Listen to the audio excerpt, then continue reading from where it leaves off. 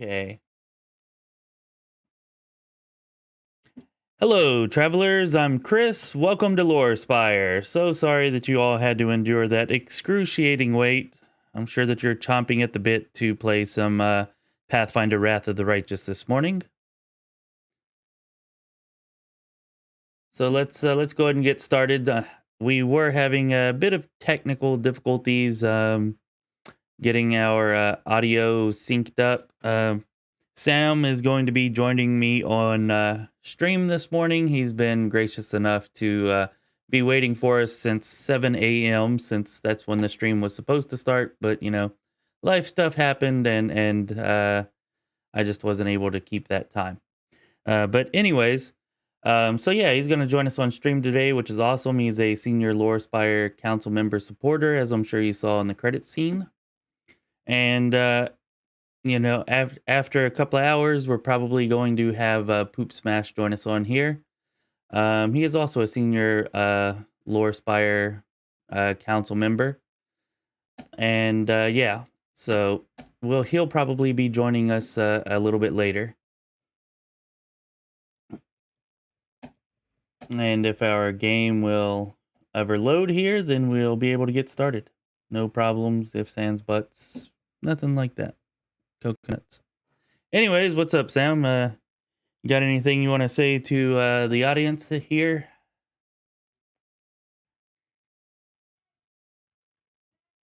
Oh, it's good to see you, Poop Smash and Thel S. Always good to see you too. Glad you're here.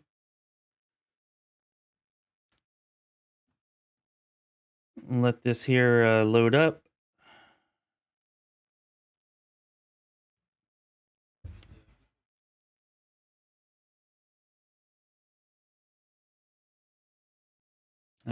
That's a good question. Did the people in the stream hear Sam? Oh, you know what? They'll hear you now, Sam. I'm sorry. Another little technical hiccup. I had to turn off my audio capture in my broadcasting software whenever I was recording the video that I made last night, and forgot to turn it back on. They should be able to hear you now, Sam. Sorry about that. Hopefully that's the last hiccup. Well, I promise one day I will get at least okay at this. Good morning, everybody.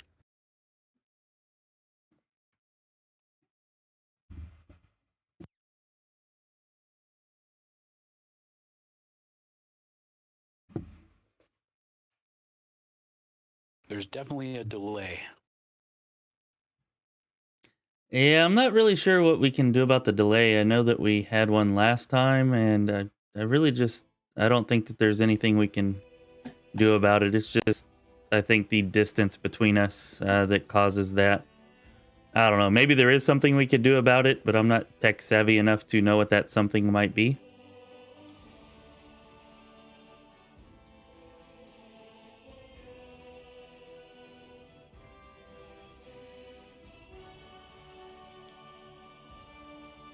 I always go with the push buttons at random and see what happens.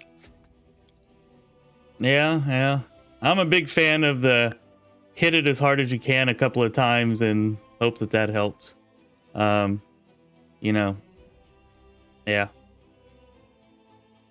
It used to work whenever I was a kid, especially like with TVs and stuff whenever they wouldn't work, but I don't know. I think civilization has advanced, our technology has advanced past that being effective. That's called concussive maintenance. I like it. I never had a name for it. I just did it.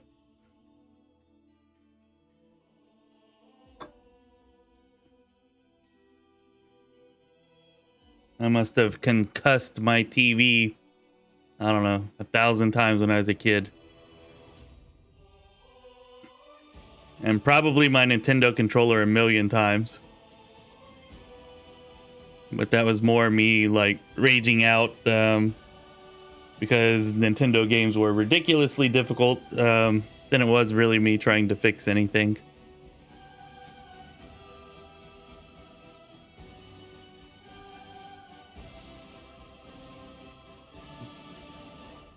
Yeah, Poop Smash, actually am using OBS. I think that reduced delay setting though is like reduces the delay between me and like the platforms that I'm streaming to. Me and Sam are actually using Discord to, talk right now. So I don't think that the reduce delay function in OBS would help here. Yeah. If I'm wrong, let me know, but I don't think that it would. Okay, so here we are playing Abjorna. I believe we had just completed the Defender's Heart siege battle before, which is actually a little bit unfortunate because we did not get to do nearly as much as I would like to have done before the siege battle. But oh well, that's life.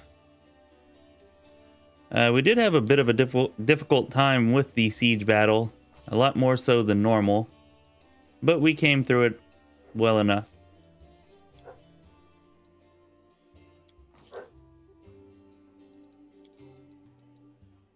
How's that all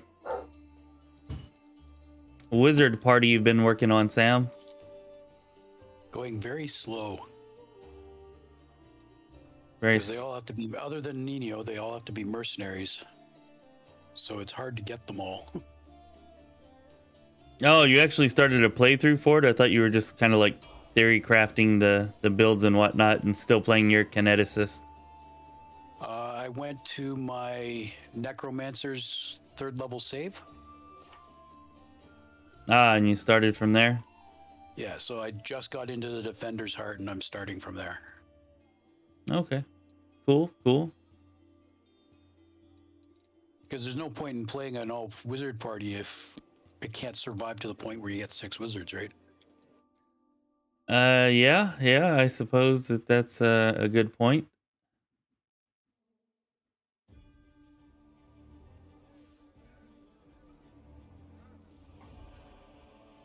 Poop Smash is asking if you have a muscle wizard on the team to melee.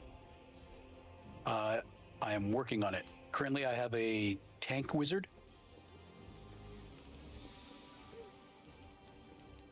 Sweet. Tank wizards are pretty nice.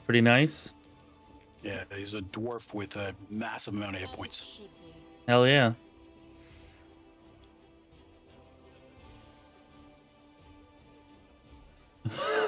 Hey, Tentacles, I see you there. Good morning. Yep, I think most of us probably did that when we were younger.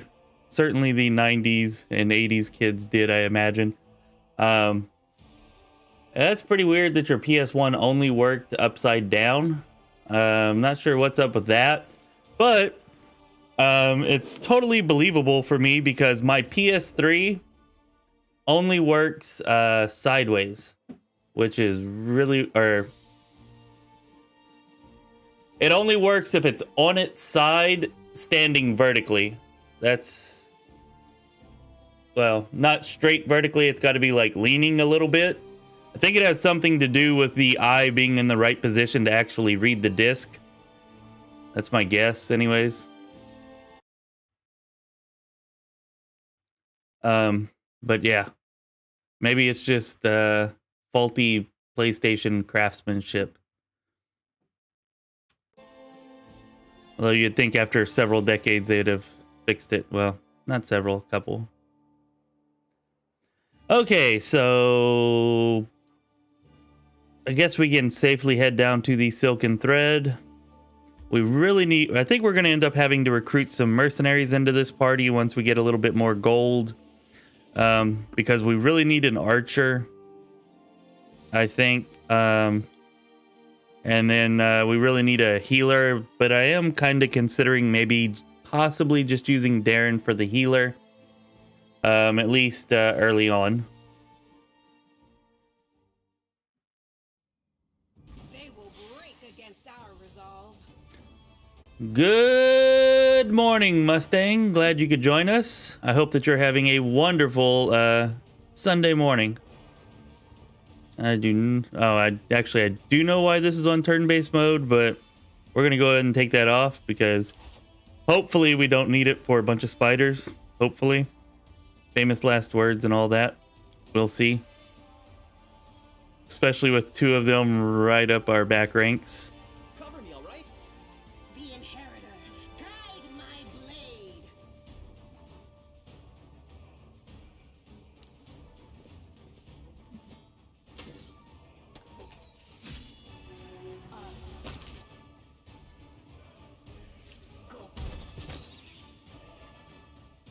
Yeah, I'm not sure why that was turned to auto cast.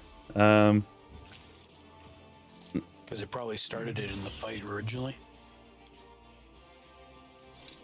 Yeah, maybe so. I was thinking more like I accidentally turned it on during the Defender's Heart siege battle and it was left over from that, but I definitely could have done that as well. The delay that we're having does seem much less than it was last time. Like, I'm getting responses from you, maybe not immediately, but before it was like, last time it was like 2, 3, 4 seconds. Now it seems like half a second, 1 second. So, that's good, I guess. I'm not sure why, but don't look a gift horse in the mouth, huh? I hear you twice. You hear me twice? Could that have something to do with you having the stream open? Is anybody else out there hearing me twice? Oh, it's because I have the stream open. Okay. All right. I guess I could turn the sound off on the stream since I have you here. Yeah, you could definitely do that. Although fun fact, one of the things that you learn from being a YouTube creator, if a viewer turns their sound off, then they don't actually count as a viewer. Really? I'll leave it on then. So you can just leave it like one tick from completely off or muted. But yeah, they won't actually count you as a viewer if you have the sound completely off. You can have it so low that it can't be heard, but it can't be completely off.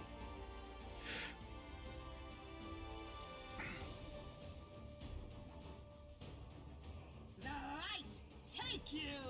All right, come on, people. We're gonna take a vicious attack of Oh no! Damn it! See, that's why I hate fighting Shurs, especially early in the beginning, because they'll just charge your squishy party members, and it's like, what the hell do you do about it? Reformat your party so that the squishy party members are in the middle? Yeah, but whenever it's a random encounter, they can start from anywhere. They can start right behind you. They can start... Also, it's hard to get in the middle with 3. I mean, I guess I could make a triangle, I guess. But the Shur will actually just charge right by your front ranks. Like, they don't charge the nearest opponent. At least on core difficulty, they don't. Yeah, I'm playing on core and I've never had this problem. Really? Yeah. If you watch the streams, and I know you do, but just pay attention to the sheer. All the time. Yeah, I was gonna say it's constant. Like every time, whenever we're in Canabras, levels 3, 4, 5, this becomes an issue. Let's try this way.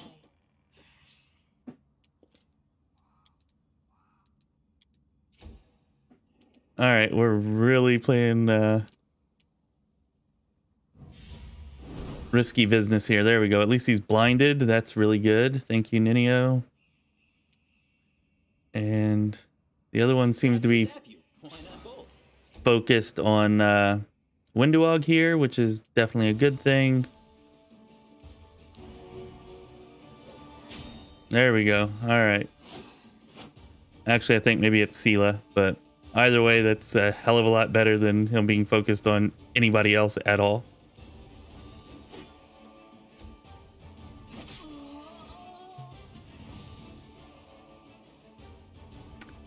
And that's exactly how our last playthrough ended. Exactly. Son of a...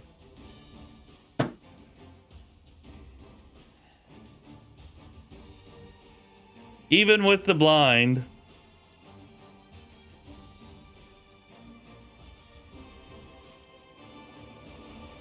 Well, theory crafting on making a character time.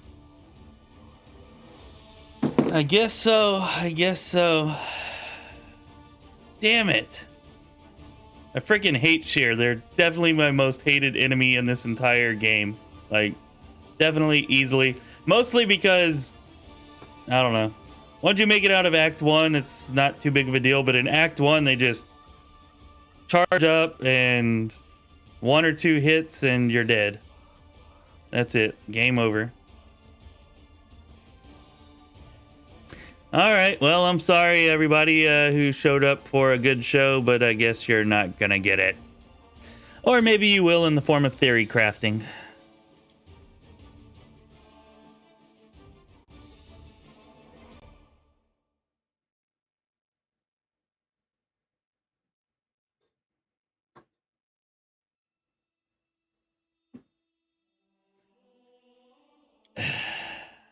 Again, I apologize. Freaking hate that. I should have... I guess it is my fault. I should have drank a potion. That's what I should have done. I was only at half life. I really should have drank a potion. It's my fault. It's my fault.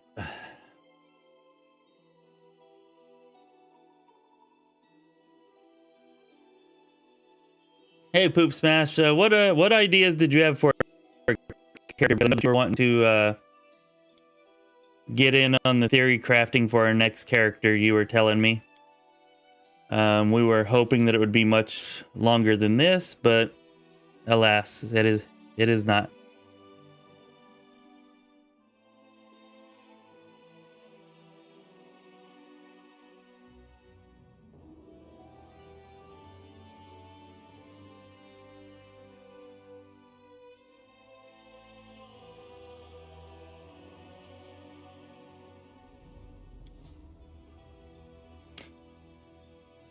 What about you, Sam? You got anything? I got many ideas, but I want to hear Poop Masters first. All right.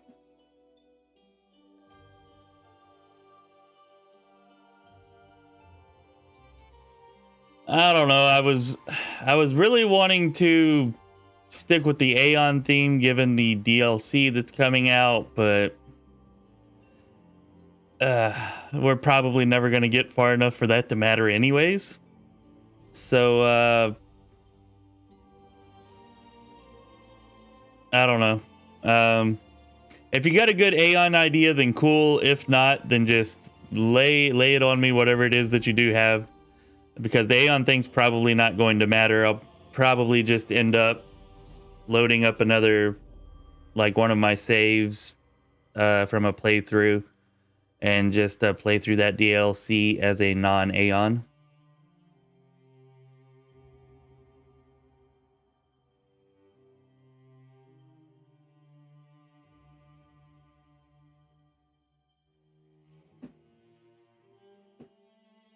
Why don't you go with a class that no one really ever uses?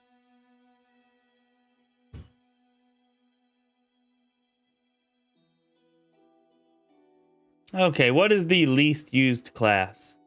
And I'll go with that. Anybody? Come on, we're taking votes right now. Anybody? Tentacles, Poop Smash, LS, Mustang.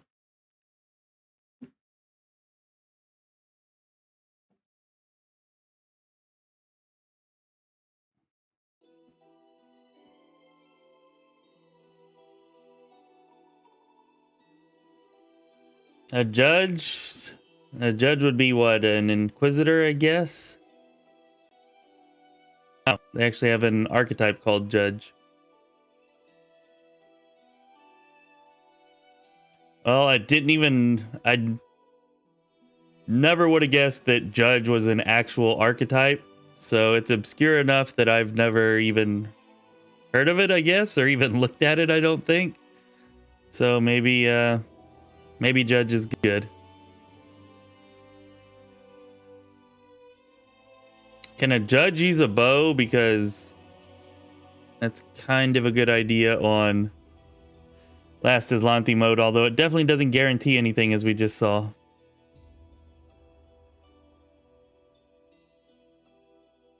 But you could definitely use a bow if you made it an elf. Yeah. That's for And sure. look at the chat. There's a bunch of comments. Oh, hey, Umberg. Glad you could join us. Defender of the True World Druid. That probably is the least used class, Umberg, but there's a reason for that. That's because there's no frickin' Fae in this game. Like, I don't know, there might be one somewhere if you look under every rock, but it was really good in Kingmaker. It's my understanding anyways, but that's because there was freaking Fae everywhere. And I'm not sure that I've seen any at all in this game. I don't think there are any. But you probably are right, Ilmberg, that Defender of the True World probably is the least used class. But I think we're gonna stay away from that one. There's a reason for that one. I guess I should have said the least used class that is viable, I guess, is what I should have said. Hey, Mustang, our best playthrough was actually with an Alchemist. We played an Alchemist Grenadier, and we made it all the way to the very end of the Midnight Fane in that one before we perished to those damn swarms. So Alchemists are very good. I don't know. Probably would have finished the game with the Alchemist if you hadn't done that last room in the Midnight Fane. I really think I would have. I should not have done that room. Like right now, we would be, I don't know, we'd be in Is right now, or I don't know, somewhere around there, very close to the end. If I hadn't been stubborn. Not done a monk, but I just don't like monks. Like, they're okay, fair enough. They're boring and I don't know.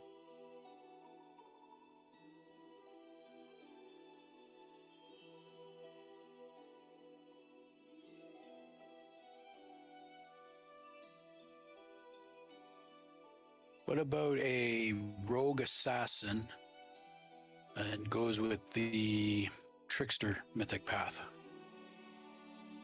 I mean, I like the idea, but I don't like the squishiness of a frontline rogue as my main character. But rogues aren't squishy.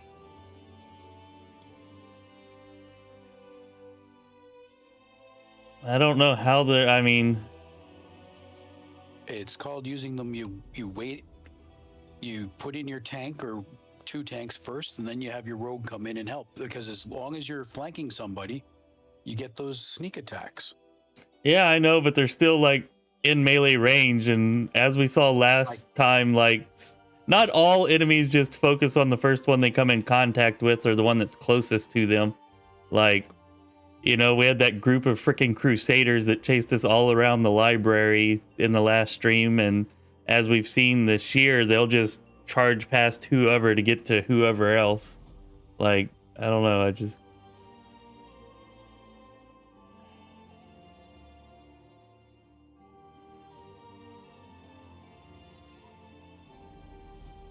What is BSing? Backstabbing. Ah, backstabbing. Because there's so much that you can focus on backstab with, right? All right. Is that what y'all want to see? Do y'all want to see a rogue? Because if that's what everybody wants, it sounds like maybe that's gaining a little bit of steam. What do y'all think of rogue?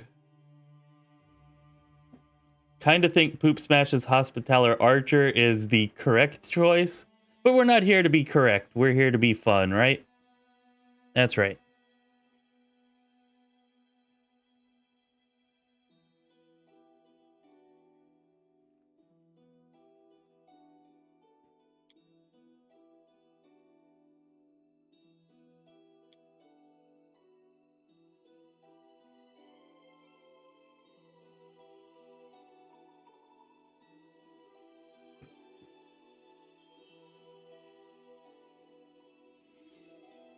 Good call there, Imberg. Hunter, Divine Hound. Like, we're actually a hunter, so we can use ranged attacks. We get an animal companion, which definitely helps. We still have the Inquisitor aspect for the role-playing with judgments.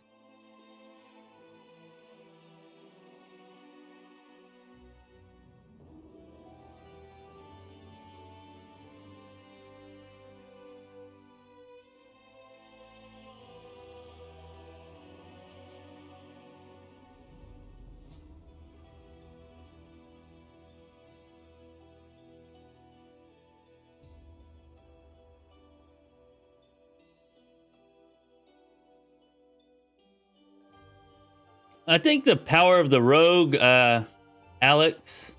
Sorry, I almost called you Poop Smash there. It's almost the same green as Poop Smash.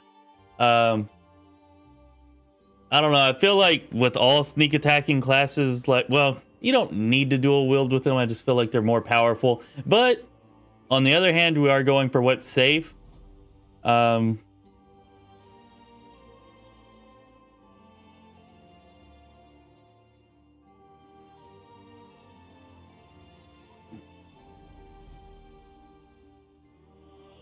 Okay, so it looks like we got a split here between Divine Hound and the Rogue. Is there an actual, like, backstabbing archetype to the Rogue that I'm remembering? No, an elven rogue could backstab with a elven curved blade.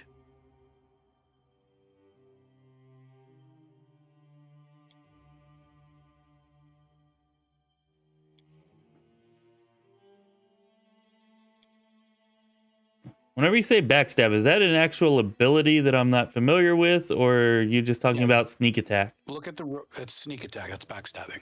Okay. They've changed sneak attack a little bit in here, but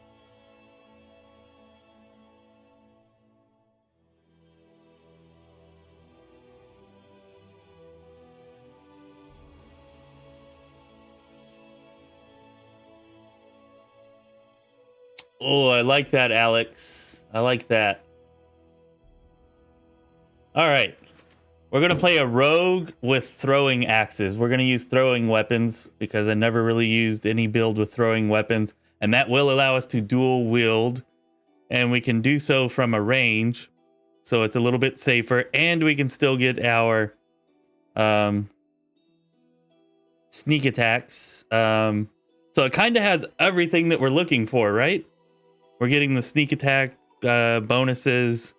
We're staying at range to kind of be safe. We're being a rogue, which seems to be an idea that everybody's liking at the moment. So I like that. I like that. Now the question is race. It's fine, Mustang. I figured that's what you meant. There's just so freaking many abilities and so many archetypes that it's like I should make sure that, you know, backstab isn't like a particular ability or a particular archetype that I'm just not familiar with or don't remember or whatever. Well, first we have to pick the archetype for the rogue. And then we'll go to the race.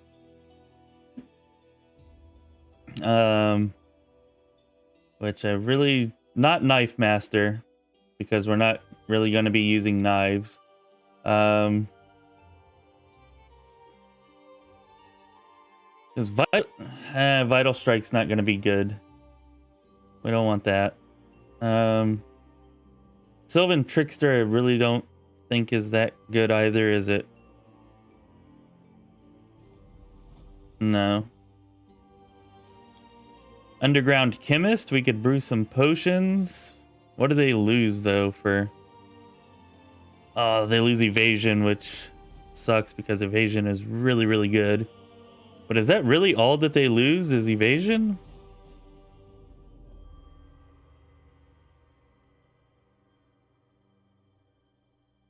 Oh, but we gotta have Intelligence to make that work, don't we? Now, rogues are a skill-based class, so having intelligence is a good thing. Yeah, I was just like... Having Intelligence is good. I was just thinking like higher Intelligence. And it's... Oh, that's actually only with splash weapons. I was thinking with all weapons. I guess that would be way too good. I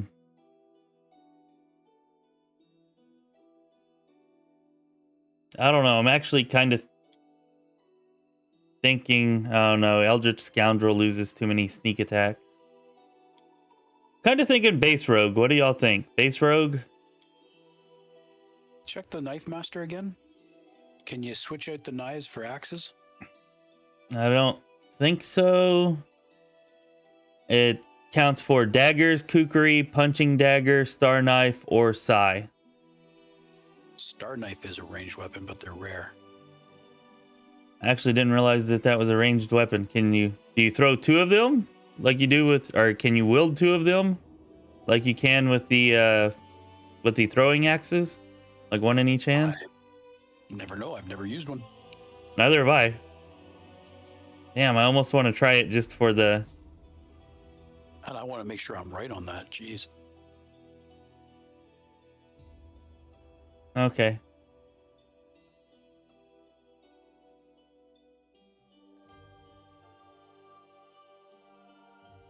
The Slayer is a good idea that Poop Smash is putting forward too.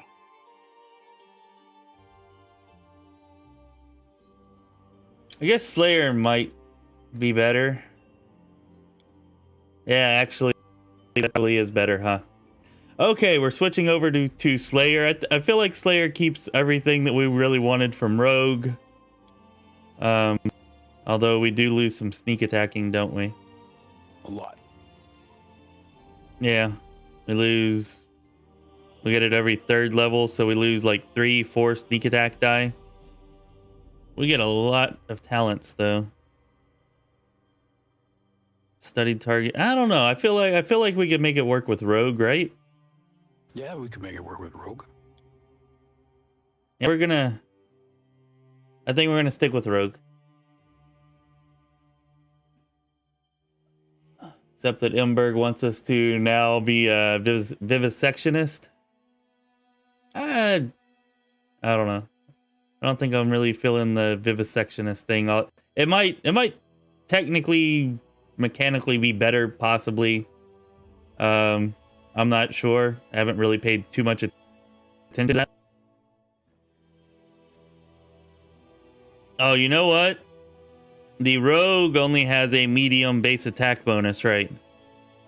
Okay, we're going back to Slayer. I think you're right about that, Poop Smash. Yeah, Slayer.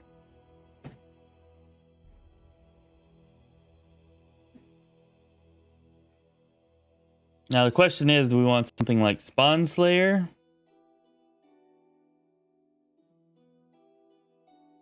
We lose out on studied target Swift, which kind of sucks. But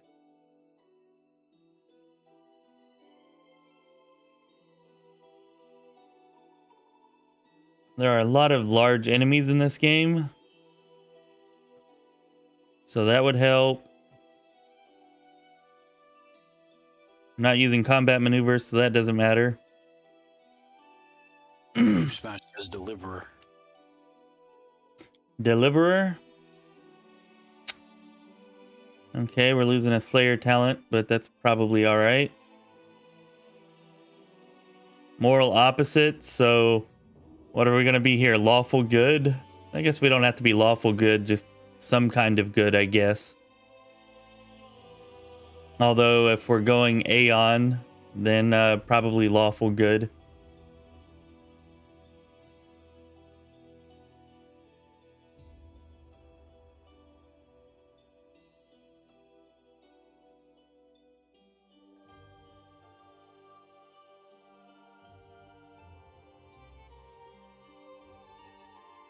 Lawful Good also puts you in extreme end, so that ability will affect more things. Yeah. I suppose that's... All right, we're going with Deliverer. Slayer, Deliverer, thank you everybody for participating and helping me figure out which character to play here. I feel like this is going to be a fun one. You know, a dual throwing weapon build is a build I thought would be fun for a while. So, all right, now for the race. Dwarf, high constitution, and dex. Are you saying that's where I should put my points? Is into high constitution and dexterity? I was thinking so. That, be a dwarf. That makes sense for the axes. But you'd be slow. Oh, being slow does kind of suck. It's not as big of a deal since we're ranged. But the biggest thing I don't like about that is that I'm pretty sure throwing weapons, the damage is based on strength and the hit is based on dexterity. So we kind of need... That changes that eventually. Yeah, I guess we could at that. We do have enough bonus feats. And mythic abilities. But it's just a suggestion. Well, I would prefer something that's giving us, I don't know, a bonus to either strength or dex instead of the constitution that we have there.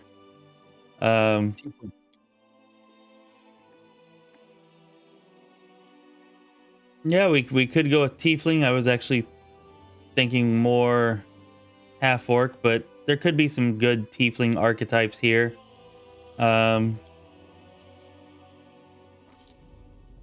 Let's see.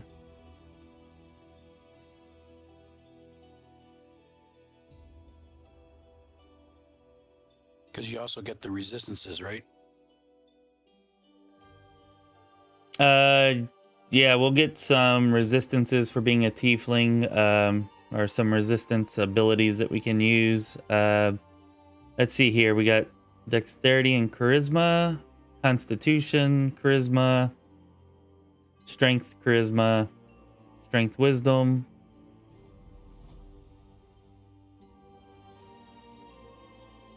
I guess it's too much to ask to get 2 physical ability scores, huh? Yeah, usually it's... Yeah, not. Yeah. Okay, so which one of these gives us the nicest bonus besides the actual ability score bonus?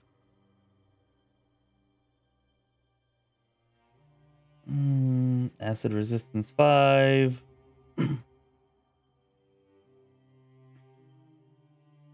Let's see, +2 racial bonus on combat maneuver checks. Secondary bite attack. Ooh, I like that. Maybe we'll be Pitborn. We don't really need charisma. That's probably... But I like the +2 bonus. Oh, no, never mind. We don't really need that. Bonus on trickery and perception, though.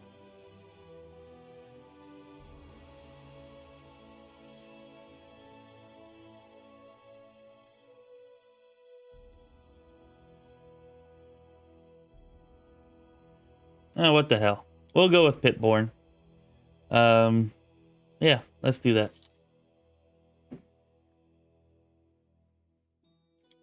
Okay, so I don't think that there's anything here, at least nothing that I can think of that would actually help. Unless Lumberjack does throwing axes too, but I doubt that. Are hand axes throwing axes? No, they're not, are they? No, they're not. I don't think they are.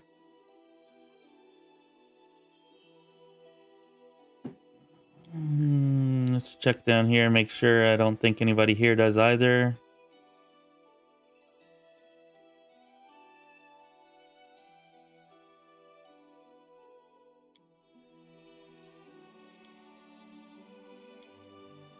You know, we might... Oh, no, that's going to be based on intelligence, isn't it? Or knowledge world.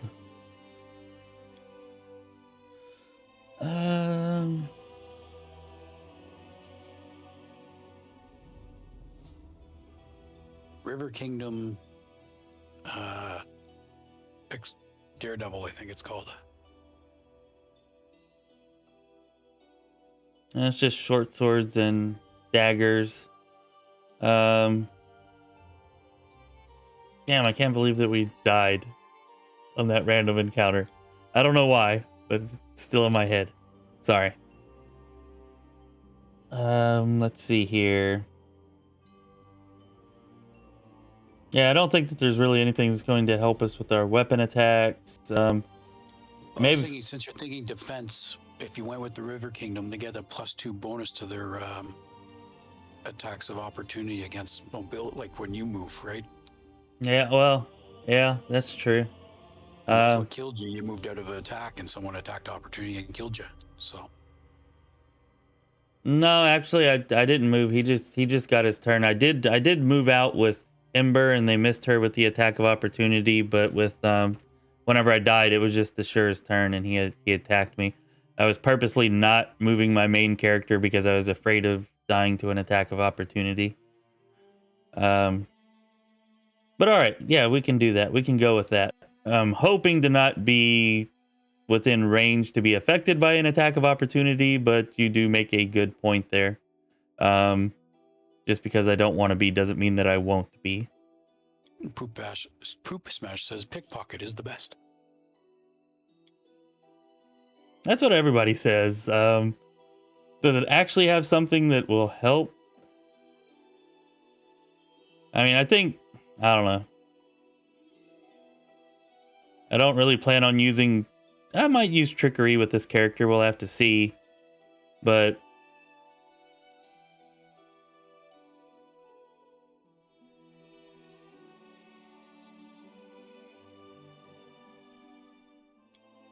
Alright, we're going to go with pickpocket for now. But if we don't use trickery, we're probably going to take it off. I don't know. The initiative's kind of nice, I guess, just so that we can maneuver our character around before the enemy gets a turn. So maybe that is kind of like a good defense mechanism. And you also, if you get to attack first, you'll get the sneak attack.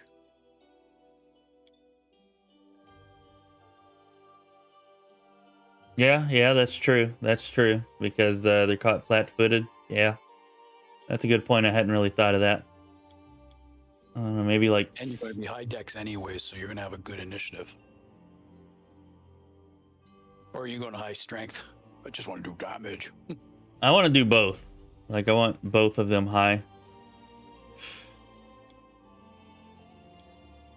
Yeah, maybe like 18, 16.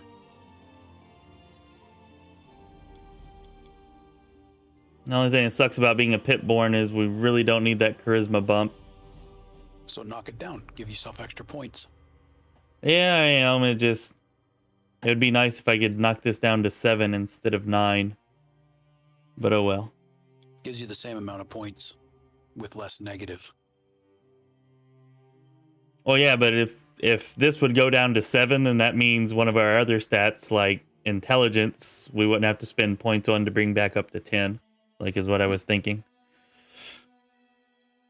You know, because right now we have a -2 to that, so we have to spend points on that, which is annoying, and we also can't get it up to 12.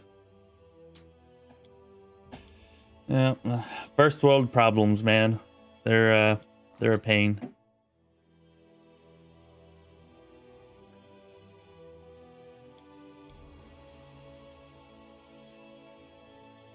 I feel like I don't know. I don't have to go with athletics, I guess. Like, right? I don't have to.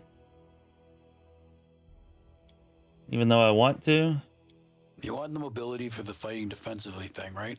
Yeah, I always try to get that with almost every And you have a character. bonus to perception, so I'd go mobility and perception.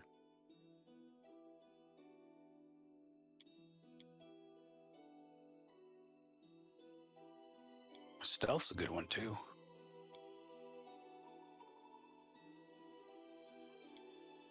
All right, we're going to let somebody else handle the athletics checks. We are going to take mobility. And kind of want to take trickery just because it sucks whenever there's nobody in the party that can use it.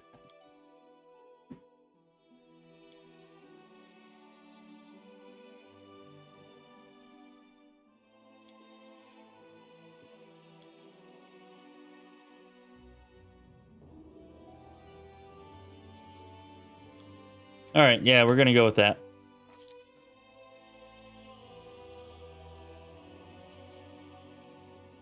What did you do? I can't see the full screen. I went with trickery, mobility, and persuasion. Why can't you see the full screen? Oh, because my big fat head's in the way? No, well, that and the subscription boxes are covering the bottom part of your screen. Oh, really? Huh. I did not realize that those were there. Unless you're talking about like in the bottom right corner? Yep. Okay. Yeah. The little watermark deal. Okay. All right. So we definitely need point blank shot. That's not really any question of that or on that. And then I guess we decided we're going lawful good.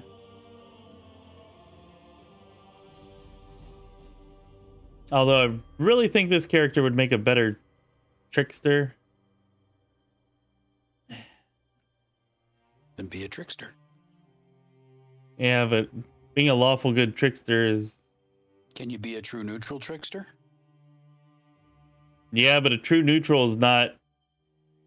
They have to be at least 2 alignment spaces away from you, and if you're true neutral, nothing is 2 alignments away from you. They actually, there was a write-up on it. It's actually said something about true neutral. No, did it?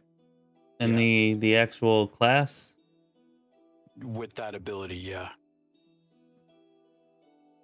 Okay, let's see here. Deliver...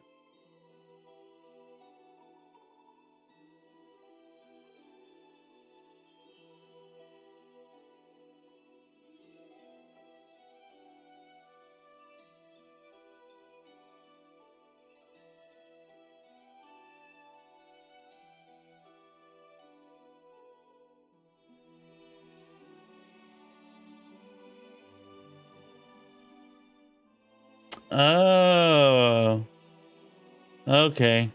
So if we're neutral, then we would get the bonuses against every single non-neutral character in the game. I guess that's how that would work. Which would be most of them. I guess almost everything except for like animals and, you know, like elementals, I guess. Yeah, and most of them don't use will attacks, so... Yeah, and most of them are not that difficult unless they're damn plague smilodons. Okay. Water elemental. All right. Actually, I think plague smilodons are evil because they are undead. Oh, are they? You might be right. Yeah, you might be right. I was thinking more like they were just diseased smilodons, but I'm sure if they're undead, then...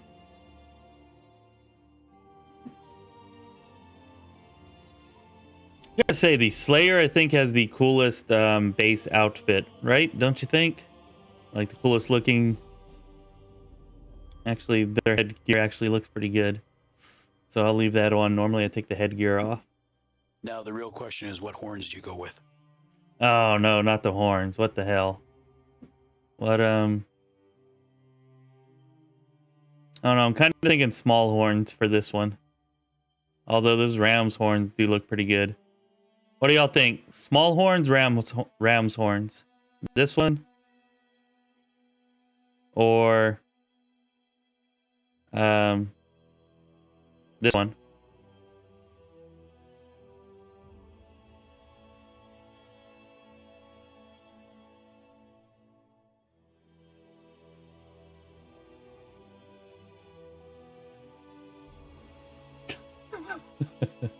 That's a good point, Poop Smash. A pit-born pickpocket is a very reformed Aeon. Yeah, highly, highly reformed. That's for sure. All right, we're going with the ram then.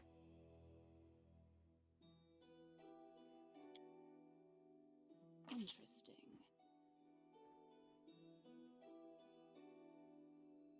All according to plan.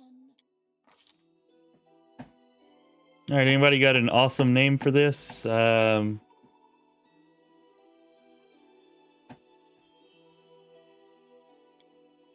right, I'm gonna go look for a portrait while everybody thinks of a cool name for the character. I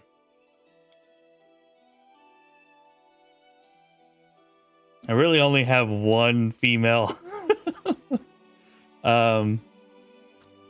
tiefling portrait. I mean, I have a couple, but that's the one that I always use. Somehow it just doesn't seem to fit for this this build though.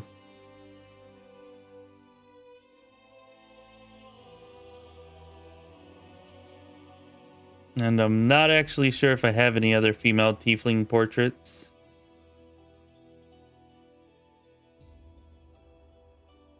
Horn shape's almost the same.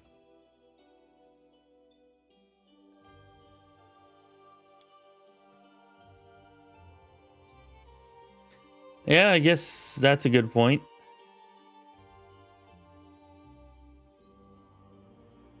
And And of course, Owlcat does not provide us with any portraits that are worth a damn. Thanks for that, Owlcat. Actually, oh, there's one.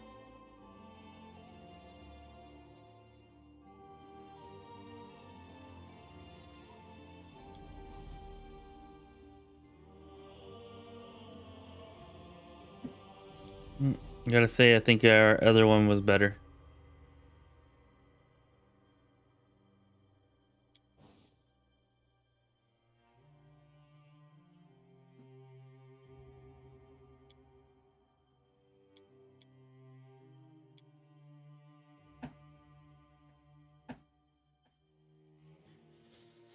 All right.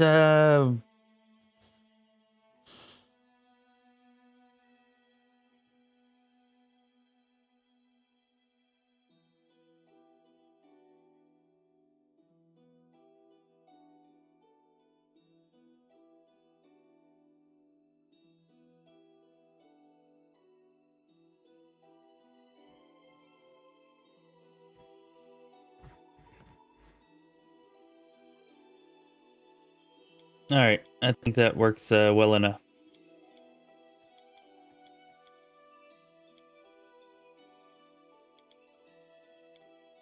Someone else would make better use of this.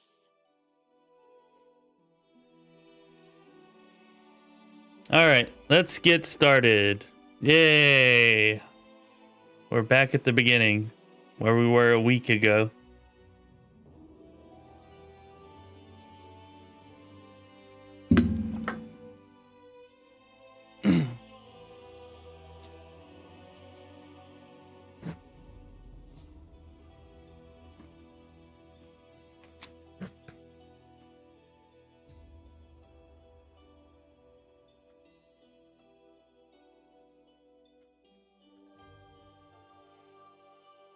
Sure, everybody's going to be seeing the awesome thumbnail, which, by the way, I spent like 3 hours making the thumbnail for the Aeon deletionist. And yeah, now I got to go spend another 3 hours to make a thumbnail for this one. But anyways, everybody's going to be seeing that awesome thumbnail and coming here and be like, what the hell? This is not the Aeon deletionist. We got a wounded fighter. Can we get a healer? She was deleted. What can we say? Yeah.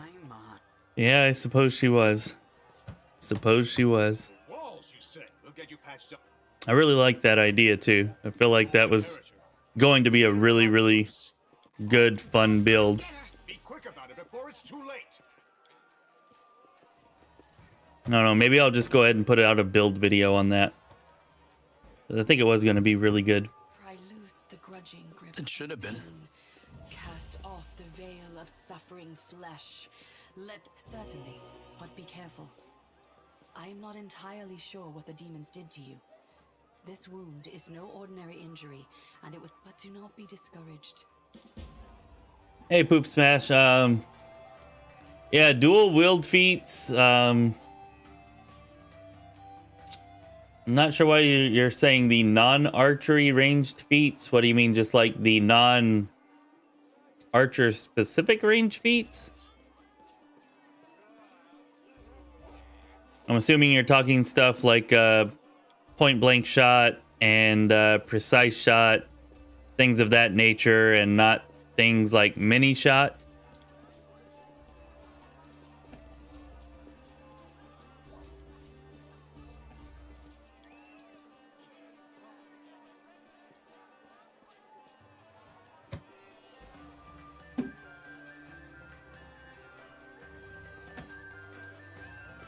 All right, we threw the dart at the target. Why can't we keep the dart so that we have a thrown weapon to start with, huh?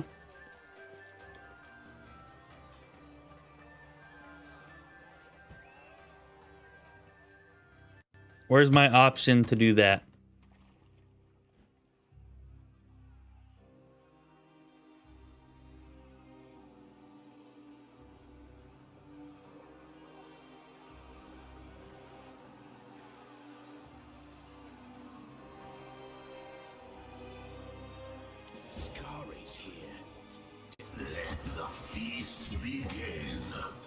Sure thing. Good luck.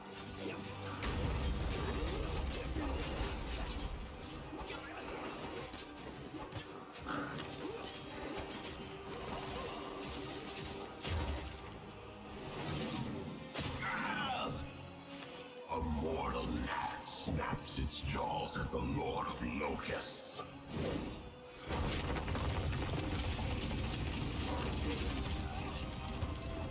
Behold, Iomade. Behold the death I sow. So glad that they fixed that falling animation. It bugged the hell out of me before whenever you would already be standing like way away from the edge out in open air and you would just like fall from like open air. I don't know why it bugged me so much, but it definitely did.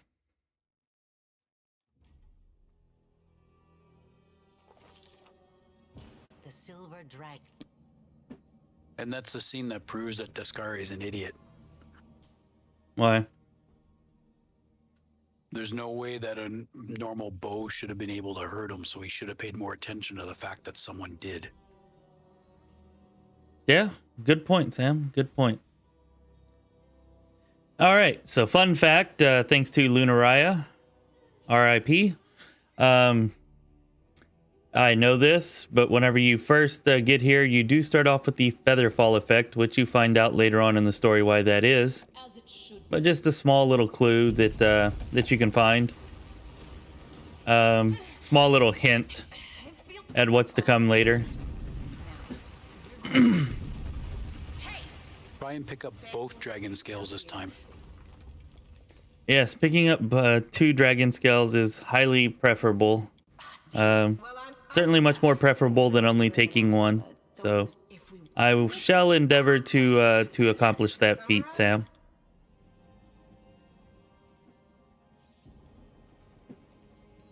Hey, Brian.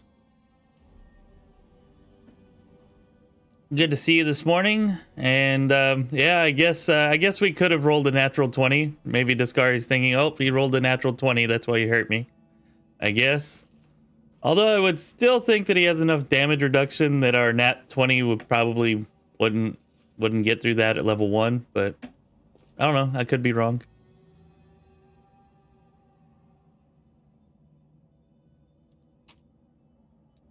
No, we're not going to try the only companions experience cheese poop smash. I do appreciate you trying to keep the stream going, but yeah, we're not going to do that. Maybe if we were like trying to solo or something, we might try that, but Allow me to introduce myself. I do think that instead of building for what I think might be fun or cool or whatever in this playthrough, I'm going to try to build for what I believe would be most effective so that we actually stand a decent chance of getting through a playthrough.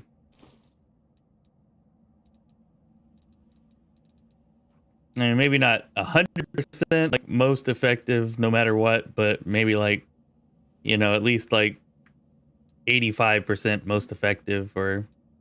Oh, in that case, you've made a mistake already. You should just kill the character off and restart. Within the parameters that we've already set, Sam. Within the So you didn't play a parameters. wizard. Yeah, I know.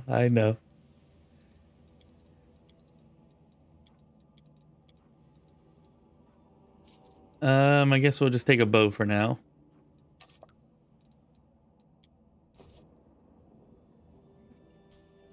I'll cut you wide open. Save the last one for me. Did you only pick up 1 scale again? The spirits demand your blood. Or you haven't come across a 2nd scale? I think the second scale's up here on the floor, isn't it? All I right. can never remember where the scales are. Pretty sure it's still ahead of us.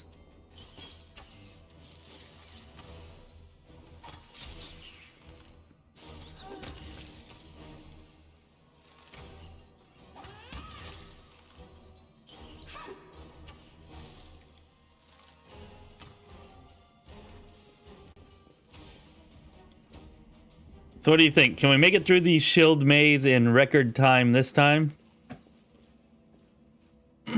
Because I feel like we can. I feel like Slayer Deliverer should have enough damage for that.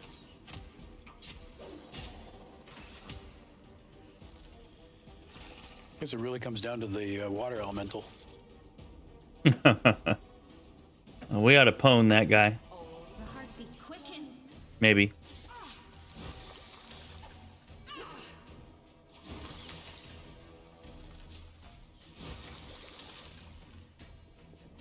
Hey, Matt. Yeah, time to rehash the pain, I suppose. I'll go ahead. It was a sure, which I do want to point out. Shears from random encounters have ended more of our playthroughs than any other enemy in any other type of encounter. I do believe that was the third time that we've had an encounter ended by a shear in Act 1. Just a random encounter. You know, they charge our main character and then, you know, we can't really do anything and we die. Do not fear. Do not waver.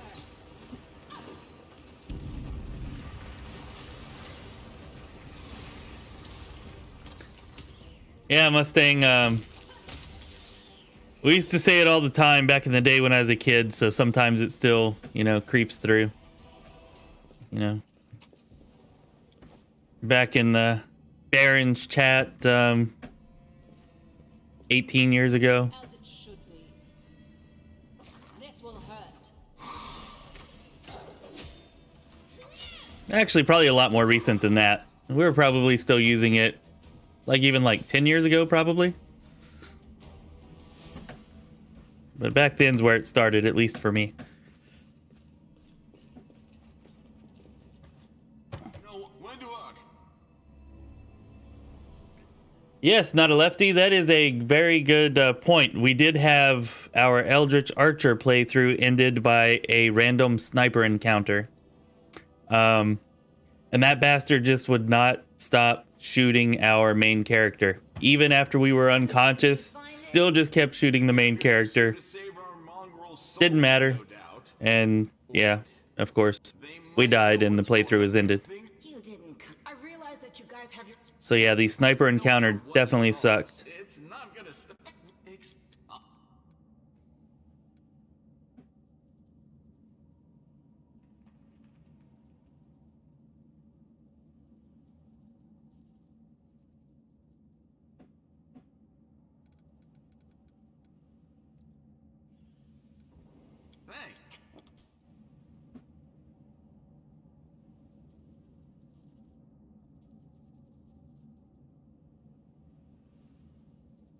Not sure what Counter-Strike is. Counter-Strike, maybe? I'm not sure. But yeah, you must be pretty old, Poop Smash, because I'm too old, or I don't even know what that is. Like, I know it's a game that I've heard of, but I can tell you nothing more about it than that. So, actually, I guess that didn't really show your age very much, because, you know, that could mean you're 20 to me, or that could mean you're 50. I hope you appreciate this.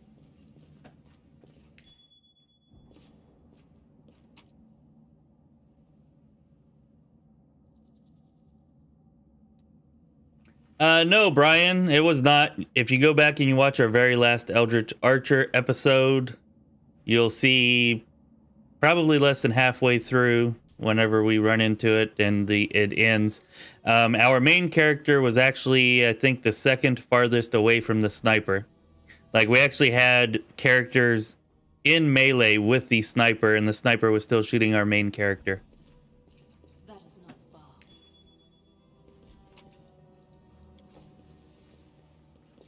I found. Something.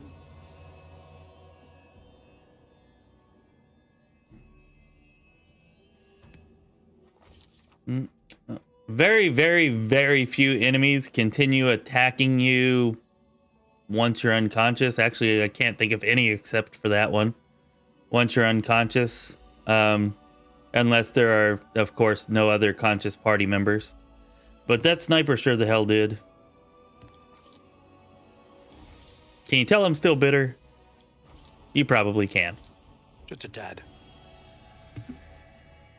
You hide it very well. Really?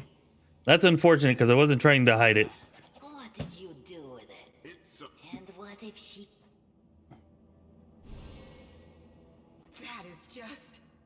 Wow, I mean, that's amazing. Heaven has truly blessed This. Yes. That sounds like it could be a pretty good idea there, Poop Smash. Item that completely hides. Oh wait, is that the one that you can use? What is that? And yeah, I think it conceals you, but it's only for like 1 minute, right? You can use it once per Yeah. day, something like that. I've never bought that because, yeah, I have other things to spend my gold on, and I just figured it would never really be that useful. Although I suppose in that particular instance, it definitely could have possibly helped. Let me draw the first blood. Take you!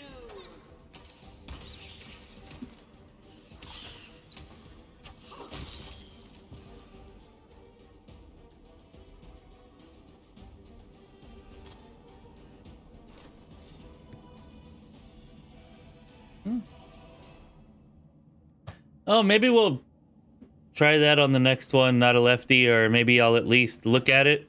Enlightened Philosopher is my Time. my favorite oracle, and I actually do have a build on the channel for it. It was the first or second build that I ever made.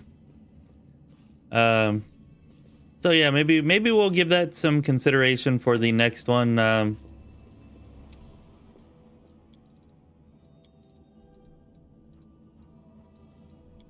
The auto res doesn't really matter too much though, because way before you hit level 20, it's pretty easy to just well, say it's pretty easy.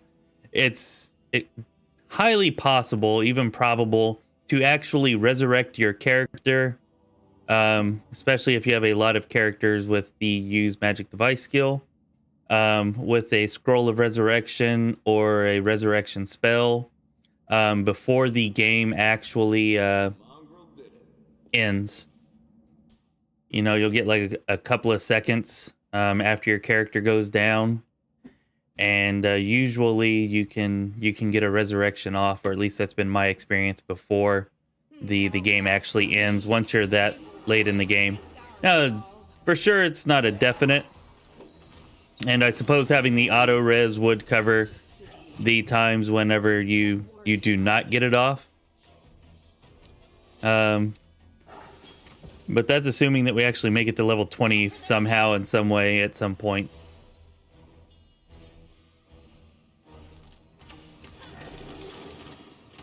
So this is how it feels.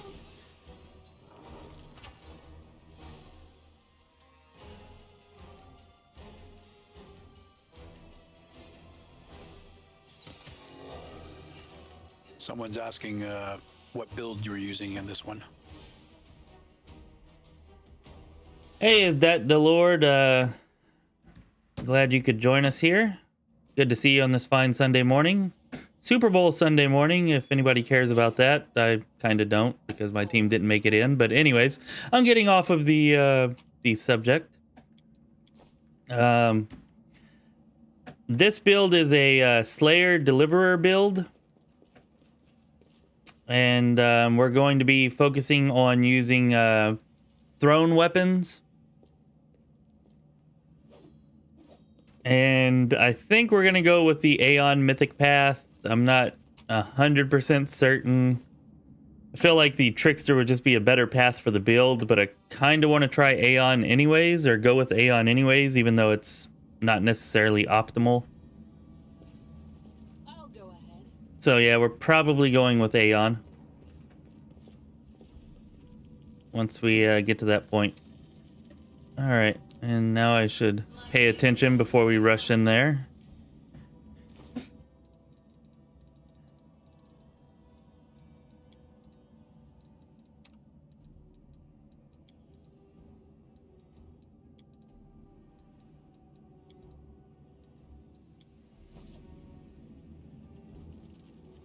Do not waver. Do not waver.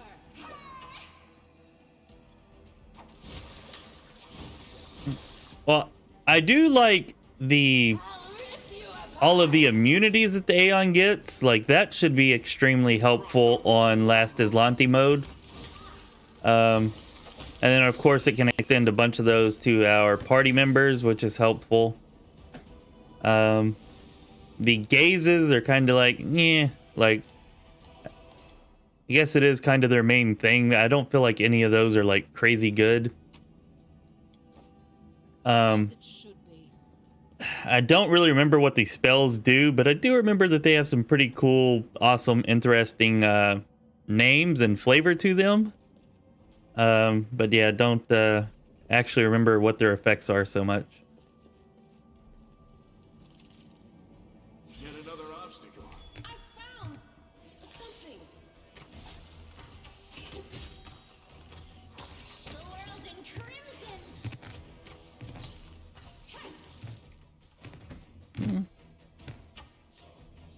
Oh, like I said, not a lefty.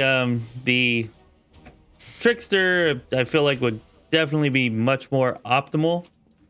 But yeah, if we go with That is not. Aeon, you know, it's not really for the optimization bit. Like, I'm not doing it because I think it'll be the super awesome build or the best mythic path for the class that I'm using or playing.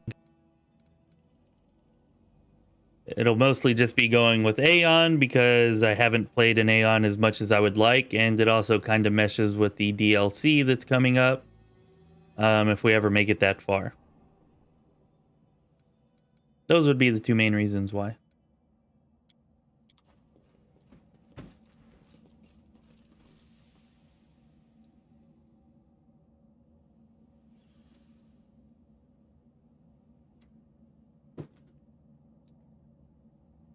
And just to be a pain, I'll point out that just a few minutes ago you said that you were going to choose what would be the best choices.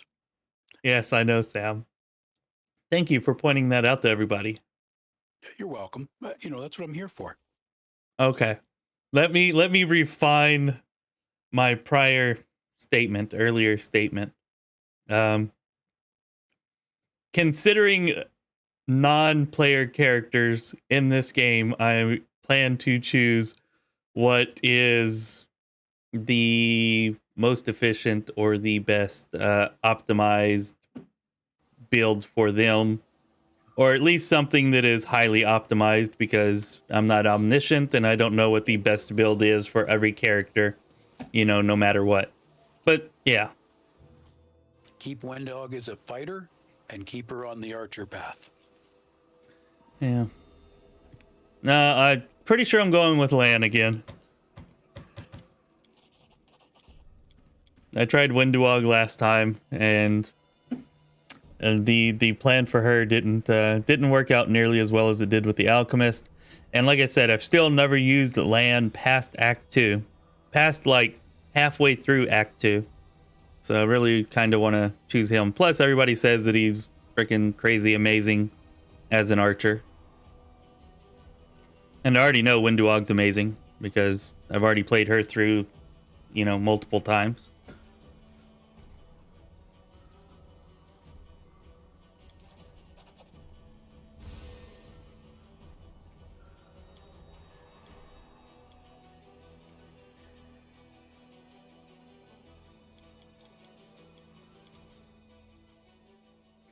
All right, there we are.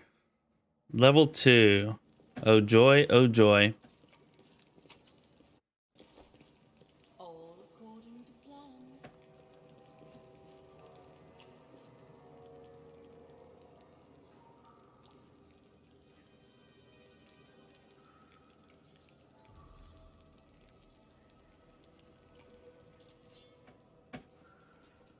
Yeah, I do believe I agree with pretty much everything that you said there, not a lefty.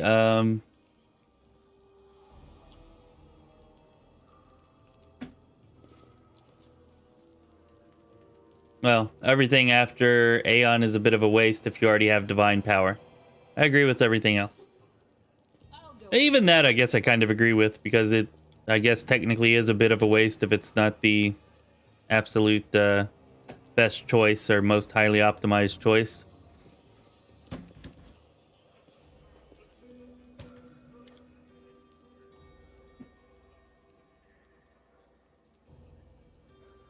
And I like Brian Lovejoy's point there that the Aeon at least isn't terrible for any build. You know, is maybe not the best for a particular class or a particular build, but it's also not necessarily the worst either.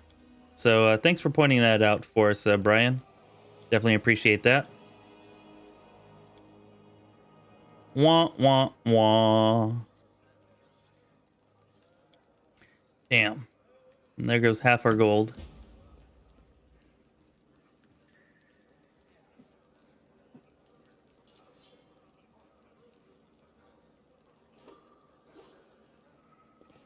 As it should be. Hmm.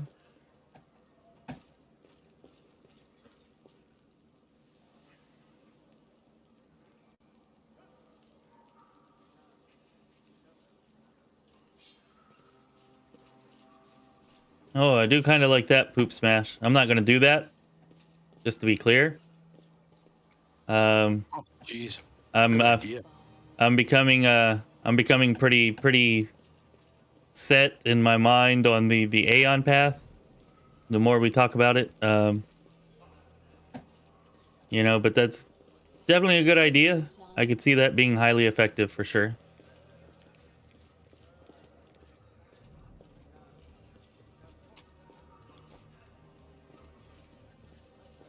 Oh, let's go get that. I see loots. Big fat loots.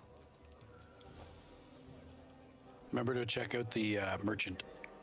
See if she has those cooking supplies or camping supplies. Oh, thank you, Sam. Yes, I shall do that. I shall do that. I still think it's one of the ones in Heart, the Defender's Heart, but it might be her.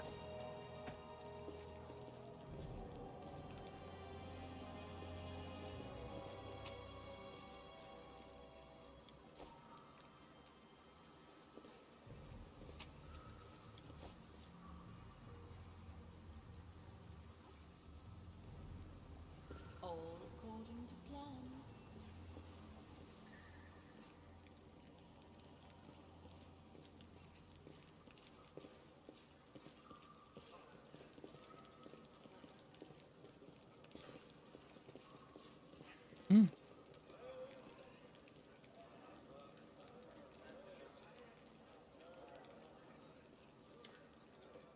Good morning, Crowbites. So glad to see you this morning. You can come and join the discussion. We're just discussing which mythic path we should be taking as a Slayer Deliverer. Yep. Pretty sure we're going with Aeon, but some people are making some pretty strong cases for other paths, like Trickster, Demon, or Legend. So feel free to throw in your 2 cents if you are so inclined.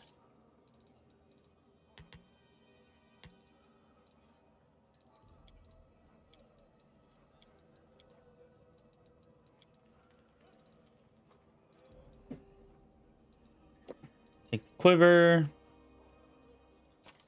I never use it, but I don't know. I just like always get a scroll of blur here.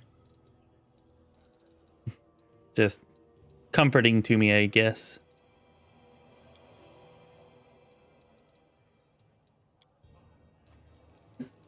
Actually, we're true neutral, not a lefty. True neutral.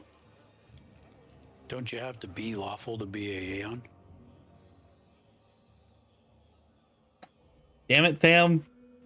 Why did you have to point that out? I mean, you don't actually have to be. I don't know. I need to look up the rules for that because I think you can be one. I want to say you can be like one alignment away from lawful, which true neutral I should count as that. But I don't know. I'm not 100% sure. It's been a long time since I looked at those rules or those mechanics, I guess.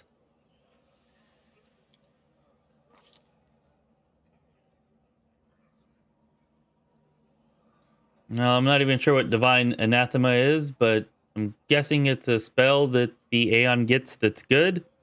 But that's okay. We can forego that spell if we need to. Or if we really need to, we can always change our alignment to lawful good. It's actually not too difficult to change your alignment in this game. You can...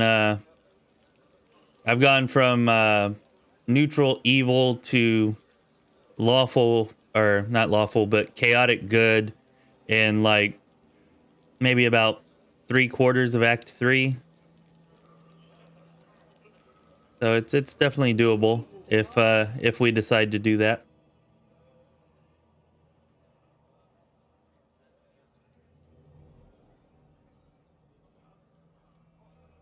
So did you actually check for the camping supplies or no? No, actually, I forgot about that. I'm discussing everything and forgot about that. But I will go back and check it out here. Let me go do that now before I forget.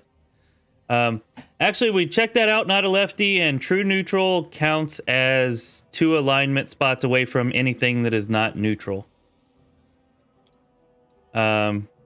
So aside from elementals and animals, like, I'm sure there are like a few demons or cultists or whatever that are neutral as well, but there aren't very many. We should get 2d6 against most enemies is my point. All right, where's Dyra? All right, let's see if she has our camping supplies. Pretty sure it should have been here or here.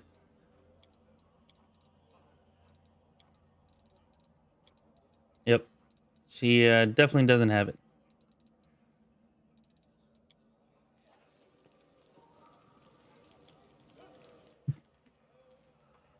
Yeah, you're right about that. Not a lefty. It will not work on neutral evil, but I don't think we're going to run into that much neutral evil. There's definitely far, far, far more chaotic evil.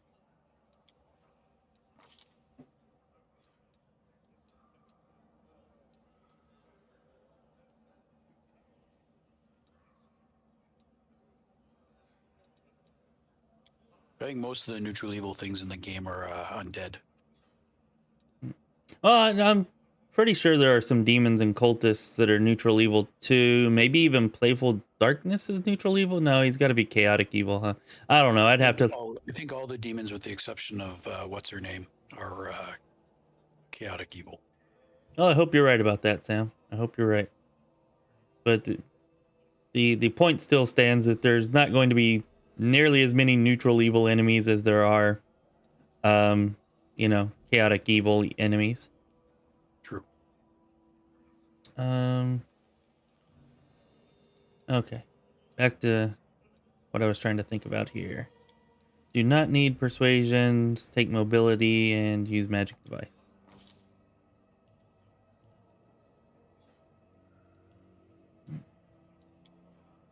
Yeah, and pretty much all, or at least the vast majority of the difficult enemies and difficult fights in the game are against demons, so we should be good. We should be good.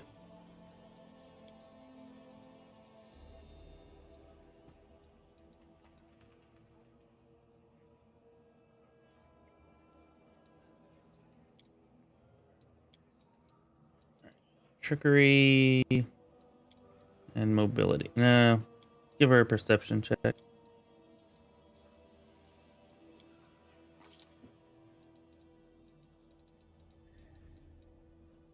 And we're going to try something a little bit different with her. Usually I take slumber. But we're going to try Evil Eye this time and see how that goes.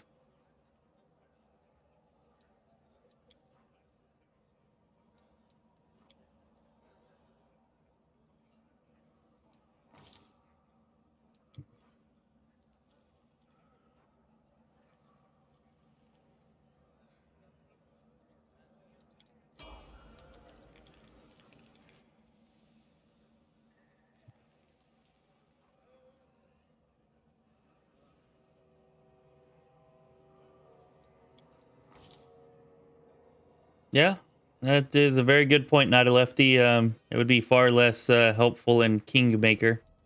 for sure. You'd be a different alignment.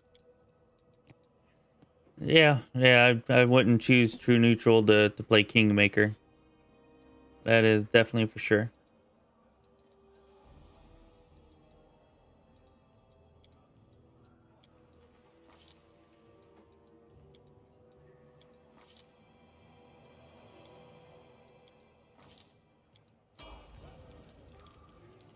Oh, one moment. What's up, William? You want to say hi? Hi. Oh, what's this? And the record comic. All right, go on. Hey, go on.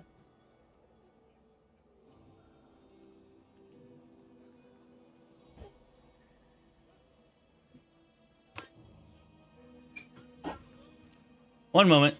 Short intermission.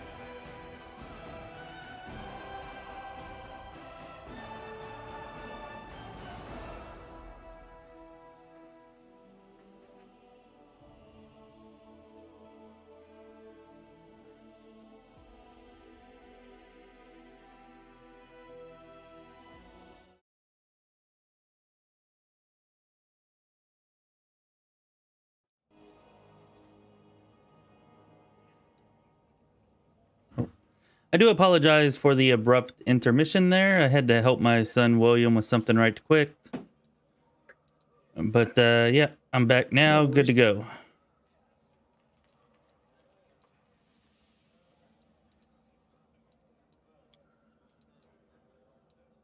Let's see. So Windwog actually doesn't matter. We're not keeping her.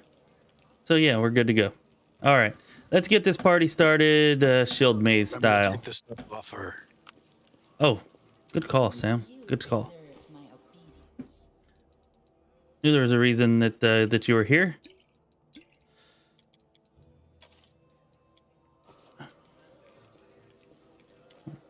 Let's sell that to her right quick.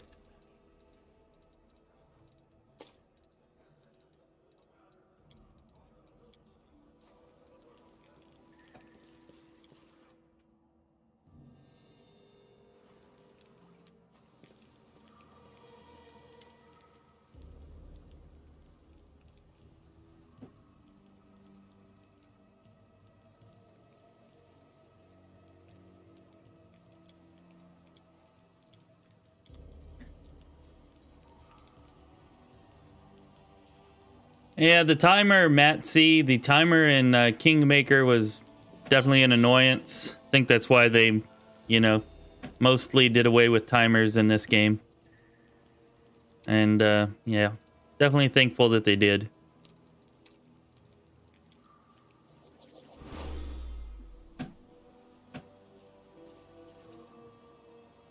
Well, this game does have a timer on it, but it's like a 3-year timer, so. I don't think it's a timer to lose, though. It's just a timer for the secret ending, right?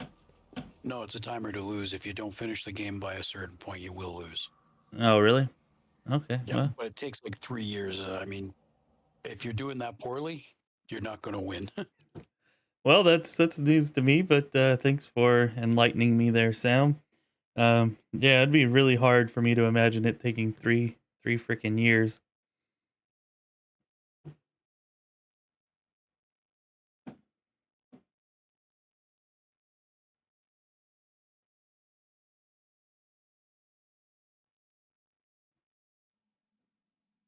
And of course, not a lefty. My son is out there performing 50 double slices as we speak. That's what I had to help him with, show him the proper technique for that. So, yeah. He'll be an expert demon slayer in no time.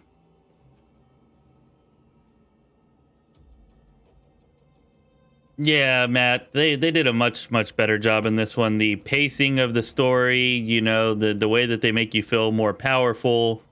I mean, it's far from perfect. They definitely could have had the pacing of the mythic path or the mythic ranks better distributed. But the story and the pacing and just how much fun it is and how interesting everything is definitely much better done here than it was in Kingmaker.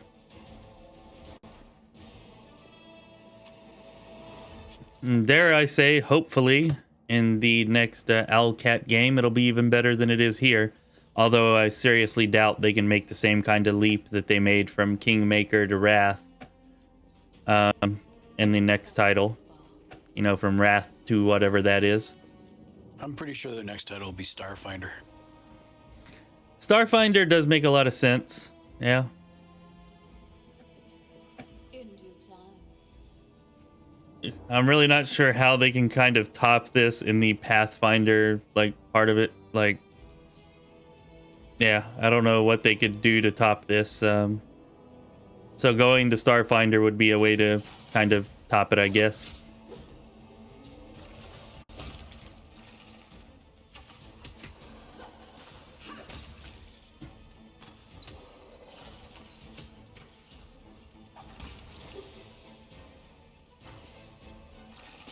Not sure what you mean by power curve, not a lefty. You mean like the power of each class and archetype relative to other classes and archetypes? Or, yeah. I would say that this is a much better game overall.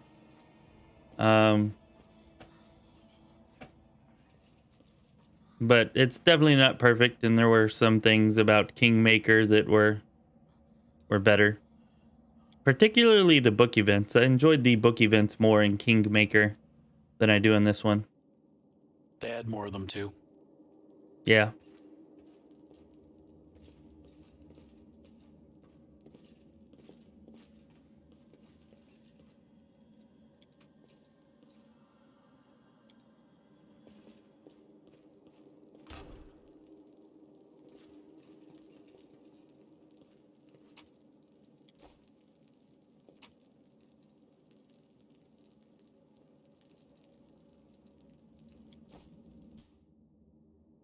Yeah, I definitely agree with that. Not a lefty.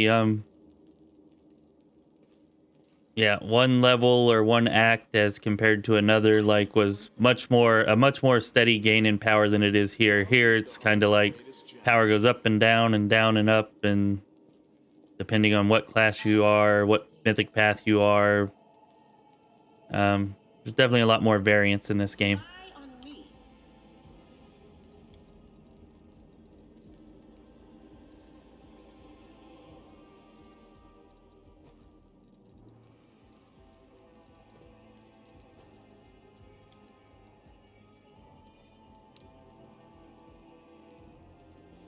They will break against our resolve.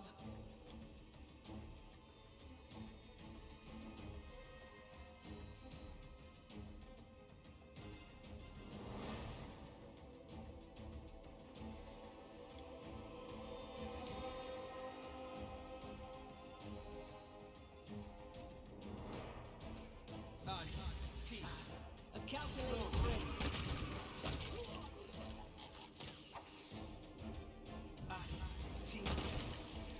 All right, blood sack explosions everywhere. Nice, nice, nice.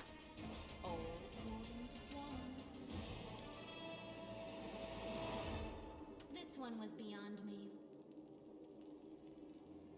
Yes, not a lefty. Kingmaker does have Jubilost and Lindsay, which is definitely the strongest argument for Wrath of the Righteous being a better game than Kingmaker. Yep. Thank you for pointing that out. Even though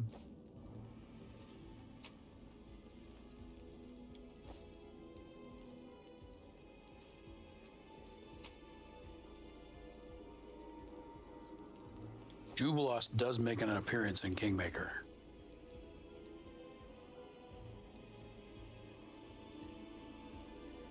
I don't recall that. Jubilost makes an appearance in Wrath of the Righteous. Oh, yeah. Yeah, I do recall him being in Kingmaker, yeah.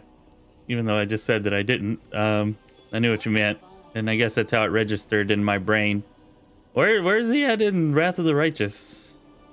Reckon. Definitely don't. I kind of vaguely remember something maybe related to Jubilost.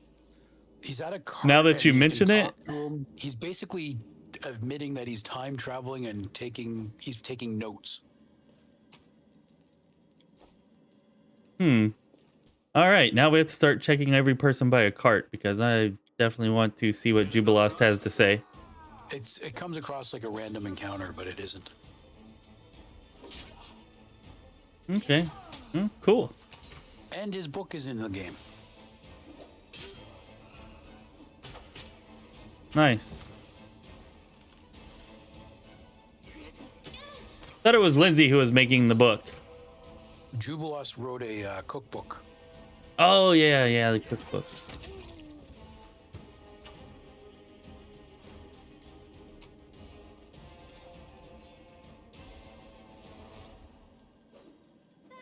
Not this time.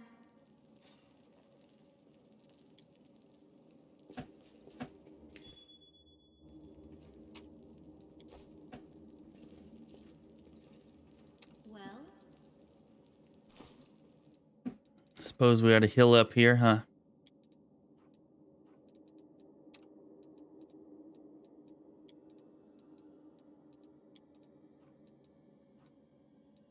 We should be finding some throwing weapons soon. I don't remember exactly where in here, but there are definitely throwing weapons in here.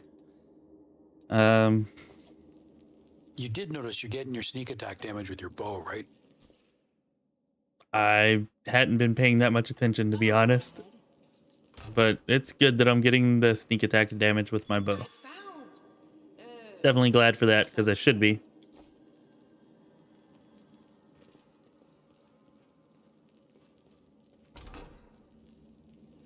What's that there?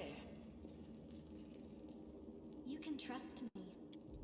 No, not really. A bright future awaits us. The light take you.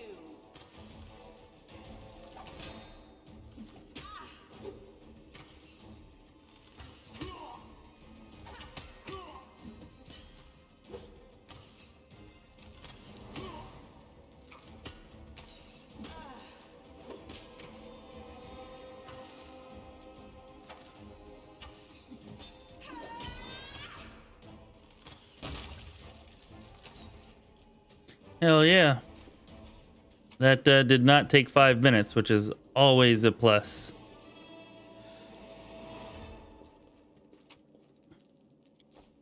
Hitting those guys can be pretty ridiculous sometimes.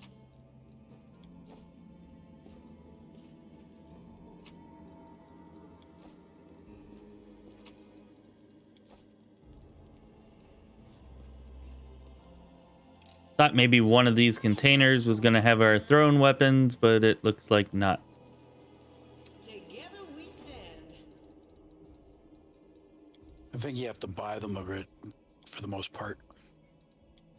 I know for sure that, I mean, we're not going to find throwing axes in here, but for sure we should find some darts. And javelins, maybe. Maybe. I remember darts for sure. I'm not sure if we'll find any other thrown weapons, but I'm certain we'll find some darts. You are today's sacrifice. I've never really paid attention to darts to know if they're actually worth using or not, but we're going to find out.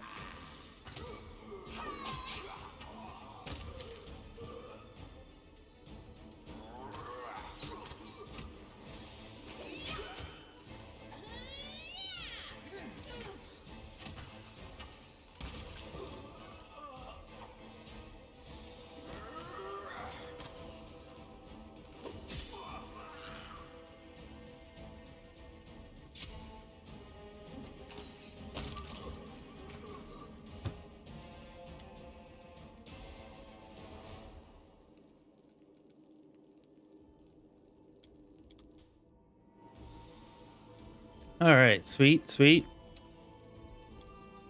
See if we can't heal this here up.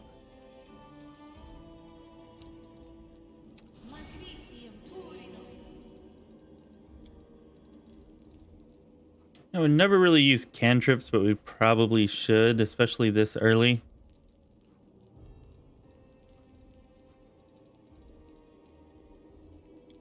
Oh well. Maybe we'll look at that some other time. Like the next time we're using an actual spellcaster as our main character. I hope you appreciate this. That is not far. Come on, darts. And no darts.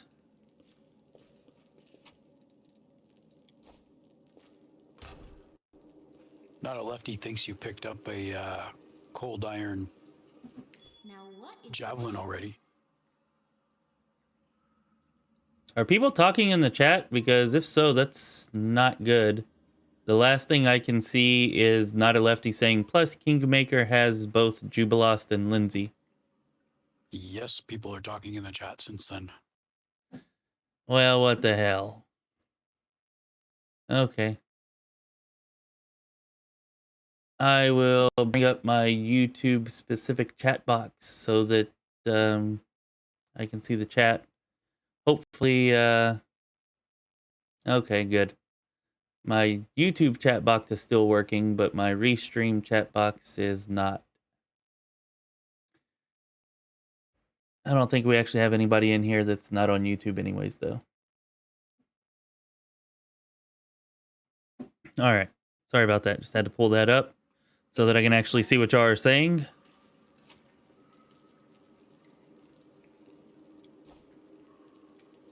But no one said anything in a while, so who knows?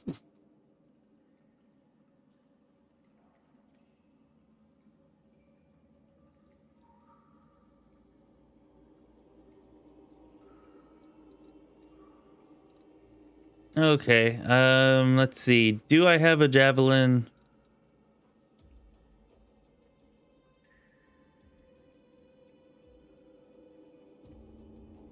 I do have a javelin. Good call, not a lefty. Hell yeah. That should definitely be better than a dart. Not sure if it's actually... It's less damage than the longbow. But it's cold iron. It's cold iron and it's masterwork.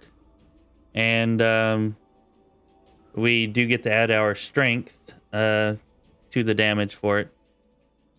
So, all right. Good Good call there, Not a Lefty. Appreciate you watching out for us. You are not going to be in the front line. You get back here.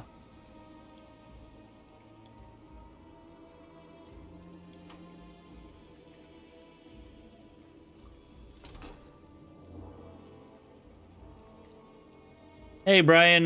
Yeah, right now we're streaming to Twitch. And I've even trying to stream to Facebook, just seeing if we can pick up some other viewers and some other fans from some of those other platforms. But yeah, right now it's streaming on Twitch and Facebook as well as YouTube. But we never really get anybody from those platforms. I think we have picked up like 3 Twitch followers. And maybe I saw one of them speak in the chat one time. But it doesn't happen too often.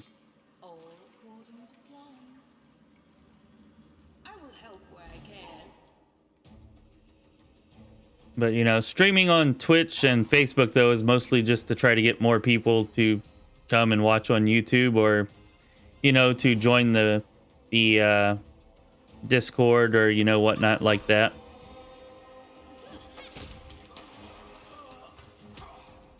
I believe Twitch actually discourages you from streaming to multiple platforms.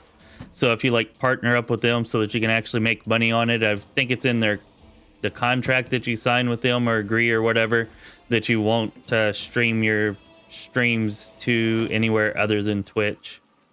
So I'm not really looking to become a partner or monetize on Twitch or anything like that.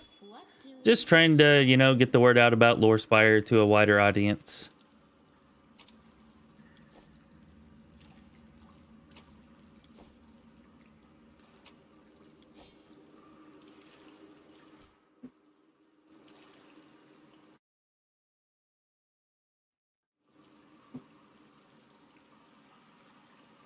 And when do you want to switch over to Poop Smash being on the chat? Really, Brian? Okay, thank you. I'll have to figure out why that is and how to fix that later. I'm not gonna, like I said, almost nobody watches it on Twitch anyways, and I'm not gonna put the viewers that are watching here on YouTube through having to wait for me to fix that. I'll try to figure it out and fix it before the next stream. But thank you for letting me know that. Definitely appreciate it. I don't know, Poop Smash, are you ready to come on? You and Sam can kind of switch off. Oh, that's my name now. Swam H. All right. I swam. Yeah, I'm changing it on the Patreon credits page after the stream now, Swam.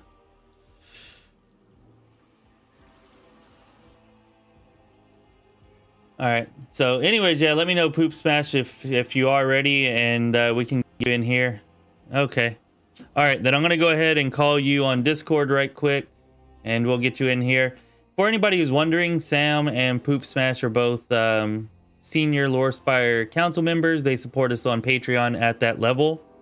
And one of the benefits of doing that is that you can join us on stream, you know, during each month that you are a supporter. And if anybody would be interested in supporting us on Patreon, you know, go over to, we have a link in the description that you can use to go over to Patreon and check out all the benefits. There are quite a few of them that you can get for supporting us there. So be sure to check that out if that's something that you are interested in.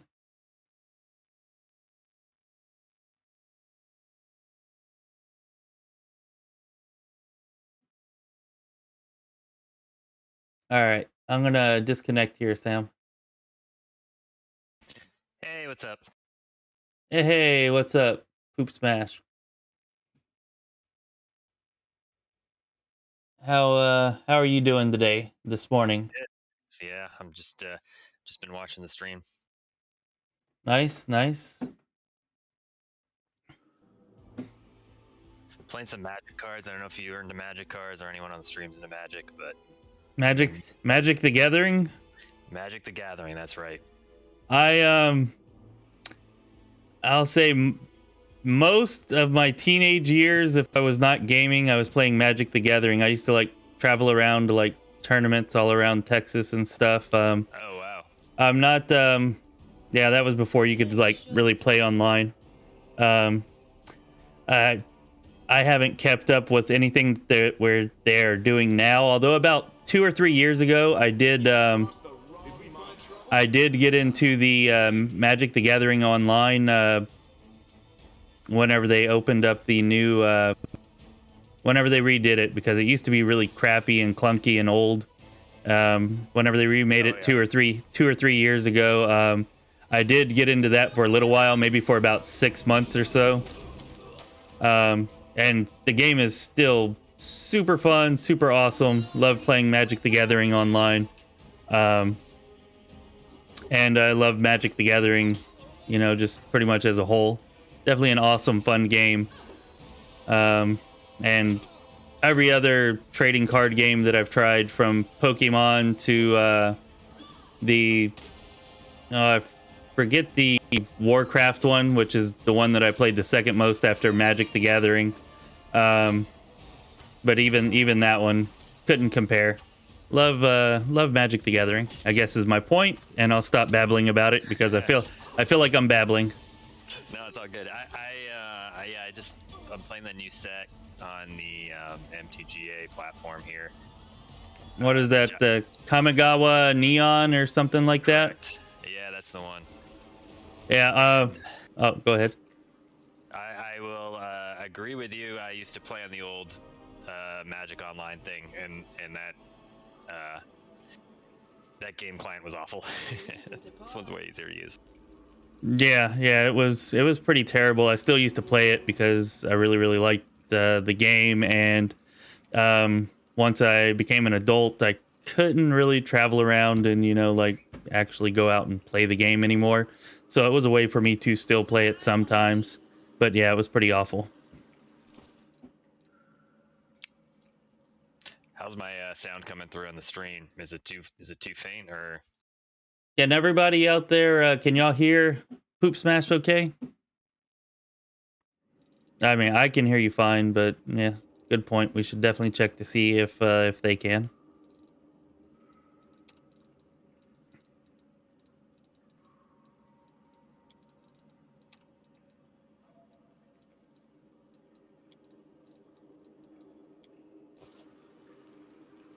He's clear enough.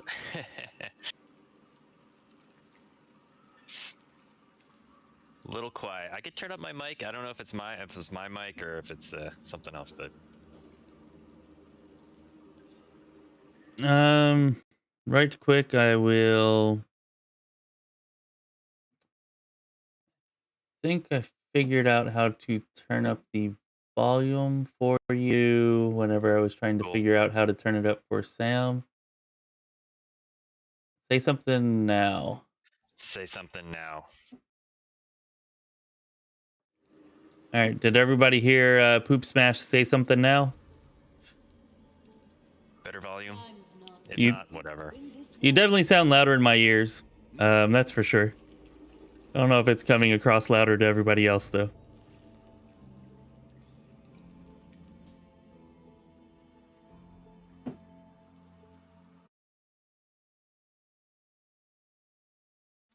Which card short were you, Sam?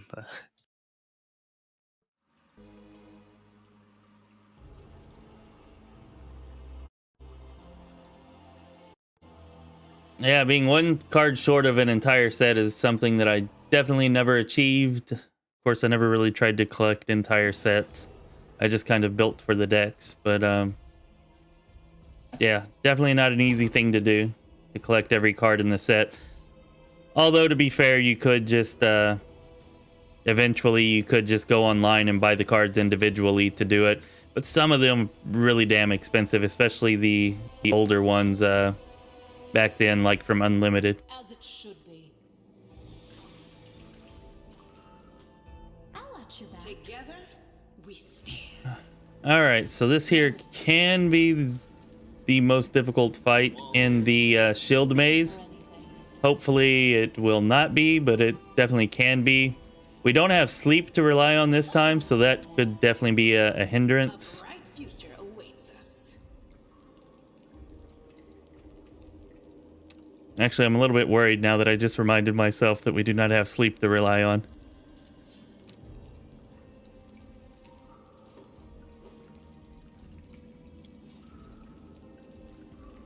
Oh yeah, this one could sneak up on you for sure. Yeah, it's that damn mongrel brute, I think is what he's called. Dude hits Yeah. freaking hard. I throw everything like I have Sela smite him. Yeah, I have I think that's what I'm about to do. Just kind of Yeah. throw everything at him. right, bless, prayer, whatever you got.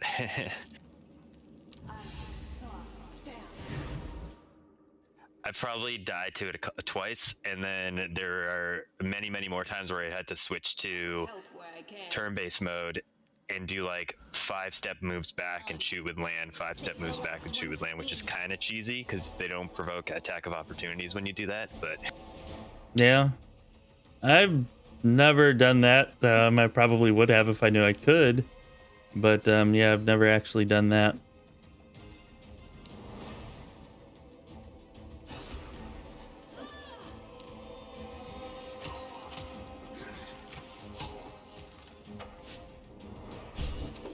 Took you long enough, Sela.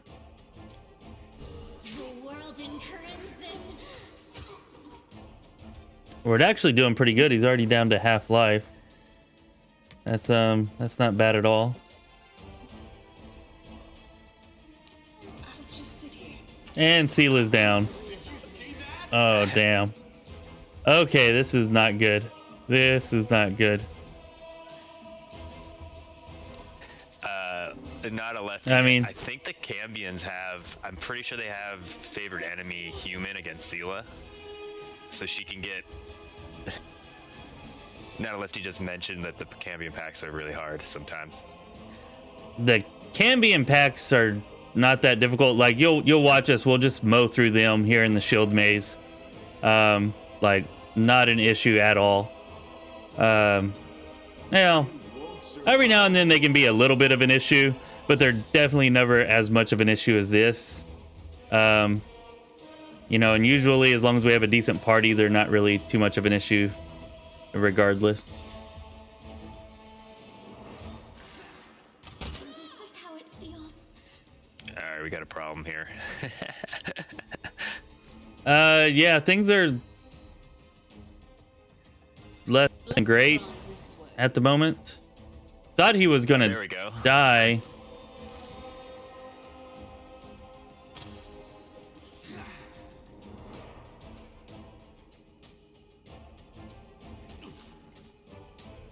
Come on, just hit the guy. That's all you got to do. Just sneeze on him, please. Is he 0 or is he like? I don't know. I thought he was 0. That's why I stopped attacking him, but he's been 0 for a long damn time if he's 0. Oh no, maybe it's like 1. There. I think he's down. All right.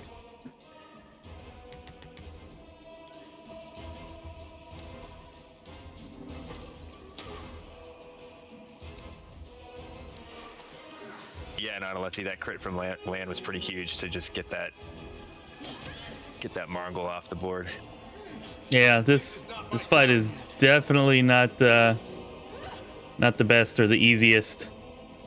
Damn, I'm still not sure we're gonna win. I thought for sure we were going to, but I can teach you the cheese if you want to know it. I don't want to know it. Not yet. Not yet. I can't unlearn it. Yes. I'm already gonna cheese enough. Oh, screw you guys. Screw you.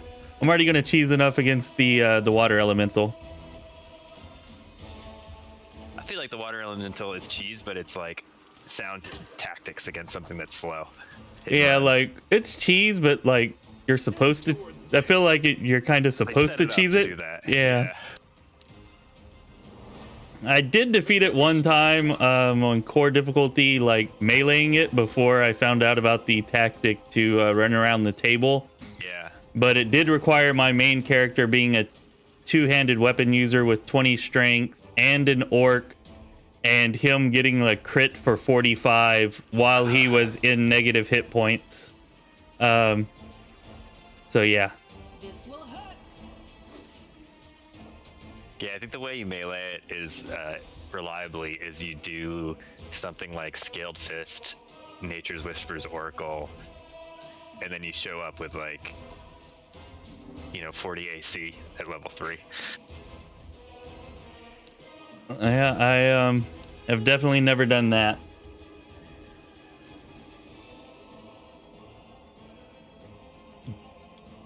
Let's see. Can I maybe tank this guy a little bit? I mean, my DC is not terrible. Don't have a freaking shield though. I really think that land can waste him if he gets up here. But if I keep I need to at least switch to this because he's gonna get attacks of opportunity. Yeah, it's not a bad idea. Just I hope it's not. We're gonna find out. Risk.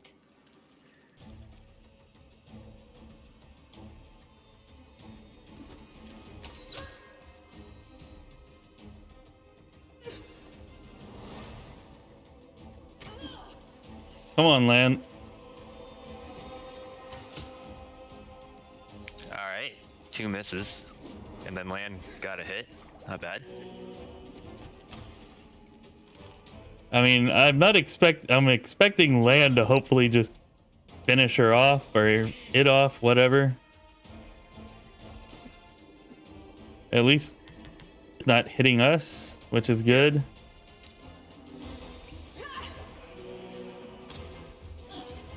Of course, now we're not hitting it either. I wonder if in this fight it's better to crash the ranger and just get it off the board with attacks of opportunity with your melee guys. I don't know. I don't know. Usually I sleep and get a nice cheap coup de grace and coup de grace, whatever, and do it that way, and it works pretty well. But I didn't have the sleep this time. No, we just lost, didn't we? You think so? Why is land gonna lands down? Lands down. We need a crit from land. Oh no. Yeah, there's no crit from land. There's no crit from land coming.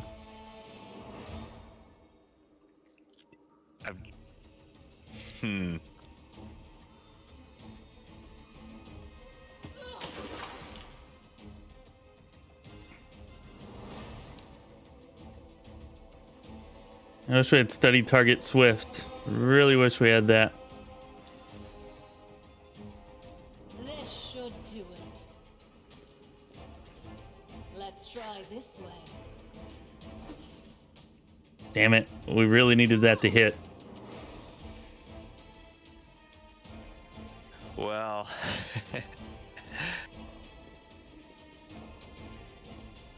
Oh, bummer. This will hurt. Oh, we got him. Now can we out DPS this guy? I don't know. Probably not. Are we outspeeding him? I don't know. No, I guess he's the same speed as us. Nice. He missed the attack of opportunity too. Hell yeah.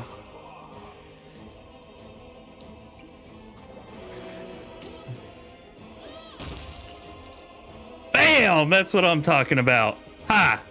We're not gonna wipe. Who said that? There's that dart, but it's definitely not as good as our javelin. That is not far. And no one actually died. So you don't have to use a scale. Hell yeah. That's what I'm talking about. That right there is good strategy there. It all went according to plan.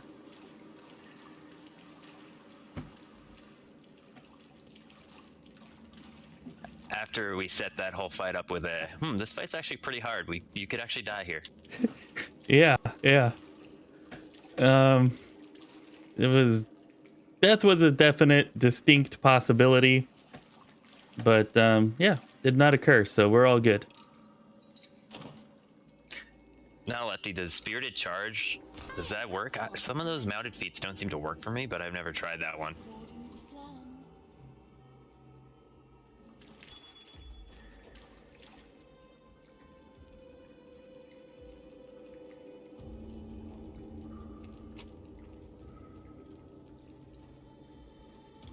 Yeah, you're probably right, Sam. I probably should. That's just really easy to forget about, but you're probably right.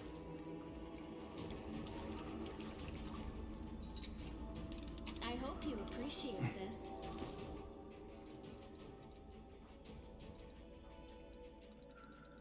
All right, I'm going to put it down here on the action bar, so maybe I might possibly remember it. Probably not, but I might. I should have used Stone Call there too. That could have actually helped.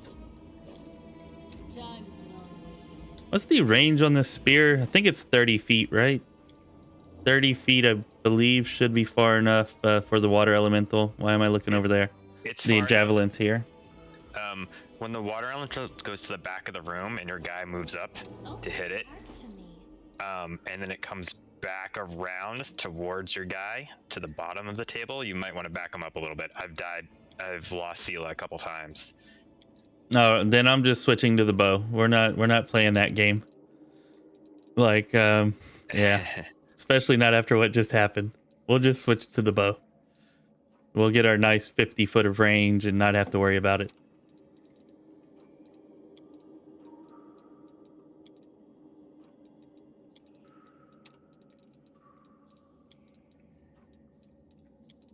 Damn, I used some potions in that fight.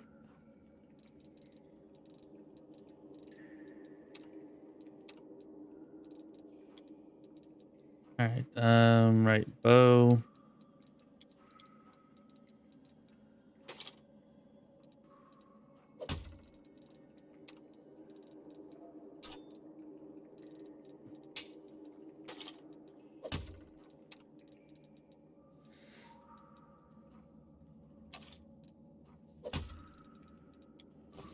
All right, now we're actually going to remember to change our weapons this time, which should hopefully be helpful.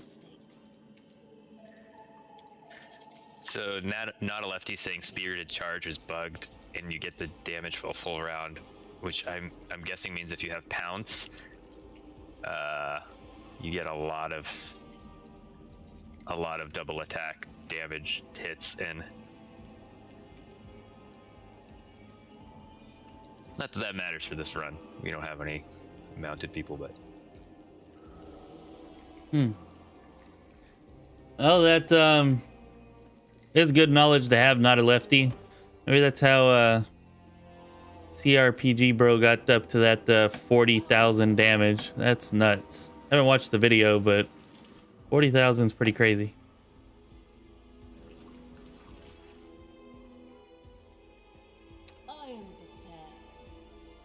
I'm not sure what you're talking about, Sam. If you're talking about studied target, I did use it at the end of the fight. I wonder if he's talking about the angel mythic path thing. Is that it? Yeah, that thing. Light of the Angels? Was it that? Yeah, well, that's what he was talking about earlier, and I addressed it and I put it on the hot bar, so I felt like he was talking about something else here, but maybe he was still talking about that. I don't know. I use that a lot when I'm playing a caster early levels when your caster's kind of not doing much. Yeah. Just spamming that Light of the Angels. And...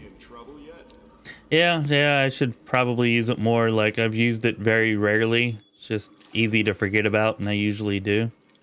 But yeah, I could see, especially for a caster, it actually giving you something to do, because early on casters do jack shit. They fire crossbows and miss, 19 out of 20 times. Yeah.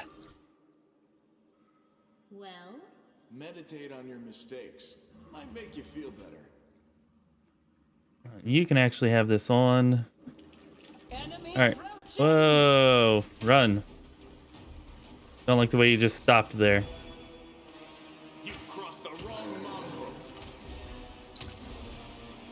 All right, we got a hit for 5. Pretty good. Oh. So let's go ahead and use this. That can't hurt, right?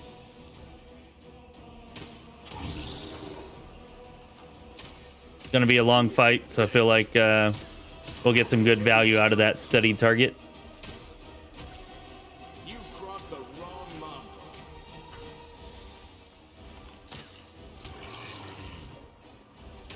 You won't survive me.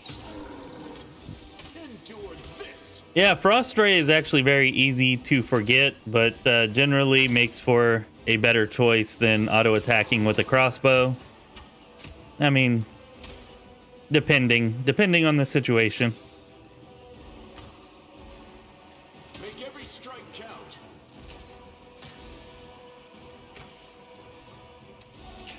Yeah, acid flash. Yeah, it's attacking. Wow.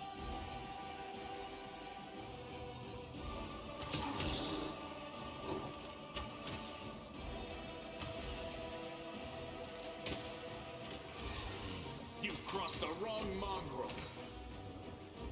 You won't survive me.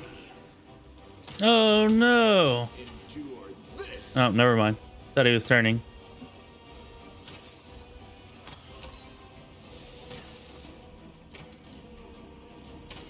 Yeah, I switched to a bow because I didn't want to have to worry about my main character getting too close. You've crossed the wrong mongrel. You won't survive me. Endure this. Make every strike count. You've crossed the wrong mongrel. What I usually do is I give Sela the javelin unless my main character has high strength. Then I enlarge her, and she seems to like get over the DR that water elemental has.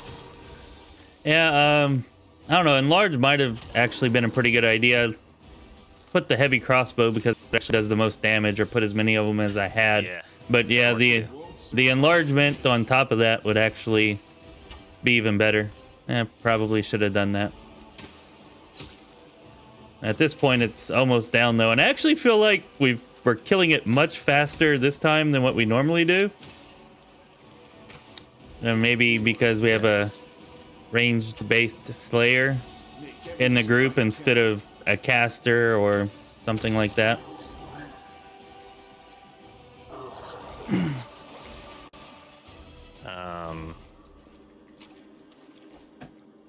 Camellia also has an ability that gives everyone plus damage that I usually Yeah, this fight. yeah, this one right here, the Battle Spirit.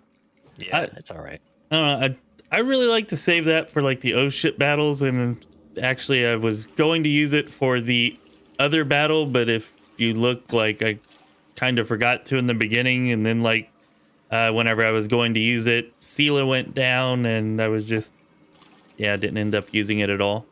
But yeah, I really should have used it in this other fight over here. It may not have gone so poorly if I had. Yeah, it's not crazy good, but every bit helps. Yeah, exactly.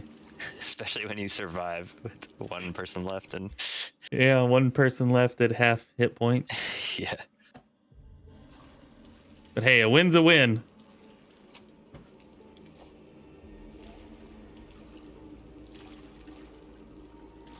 I shall definitely take it. Future awaits us.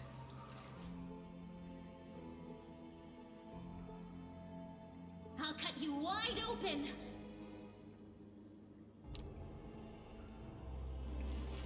We are the light. They are the darkness. Oh, damn it.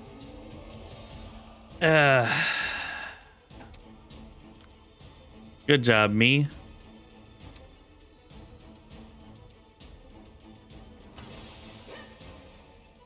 The inheritor, guide my blade. Oh, really? Oh, never mind.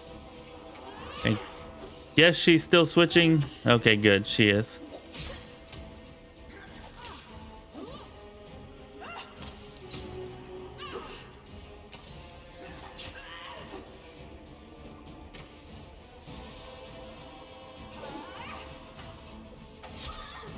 Come on.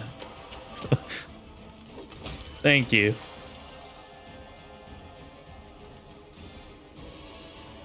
Oh, let's turn that back on. Always be ready for the worst. All right, good. That one is on. Sweet. Good to go. As it should be. No reason to pause. A goat, a lizard, and a human enter a tavern. What'll it be, Open lamb? your heart The to bartender asks.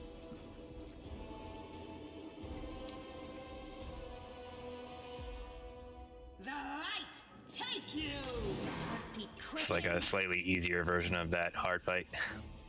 Yeah, it is an easier version, but this mongrel brute, like if he gets in some lucky hits, can still Yeah. be a frickin' pain. pain is my pleasure. Yeah, it's great when he comes up, punches a guy in the face, and then Worry about me. like roundhouse kicks him with a crit. Yeah. Pretty much like that. Yeah. Great. Great. Great. This is why I should be using turn-based mode, damn it. Not good. So not good.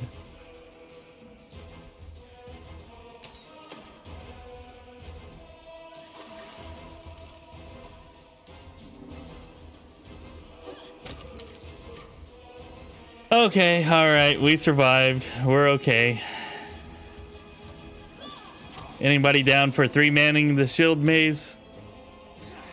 Sure. I mean, this was the last difficult fight, really.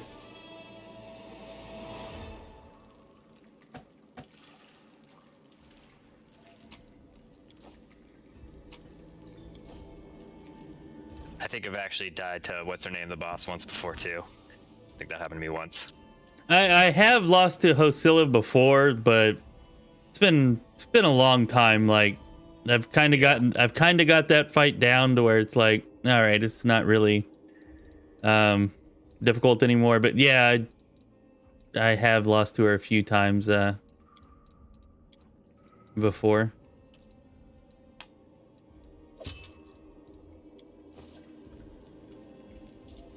Rely on me.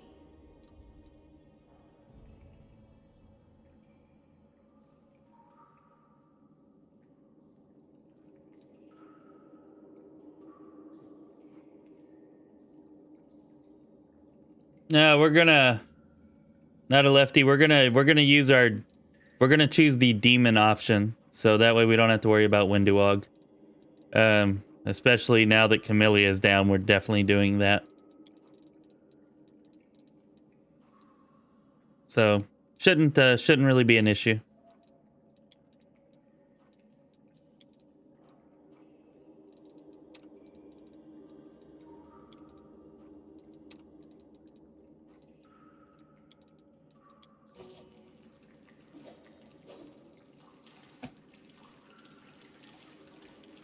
So how are you liking the new Kamigawa set? I like it a lot. I think I skipped a couple sets previously. My friends that play a lot said that they were okay. So, but for this one, they said it was good. So I started giving it a try yesterday. Okay. I like to play limited, so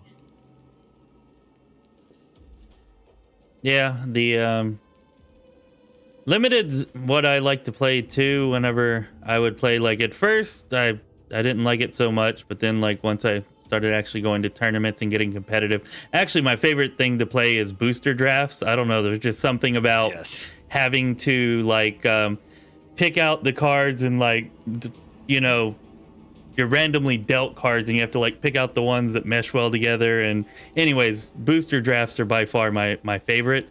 But yeah, if I'm going with an actual pre-built constructed deck, then yeah, I go with limited.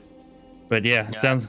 I like booster drafts. Yeah, that's my favorite format for sure. Yeah, that's one reason why I stopped playing Magic the Gathering online after they came up with the new iteration. I spent like a couple of $100 in like the first few months just like between booster drafts because you had to buy those damn diamonds for it. And it was just like, okay, all right, I gotta stop. I'm gonna be poor as hell if not.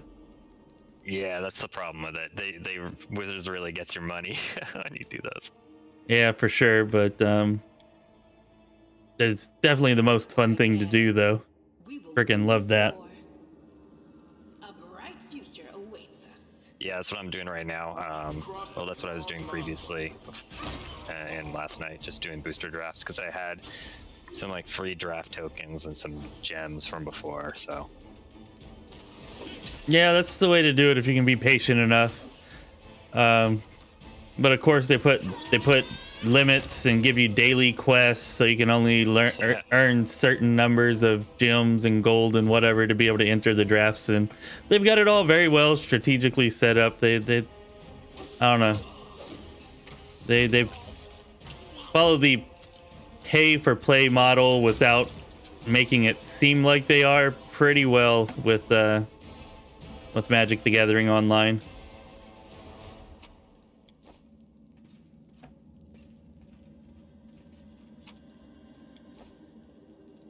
yeah, I got I got a good deck on my first one, so I was able to It is finished. win out. And when you win out, they give you like two drafts worth of gems. So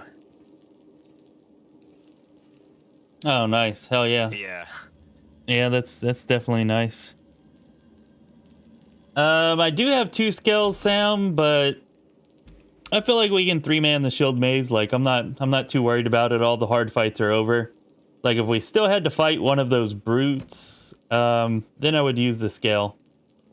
But there's not really anything left that scares me too much. What is it? Does it resurrect her when I don't recall when you finish it?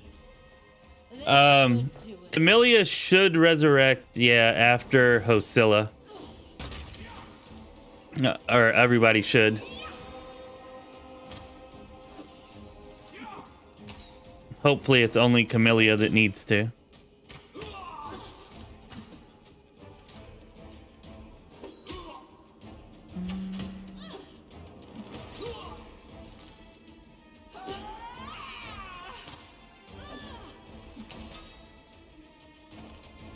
Yeah, I think Camellia is actually probably the weakest one of the companions at this point too. She doesn't do any damage. She's just kind of... Yeah, her damage is definitely subpar. She can't really tank very well, as we saw.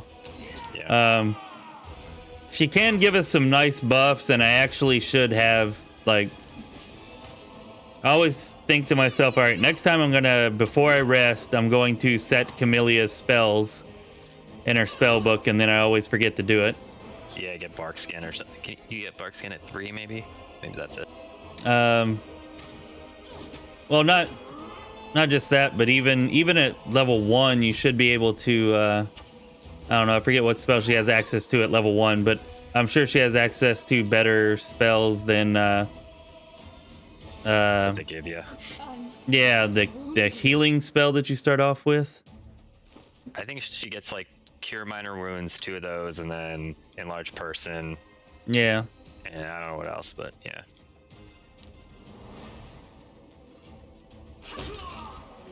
Thank you for killing that guy. I was about to eat my words about there not being any fights left that I'm worried about. All according to plan.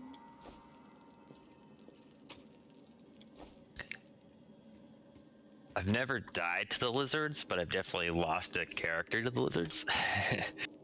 I've died to those damn lizards before. I have. But yeah. I do know how to cheese the hell out of those lizards to where there's 0 chance of me dying or losing. So, depending on what our party looks like when we get there, we might cheese them.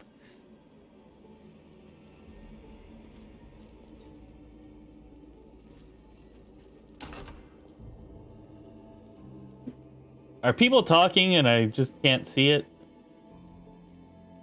What's the last thing you see? The most annoying thing is that you have defensive fighting mode removed and are considered flat-footed from Yes, not a that's lefty. it. Okay, all right. I just wanted to make sure I wasn't bugging out again. What a find. Can't hide from me.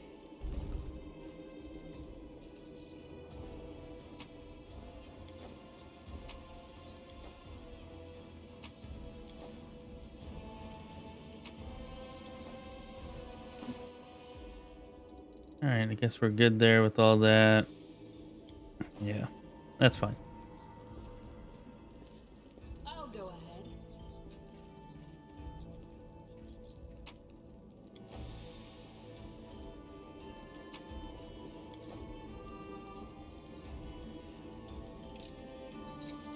Yeah, that's fine, Matt. You know, lurk away. There's no problem with that at all. We just had my chat froze up earlier and I couldn't see when people actually were speaking and whatnot. So I just wanted to make sure I didn't have something like that going on again. That's all.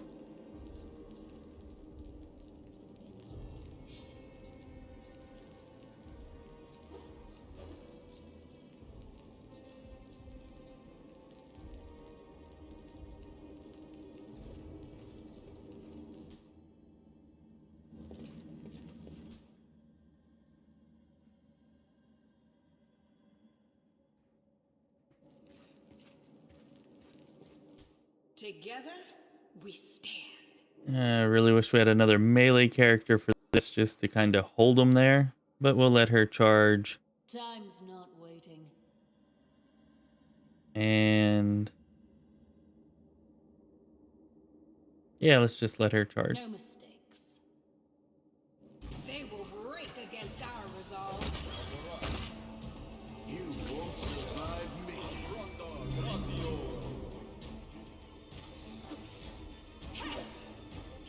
Really?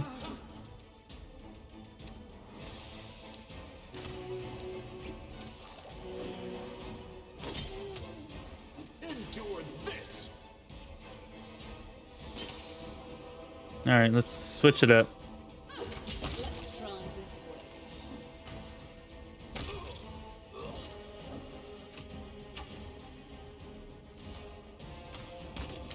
Success! We are victorious.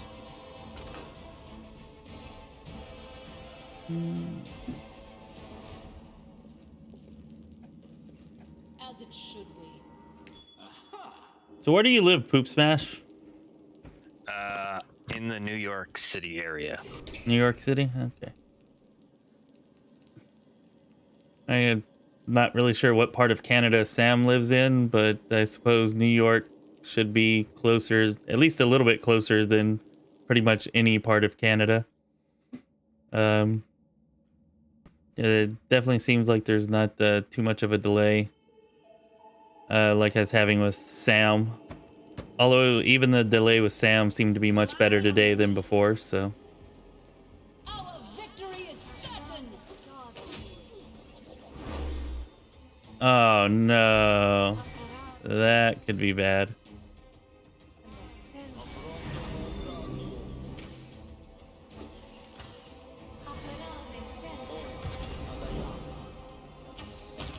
Okay, it's not so bad. He's going after Sela. It's like, oh, please don't come start chasing the archers. Or the ranged characters. A calculated risk. Make every strike count. She's still under fear? Yes, she is. Damn it.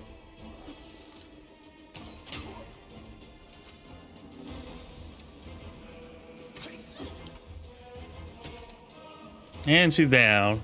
Down for the count. Seems to be happening a lot here. I'm not sure if it's just bad luck or what the deal is, but it's definitely not good. And wow, that would have helped if I didn't have that like that.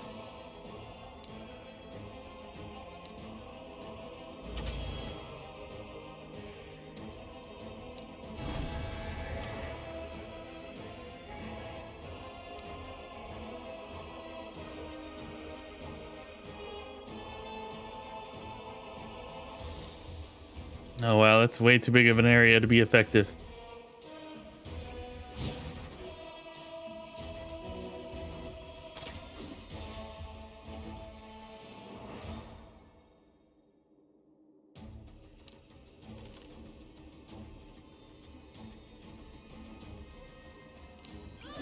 I've survived worse. Oof. Land took a little hit there, but he's still. All right, let's go turn-based mode here for a moment. Yeah, he's still up for now, probably not too long. Oh, let's get a big heal. All right, 10 hit points. Ha! Can't beat that. You've crossed the wrong mongrel. Should probably stop attacking with him though. Let's try this way.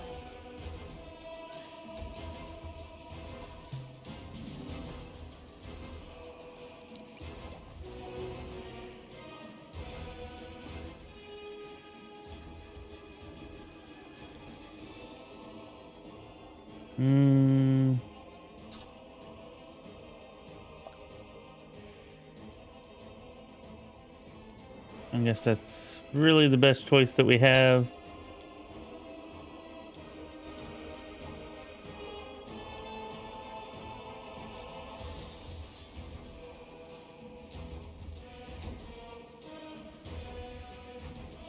This will hurt.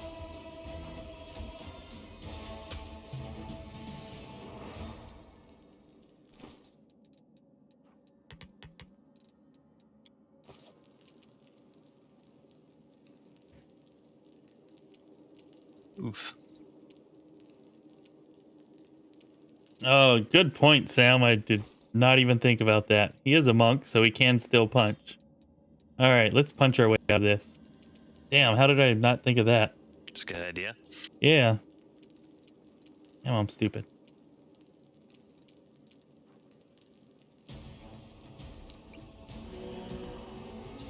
Wow, that was a really good light potion.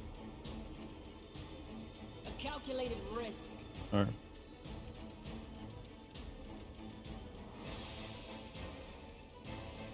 tell I played too much Final Fantasy. You won't survive me. All right, come on. This should do it.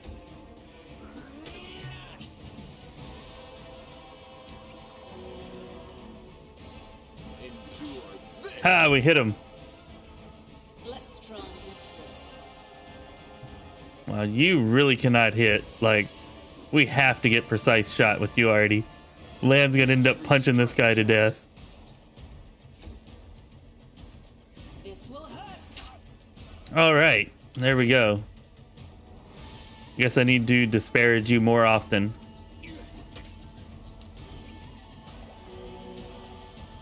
Oh, that's not good.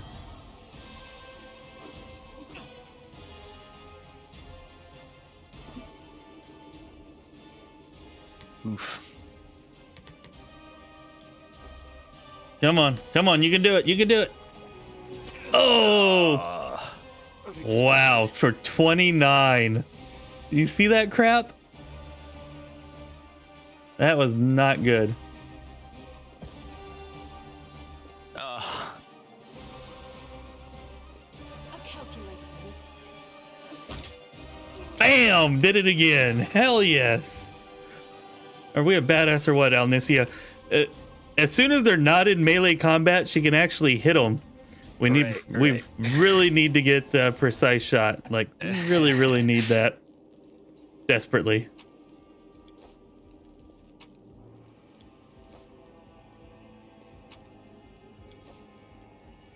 That is not far.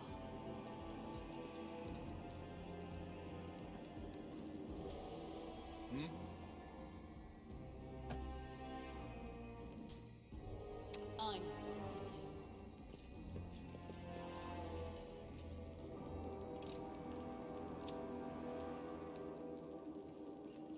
do. In due time. Wonder if we should just take off the armor altogether so that we can run faster. I don't know. I'm going to consider that, though. Maybe just use mage armor and no armor so we can, like, kite if we have to or something. Because we definitely seem to be finding a need for that. Guess I better heal before we go to the battle. We are running dangerously low on potions. Yeah, I noticed that too. What is, we got 6 left or something? Yeah, we have a few that are equipped also, but damn. Like, dangerously low on potions.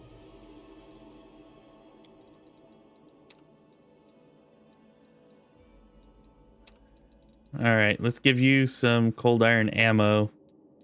Because we really need to take out these demons ASAP once we get up here. Is the heart's greatest challenge.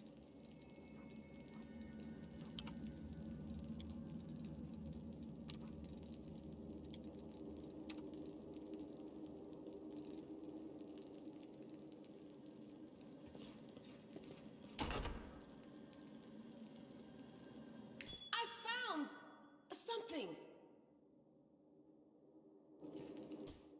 Ready for anything. I'm glad I took trickery with the main character. This is exactly why. It is finished.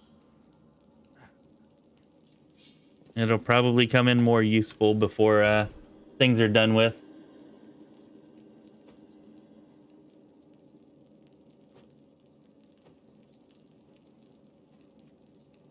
Hey Matt, I'm glad that you got the message. I was afraid maybe I was being a little too cryptic there, or maybe Lan was, but yes, punching away your problems always works for every problem, no matter what.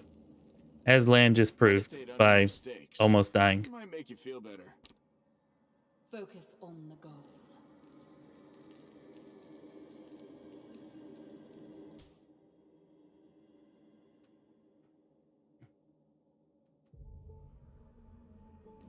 Yeah, thanks, not a lefty. Definitely needed to switch back to a bow there, and we did get it done.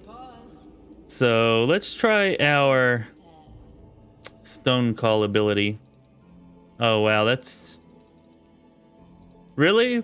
So you give me a spell with such a wide area of effect that I cannot cast it without negatively affecting myself, without dealing damage to myself?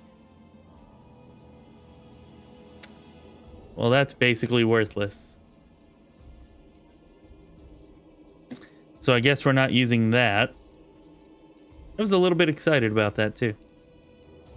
I will help where I can. This fight, I like to have one person charge the demon on the top, and then have one person sneak along the bottom and charge the demon in the middle at the same time. And then when I do that, they don't seem to like stinking cloud. But well, I would do that, but I don't really have anybody that. I don't have a second charger at the moment, so I'm just gonna charge this guy. Yeah. And I think they're going to stinking cloud right here. I hope, and then Sela will hopefully survive it. Let's see how that works. We will be victorious! This should do it. There we go. He's already down. Hell yeah.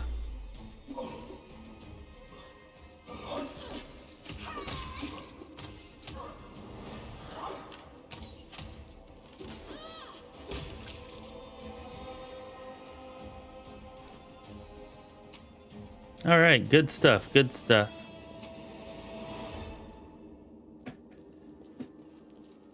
Now we're gonna go ahead and rest. Then we'll buff up and we'll go take down Hosilla.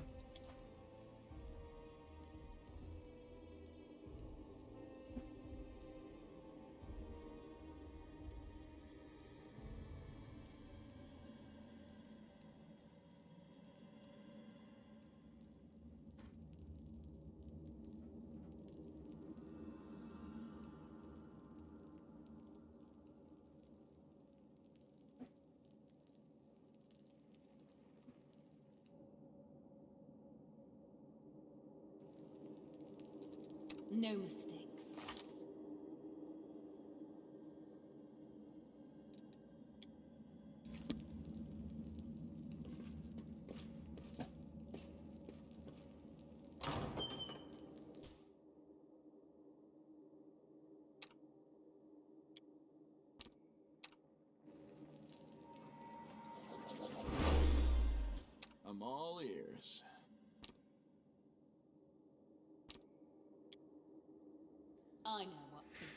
All right. So let's see what we can get buffed up here. We should be able to get Sela to a decently high AC, certainly high enough to tank Hosilla, I believe.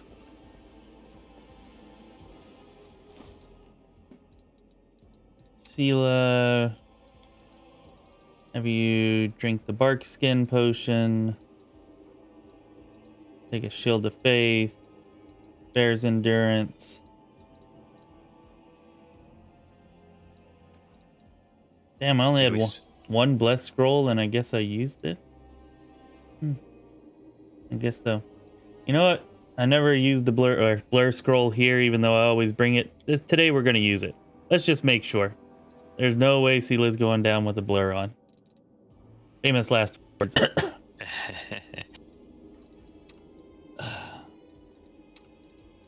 Yeah, you might as well use them. They tend to just like sit in my inventory if I don't use them. Yeah, I have that problem too. I don't know. I think it comes from playing too many Final Fantasy games on like the Super Nintendo and the PlayStation. Like I would always just save all of my items no matter what for a tougher enemy later on. And I just kind of got into the habit of doing that and have had difficulty growing out of it.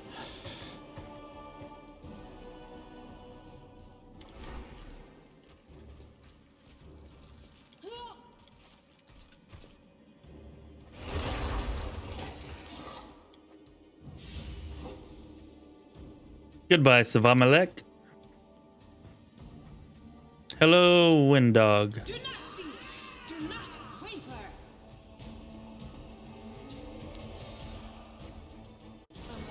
Into the fray. Is this a mock fight? Oh, damn it. Really? She got us with the fear? Everybody but Sela. Not good. Not good. Oh, nice hit, Sela. That's impressive. Yeah, I think we're okay here. Yeah, we're looking pretty good. We're looking pretty good. And we are victorious once again. Enemy approaching.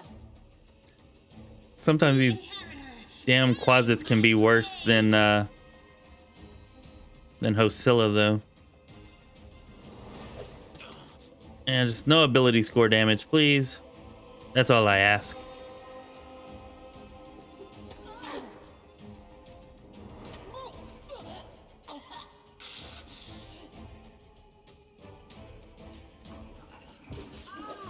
Thank you.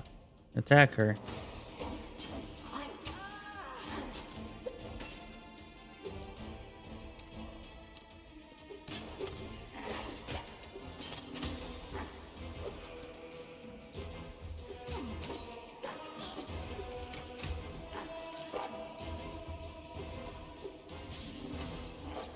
Ah, damn.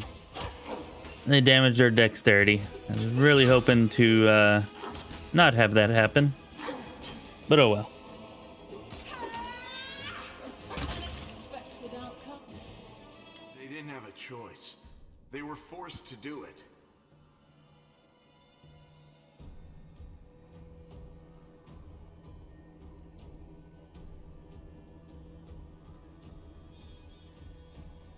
I like the way you think there, not a lefty.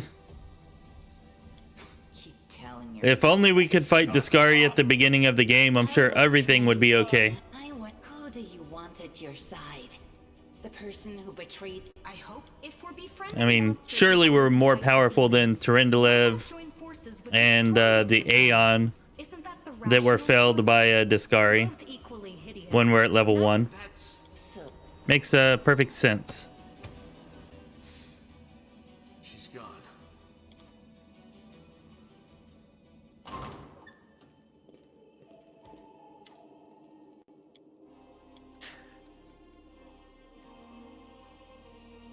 If you could fight Discard at the beginning of the game, there'd definitely be some YouTuber who figures out how to beat the game on at like early level by killing Discari. Probably. I mean, it definitely would not be me, but yeah, they would find some way to exploit some bug or something. Yeah. Like maybe you're actually able to maneuver around the battlefield and get to the midnight bolt, and if you fire it from this one spot, there's a bug that multiplies the damage by 20 and you kill him in one shot because it can't miss or something. I don't know. Something. Yep. Although I have a feeling that unlike a lot of bugs, that one would get patched pretty much immediately. Pretty much immediately. Look, our good buddy Camellia is back.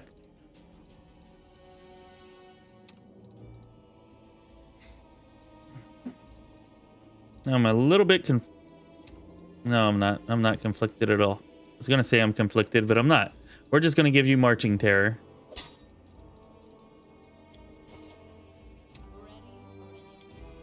Marching Terror is too good, and we need the extra firepower for this part.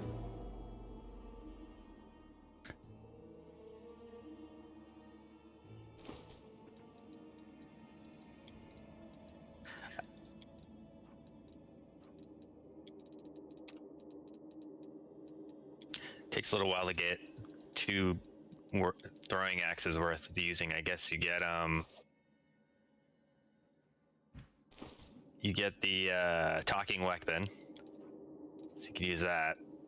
Yeah, we do. There is a throwing axe. I don't remember the name of it, but there is a throwing axe that we will find here in Act 1. I don't remember where, and I don't remember when, but our last 2 playthroughs we found it.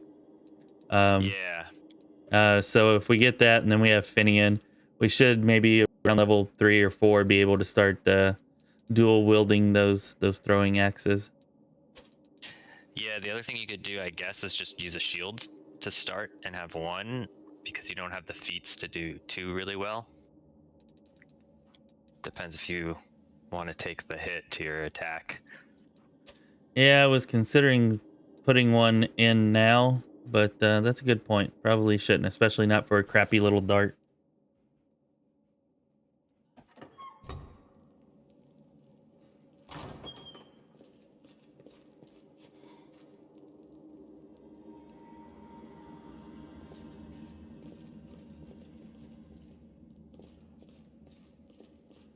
You get the nice, I forget the name of the enemy in Winter Sun, but that dude gives you a couple nice ones. Nice throwing axes. And there's one in the Lost Chapel on if you do the altar. The altar at the Lost Chapel? Oh yeah, the one where the queen is? No, sorry, the one where you talk to Arushale. Oh, that's the green something. Green Garden? Is that what it's called? No, in the Lost Chapel, that altar that you can use to talk to Arushale. Okay, yeah, the one down at the base. Yeah, okay. I got you. I remember now. Yeah, after you talk to her, a throwing axe appears on the altar. Oh, damn, I did not put that in my video. I did not realize that. I did a video on talking to her, and yeah. I should have included that. It's Together we stand. it silences enemies that it hits, but it's like a DC 14 save, so I mean, I hate weapons that give DC saves because, I mean, I guess if you're, I don't know. I guess if I was playing on like normal or something, then I probably wouldn't hate it. But playing on core, like if they get a DC save, they almost always pass it. Some of the early weapons with their DC saves, like the enemies won't actually, I guess, pass against those. But certainly after like Act 2, they almost always do. Yeah. It's a fortitude save at least, so maybe that's good against casters. Most casters are have high will saves. I don't know. Well, no, that does make sense. It is better than it being a will save, I suppose. Yeah, but the Winter Sun ones are really good. Yeah, I remember I remember what guy you're talking about. I don't remember his name. Yeah, but I remember him. The spirits demand your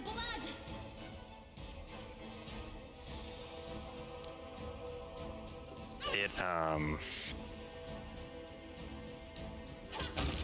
one of them's keen, and then every attack it does in that round does an additional stack in damage. So I imagine if you have like 5 attacks in a round, that's pretty good. That is pretty good if it's just attacks, like it's not like consecutive hits, because I think those abilities and feats are just pure crap, like the consecutive hit ones. But yeah, it's attacks, and then I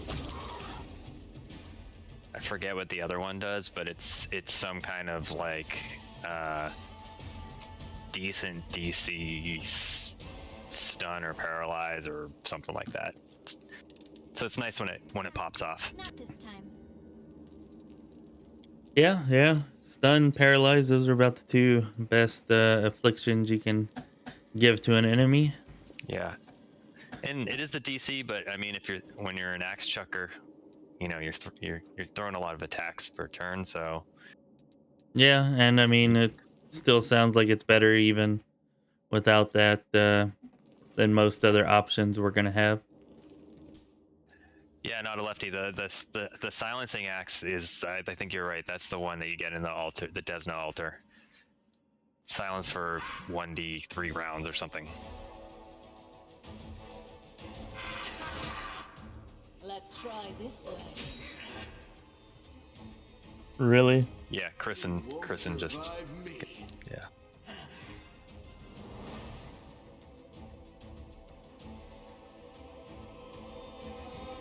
Oh. It's just like blows by the tanks. Yeah, just blows by them. Cool. Well, thanks for confirming that for us, Kristen. I mean, 1d4 rounds is kind of nice. Silence is kind of nice. +3 is kind of nice. DC 14 kind of sucks, but maybe it's probably still better than anything else we can have at that time. I would imagine.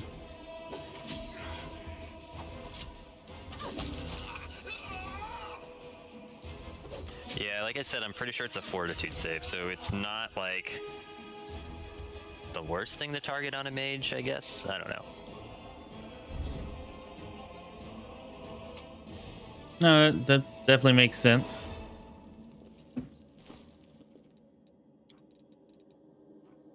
Not you, her. Alright, 25 AC isn't terrible. We should be able to take these guys down without too much of a problem, I do believe.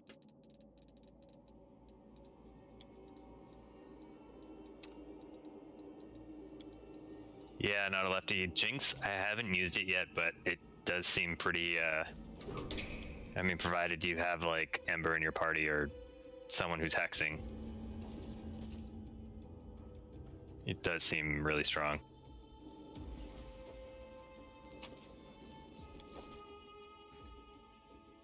Yeah, I do like the crit range on Falchions. I like high crit range pretty much, period. I always kind of struggle with that with a crit build, though. It's like, do I want bigger crits or do I want crits more often? Yeah, I think you always want more often, I'd imagine. Yeah. But yeah, I know what you mean. Yeah, I think you're right. Probably most of the time. And so I feel like the Falcon's probably better most of the time. But in a case like using the Trickster, where you can expand the critical threat range even more, and then you can use Trick Fate so that every attack's a crit no matter what. You know, like I feel like then once you get into that kind of area, then definitely having the bigger crits is better. But it takes a long time to get there, and you can only get there in with very specific builds. Yeah. And if you're doing that, then you're like, okay, I'm gonna go Scythe. Never mind. Yeah, pretty much. The Leoric build that just came out this morning, like I wanted to go Scythe on that because I was getting some really nice crits with the axe, with the battle axe I was using. And it's like, oh man, I want to use a Scythe with it, but it's like, we're going for a Leoric theme, and that doesn't really fit a Leoric theme, so we did not do that. A big two-handed hand in the like mace, yeah. Mace, yeah. I didn't get which to watch that video. I should have watched it. I was oh, it just came out this morning, although it was on it was on the Patreon. yeah, I was gonna say it was on Patreon. But anyways, I mean, it's still there for you to watch whenever. But of course, there are no two-handed maces in the game. There are heavy maces.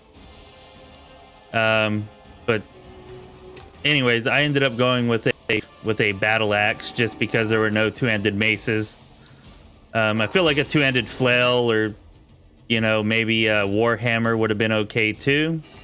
But the scythe just really didn't seem to fit. Although I think from a mechanical standpoint, it would have been better, I think.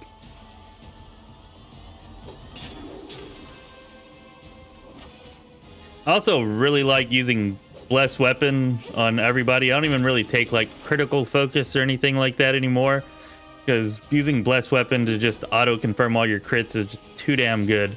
Yeah. Like I'd prefer to just buy like 50 scrolls of blessed weapon and just, you know, use those all the time.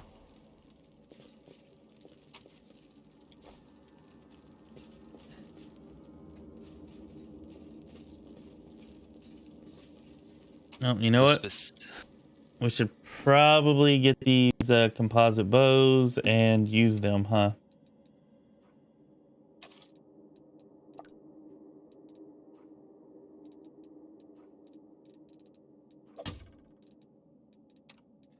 Oh yeah, not a lefty. That's interesting. So you could probably use that mace with two hands if you wanted to be a true Lule orc and get like a little extra damage. Or is it like 1.5x or something? Oh wow, that is really cool. Not a lefty. I actually did not realize that. That would have worked pretty good for the build, because a big component of the build, or one of the things that made it so good and made it so that it could solo the entirety of was the fact that we're healing so much from Vampiric Blade. So yeah, having that boosted, although at the cost of damage, I don't know for sure that it would be worth it, because we already weren't really in that much of a danger of dying with the healing that we already had. But it would definitely be something to consider. It could be worth it.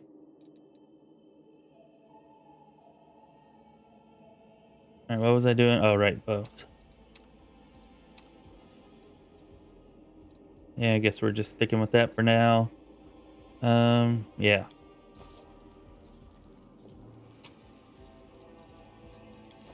All according to plan.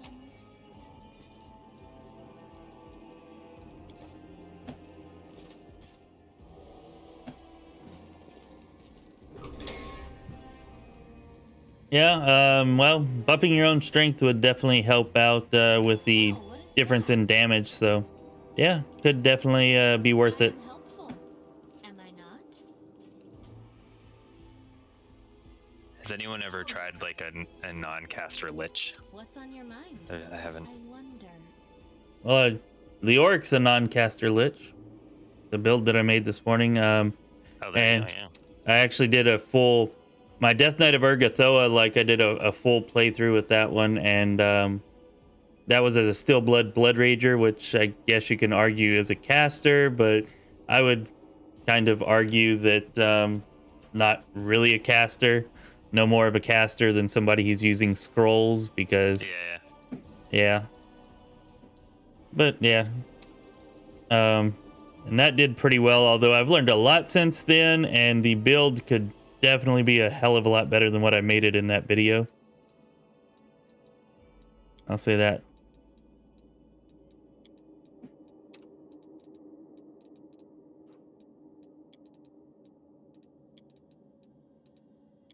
I still want to make a natural attacks lich build, because I feel like that could be pretty good. Yeah. But I don't know. There's just too many things to try, too many things to do. I mean, I made so many lich builds, and then there's some other mythic paths that I haven't even made any builds for. You can tell where my heart lies. I'll watch your back. No reason to pause. Open your heart to me.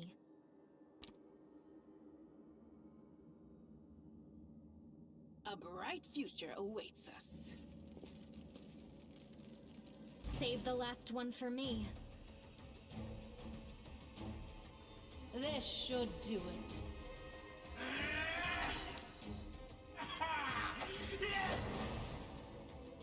No glory without risk.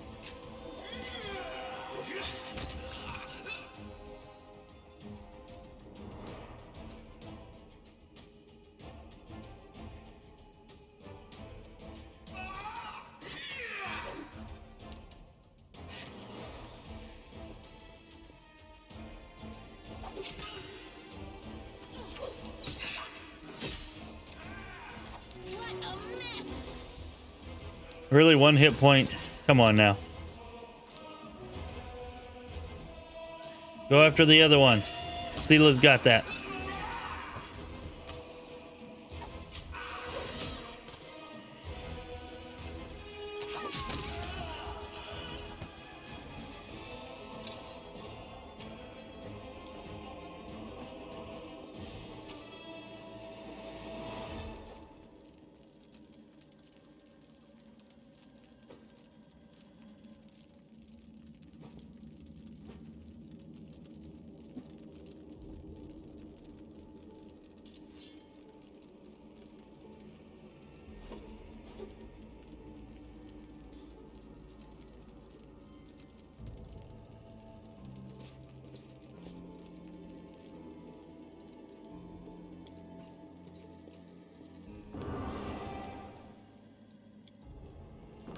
Yeah, that would definitely work and definitely be powerful, not a lefty, for sure.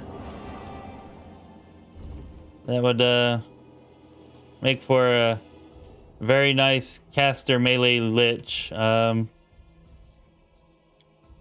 don't know. I still find I don't think that the natural attacks lich would be nearly as good of a caster, but I just think that forget the ability, but what is it, death touch maybe, whatever it is that lets you give them negative levels every time you hit them with a natural attack, could be like super overpowered.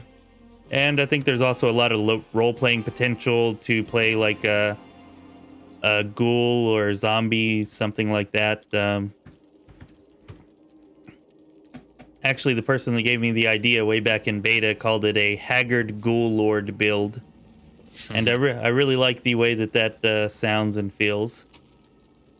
But yeah, I've never gotten around to actually building it or trying it. But I feel like it should be really good. Really good. It would definitely not be a strong caster build, though. It would just mostly utilize the lich spells to, to buff and whatnot like that.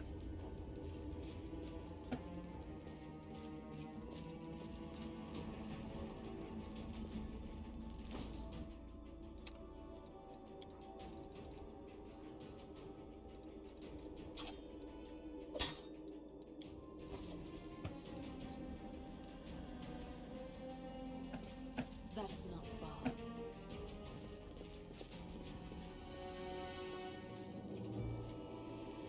The spirits guide me. All right, so now all we really need to do is just get out of here, collect all of our loot, sell it all, make it through the Gray Garrison. Shouldn't be too terribly difficult.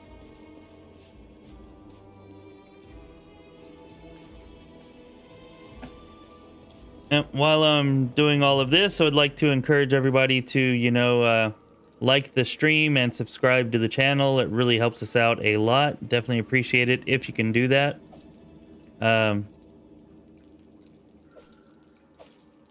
So yeah, we're going to be bringing you a lot more Pathfinder Wrath of the Righteous videos and live streams.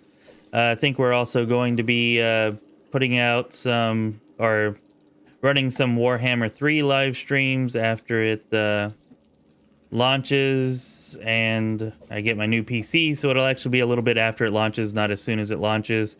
But there's that to look forward to as well. There's a link to our Discord down in the description. Use the link and join us on Discord. We'd love to have you there. And we also have Lorespire channel memberships if you want to support us in that way. Poop Smash here is actually a Lorespire channel member, and you get unique emojis and loyalty badges, as well as recognition in the community and updates on builds that we're working on and games that we're playing, stuff of that nature if you're interested in that. And then, of course, you have a link to our Patreon down in the description if you want to support us on Patreon. There are quite a high number of different perks and benefits you can get for that. So use that link, check out the Patreon, see if you might be interested in any of that. Poop Smash here is, of course, a senior Lorespire council member. Definitely appreciate the support there, Poop Smash, which is why he's joining us on stream today. So is Sam H, who was on stream with us earlier. And we also have Simeon, Jen, or it's just a Jen, and Random, who also support us on Patreon. And thanks to all of you for that support as well. Oh, almost forgot to sell our weapons here.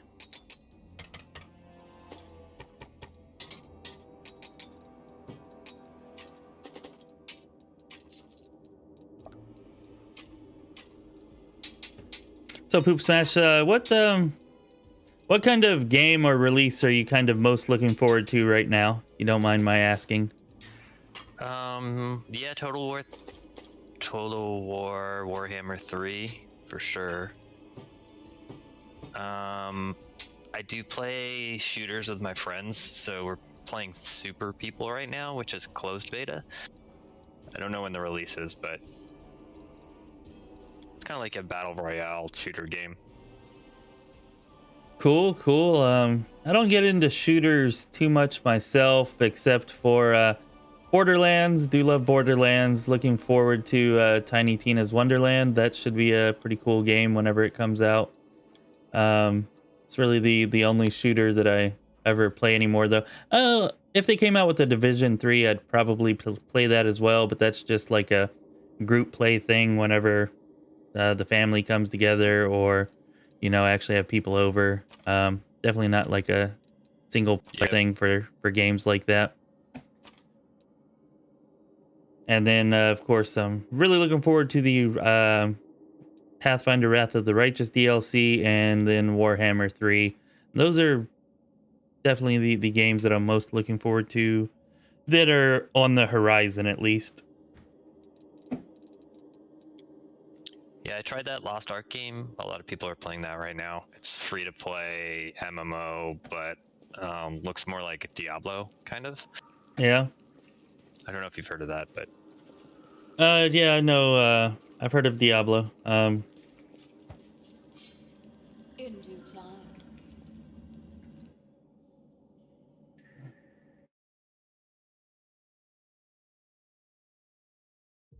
Radiance is in Sela's hand, Sam.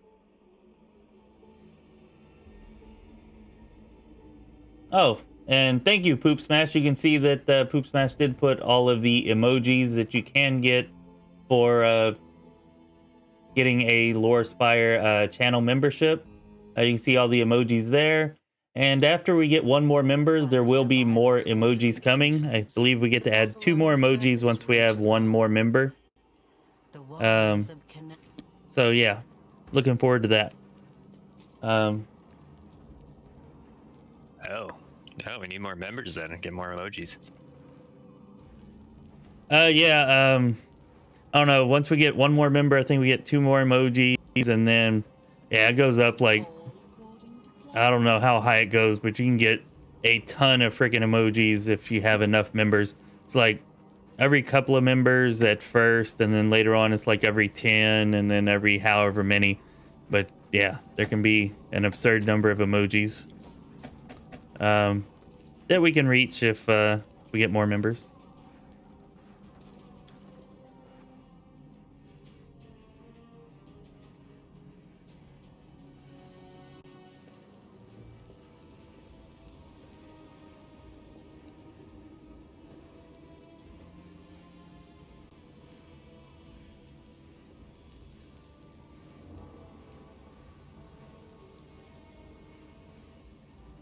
Mm.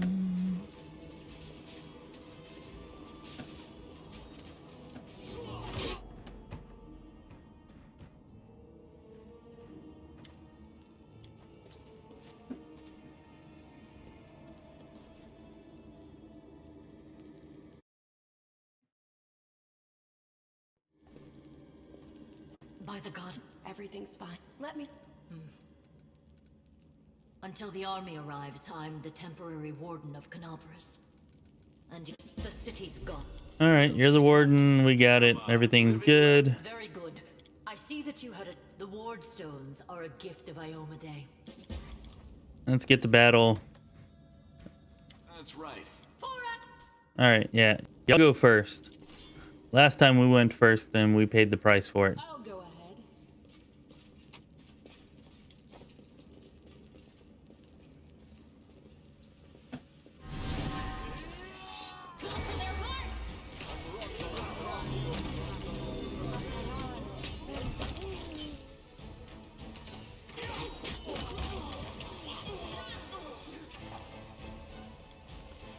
All right, I'm feeling pretty comfortable with switching back to the javelin now.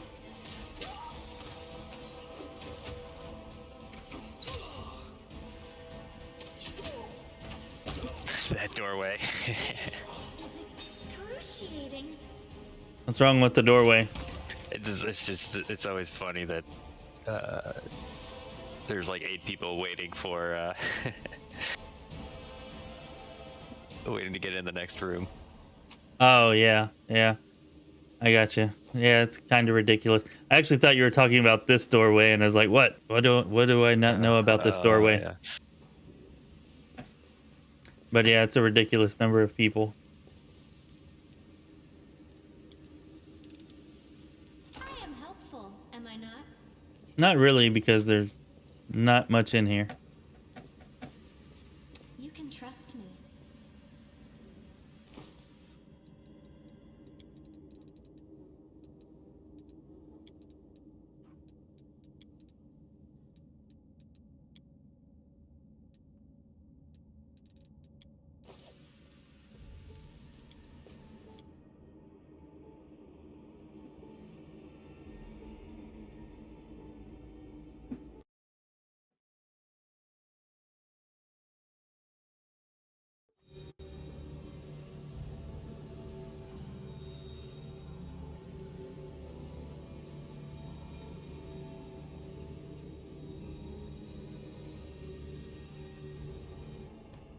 Heartbeat quickens.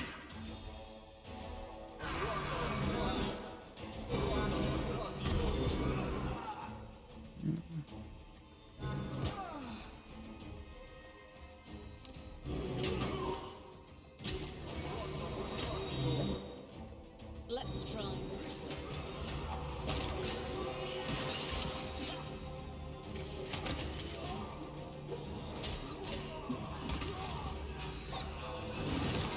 This will hurt. Oh, did you see that javelin throw?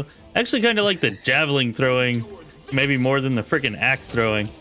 It looks cool as hell, like just launching the javelin and like, and they explode like an artillery barrage or something. Every strike count. Yeah.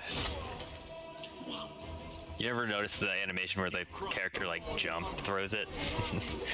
Not really. I haven't paid too much attention to. Never really had a throwing build.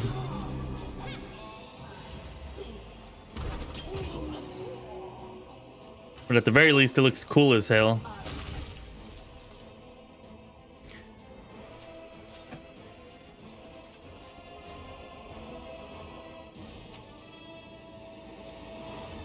Wish I had like I need like a giant javelin, like a two-handed throwing javelin or something.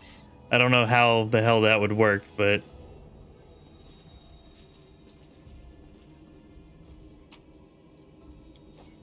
maybe one that you get like a running start to launch or something. Like a hammer throw. Yeah, like you got the big wind up. Yeah.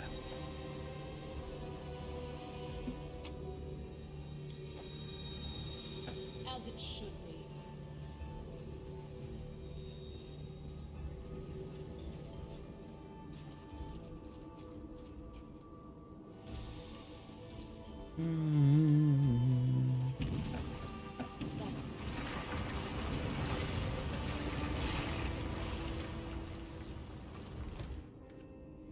right, well, folks, we're almost to level 3. And then what do we do? What do we do?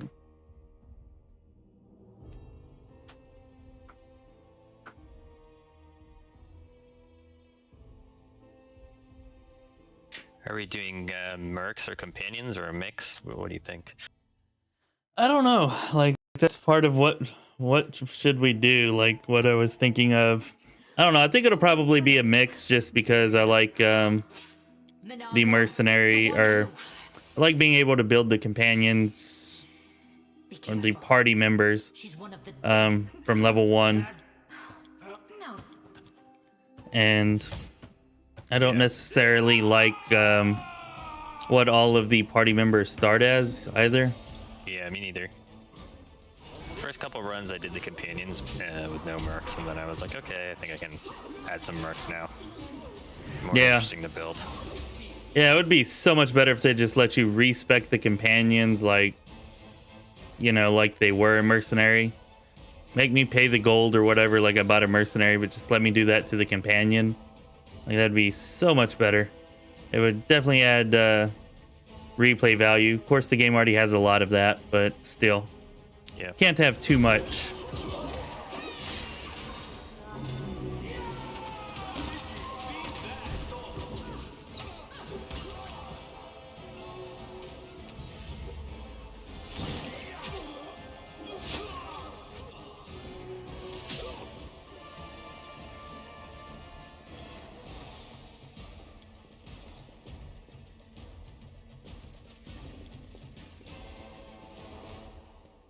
Thanks, Lan.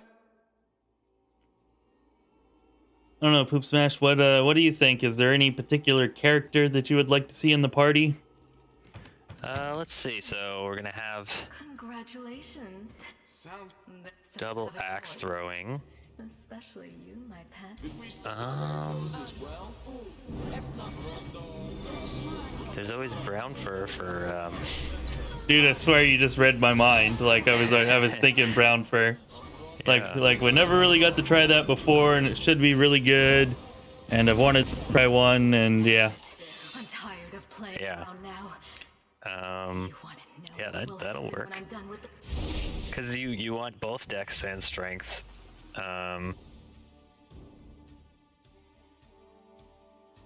the brown felt gives you +6 to both, like pretty much a level, whatever it was, level 3 or something. I don't know. Level 4. Yeah, I think it's like level. I don't know.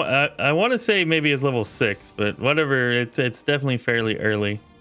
Because doesn't it actually need an ability to give it the additional +2 beyond what it would normally give, which I think comes at level 6 or something like that. I don't. Yeah. we will. Yeah, I don't remember what level that comes at either. I can look it up though. Let's see. Yeah, it's level 3. Powerful change. Okay, so it is level 3. Yeah. Okay, for some reason I was thinking levels. Is there something at level 6? At level 6 is at level 9. There's the share transmutation where you can do self buffs and put it on other people. That as long as they're transmutation spells. Okay, well, maybe level 6 was just a guess then, or just me misremembering, I guess. All right, very good, Erebeth, very good. So yeah, I think we are going to get that transmuter. See if we can come up with 6,000 gold here, 6,500. I think it's 6,000. We should be able to.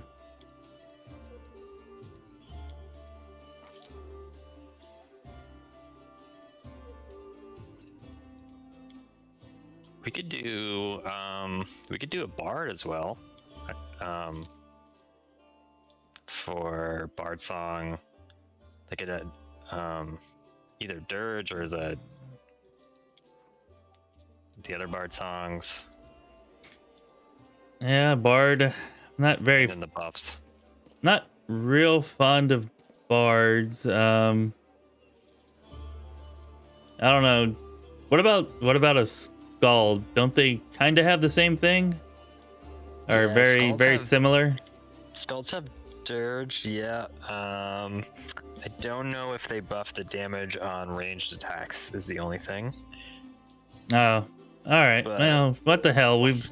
I've not played or had a bard since Lindsay, so we'll get a bard too.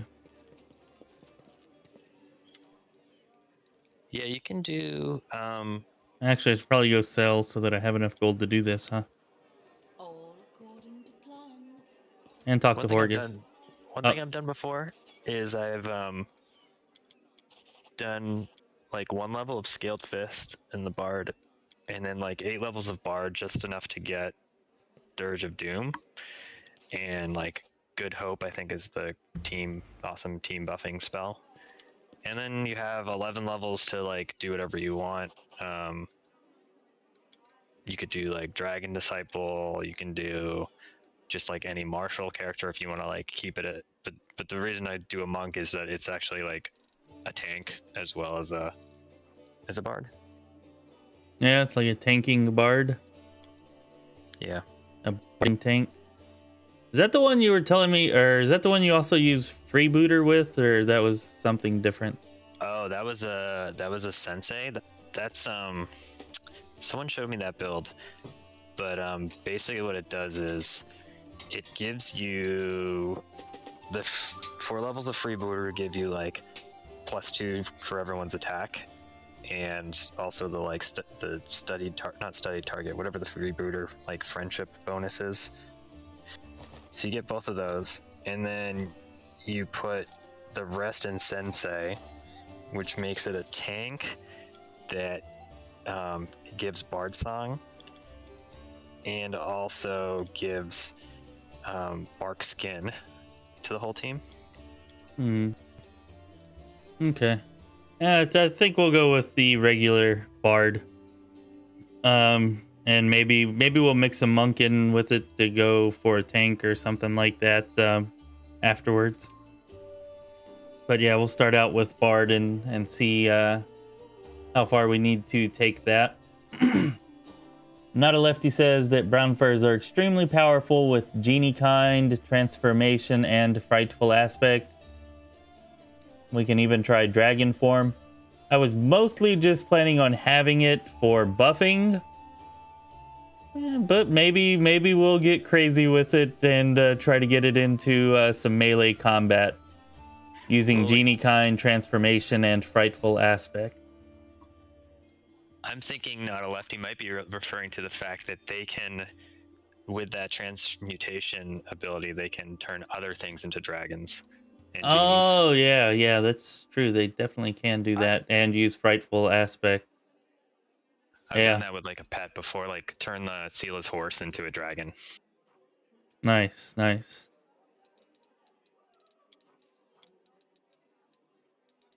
Yeah, I imagine that is what he meant.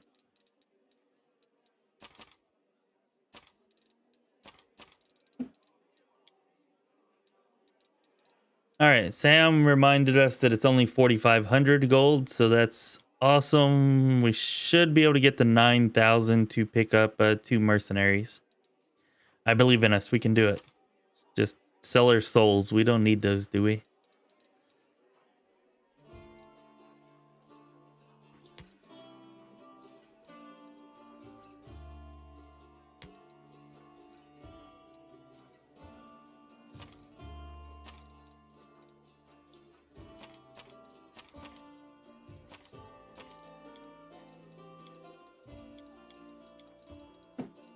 Actually, no. Oh, never mind. We already got enough.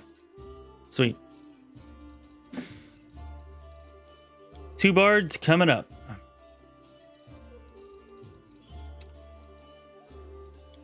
Actually, we're going to go ahead and sell some of this because we need to get some potions for the road as well. Oh, I don't want to sell Marching Terror, but I think we're going to. Goodbye.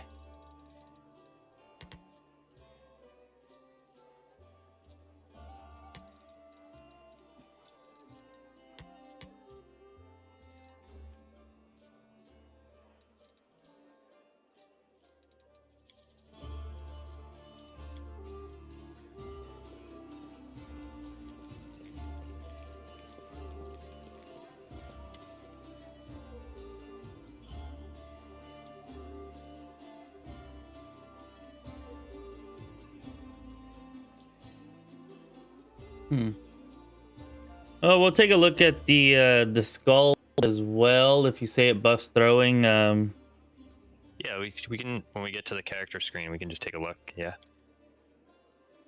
I don't recall. I thought it was maybe it's the attack only buffs melee, but the damage buffs everything.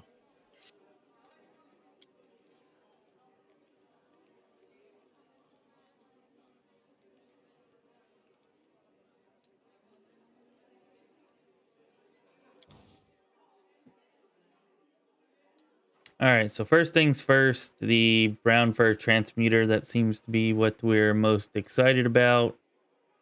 So that's going to be Arcanist, not Eldritch Font. Oh, our first big decision. Brown fur. I don't know. I'm kind of.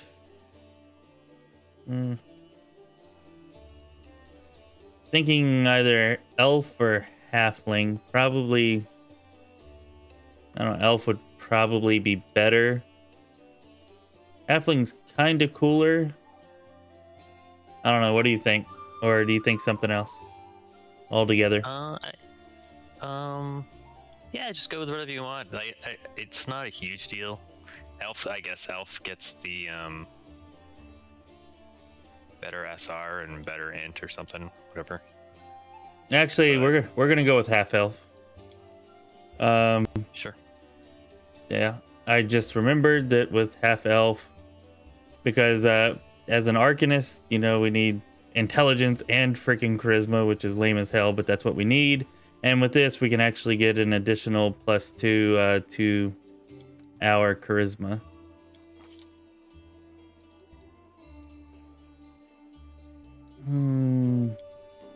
And I might take Scholar. I know Pickpocket's the best, but I think we're going to take Scholar Divine here. And that's mostly just to get brew potions, because I want somebody with brew potions, and we're probably not going to have an alchemist in this playthrough. Cool.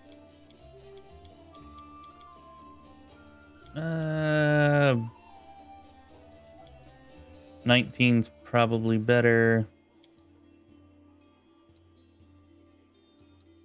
I have 19, 16. I always use strength as a dump stat on casters. Like, I don't know. You could dump the strength. I like to do like 19 int and then 16 dex, but why 16 dexterity instead of charisma? Because we need the charisma for our exploits, don't we? Yeah, I just I personally don't really care about like the exploits I like to use. The exploits I like to use are the ones that like add DC or the one that gives you extra pool and things like that. I don't care about like the spell like ability exploits that much. I don't know. No, I get what you mean. Actually, whenever I played the Phantasmal Mage, which was freaking awesome, I love Phantasmal Mages. But yeah, I kind of mostly ignored the exploits, especially any of the ones that needed charisma. Yeah, but and so the reason why I do Dex is just because like you can do spells that target touch AC or range Hellfire Ray or something, you can shoot your crossbow better. I don't know. Just a thought.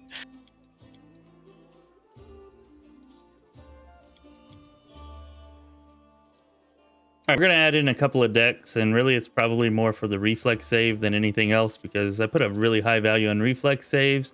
Also, it'll help with what you said as well. Maybe do like 14 charisma, 12 dex. I don't know. That might be good. I don't know. It's up to you.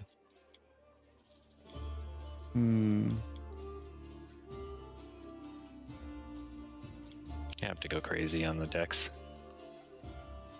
Yeah, I think 14 and 12, and then we still have 2 points left over to buff our wisdom a little bit more even. Okay, sweet. I feel like that's a pretty good stat line. Yeah. And then let's see. You can be trying to think of if we're gonna have anybody to cover our religion. I guess we can always have Ninio covered, I suppose. Although we might actually be replacing Ninio with this character, so.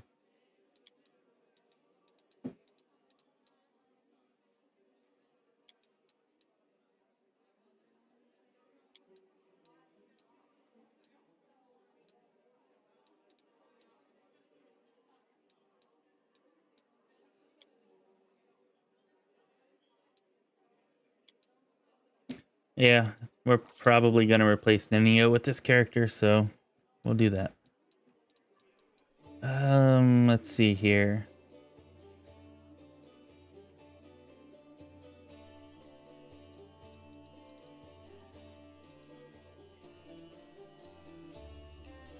Not really anything that helps with buffing that you can get early on, is there? No, you can get... I do like to get extend spell. I mean, it doesn't really help you until... Yeah. Level... whatever. Until you have level 3 spells, but...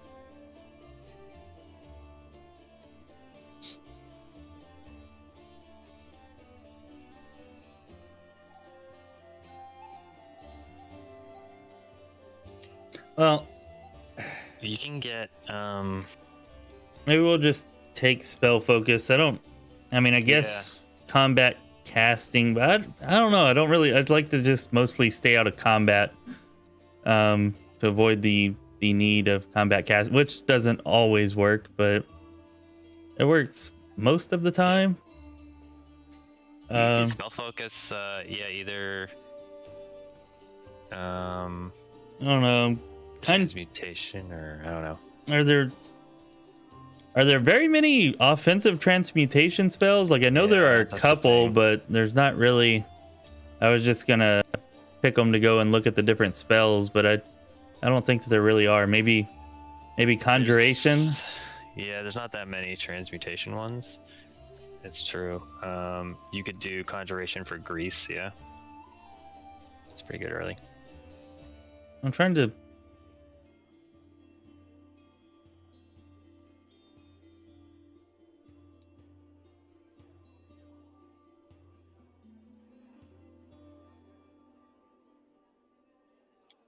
Yeah, I guess. No, actually, you know what we're gonna do? We're gonna go with abjuration.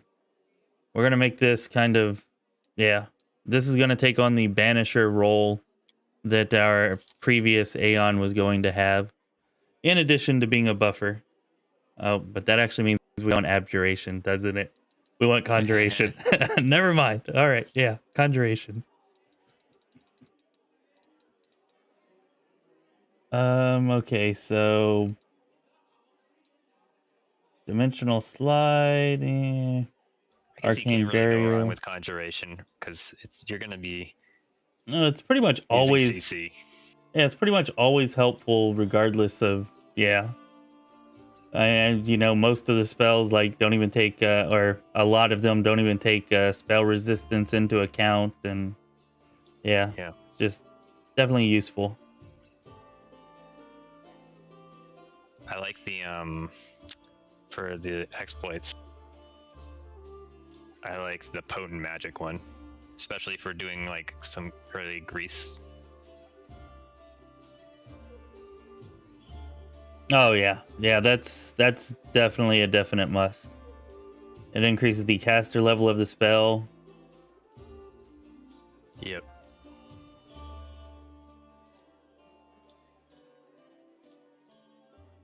So it'll be +3 DC with And the yeah.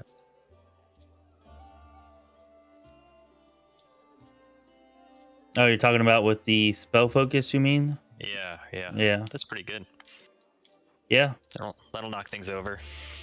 Yeah, it'll definitely knock things over. I like knocking things over. That'll knock over some sure ambushes. I freaking hope so. God damn, I hate those guys. They're the bane of my existence, or, you know, something equally dramatic like that.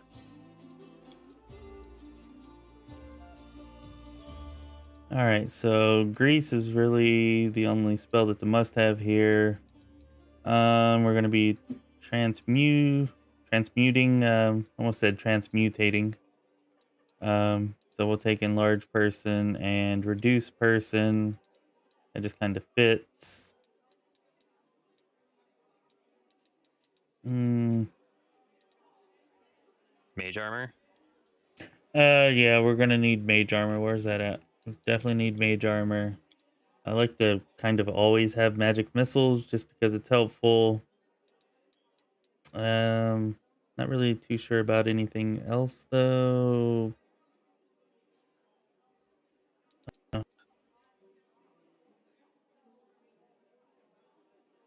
Yeah, whatever.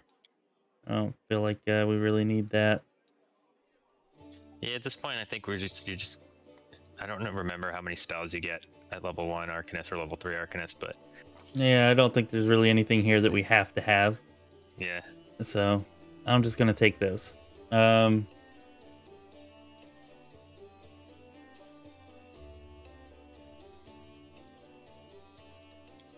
Sure, you can worship Nethys. We'll be a bit on the nose there, and you can be lawful neutral.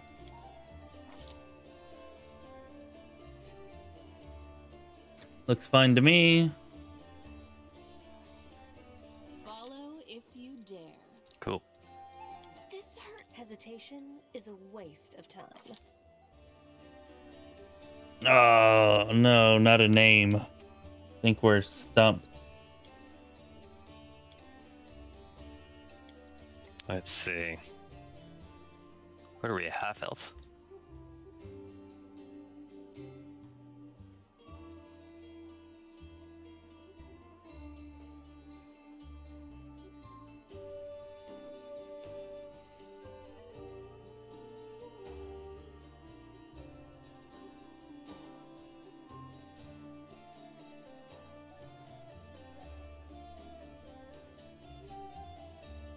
Yeah, we're a half elf, although I can see Not a Lefty was trying to make an argument for being an ASMR, and it does seem like an ASMR Sure. would actually be better.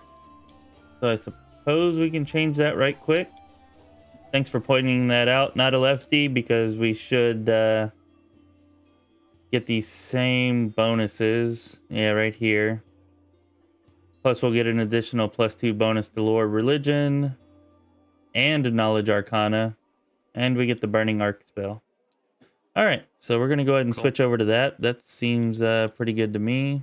Thanks for pointing that out to us, Not a Lefty. Glad I came to my senses and looked up and read the chat before we went on, because that and it's not a huge difference, but every little bit counts. Your luck's run out. Now, if Not a Lefty could just come up with a name for us. Ooh, Lima, like Lima Bean. It's a good name.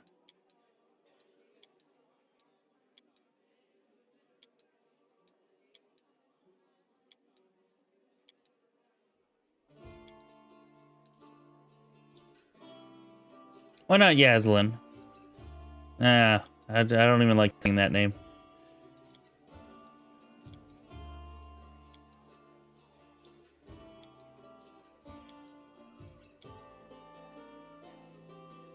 There we go. Near or more. Sure. Cool. Near or more, near or less, near or something. That's good. All right, and what was the other character we were considering? Oh, Scald or Bard? Let's see if the Scald Rage Song, how it affects ranged attacks.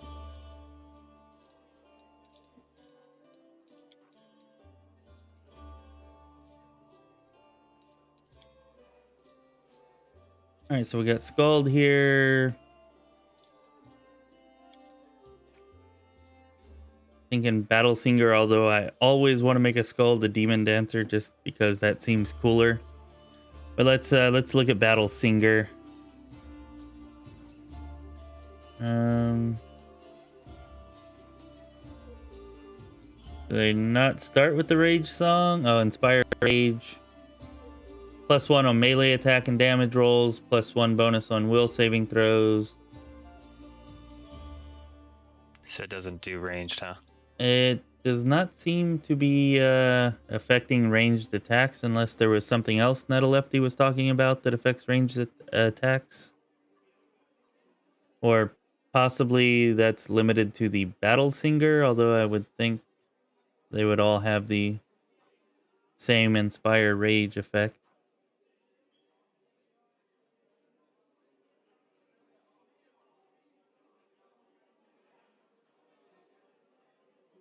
Song of Strength is kind of cool.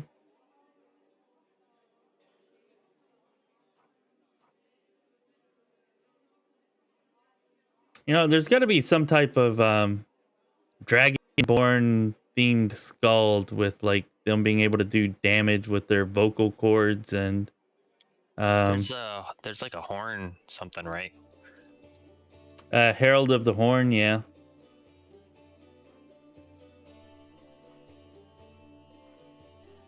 Oh, they can scribe scrolls too, which we're losing because of trading out Ninio. Yeah, that one seems pretty good. It's kind of like a Thunder Caller from Kingmaker.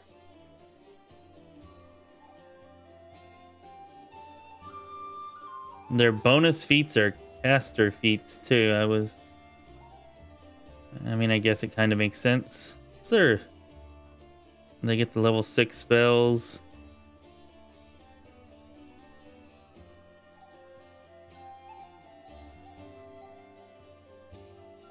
They have a medium attack, base attack bonus progression.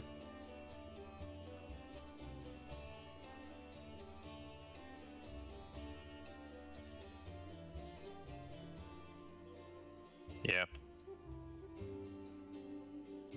It's just kind of a bummer it doesn't add attack to ranged weapons, which is like what our main character is. Yeah, I agree. Does the Bards? I think the Bards does, but isn't it a morale bonus though? Well, the Bard, you can use the Dirge of Doom and get the Shatter Defenses feat. And that's very powerful. It's the skull. It's the picture of the skulls at the bottom next to the. It's a song with skulls on it. Level 8. Yeah, Dirge of Doom, Fascinate, Yeah. Dirge of Doom. Yeah, so Dirge of Doom. If you have, so Dirge of Doom is like a no save shatter. Or, Oh, they don't get to save against it, really? Yep. Shaken. No save shaken. Yeah. And then, so if you have shatter defenses on all your guys, you target, they're flat-footed. Everyone's always flat-footed to you. All right. Well, that definitely seems powerful, more powerful than anything the Scald can offer. The Scalds, I think a couple of the Scalds do get Dirge of Doom as well. I'm not sure, but... Well, let's go see. But again, like I said, you could do like only 8 levels in Bard and then do something else after that.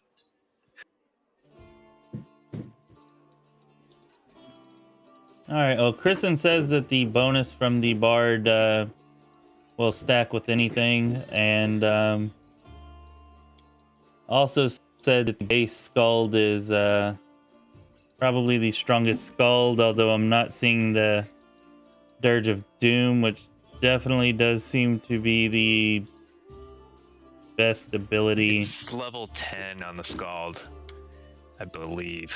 Really? Maybe it has a different picture? Oh shit, it is there. I just didn't see it. I was looking for it down here again, I guess, in that same area. Yeah. But yeah, the bard does get the other song before level. It gets the Dirge of Doom quicker, and it gets the competence bonus song, and it gets the skill check bonus song, which can be nice and for the skill checks that could lose the game for you, I guess. All right, we're gonna go ahead and go with the bard. That seems helpful enough. And you know, a year from now, whenever we're finally in Act 6 or Act 5 or whatever, assuming we don't die before then, and we probably will. Yeah, whenever we're making those checks to decipher the lexicon, that could come in helpful. The skill check bonus songs. So let's go with bard. So now the question is, do you want like a melee tank bard or like a archer bard, or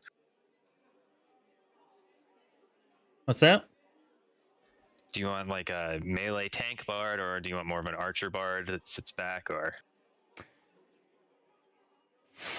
I don't know. I'm really not too sure. Probably a melee bard. That's probably what we're gonna do.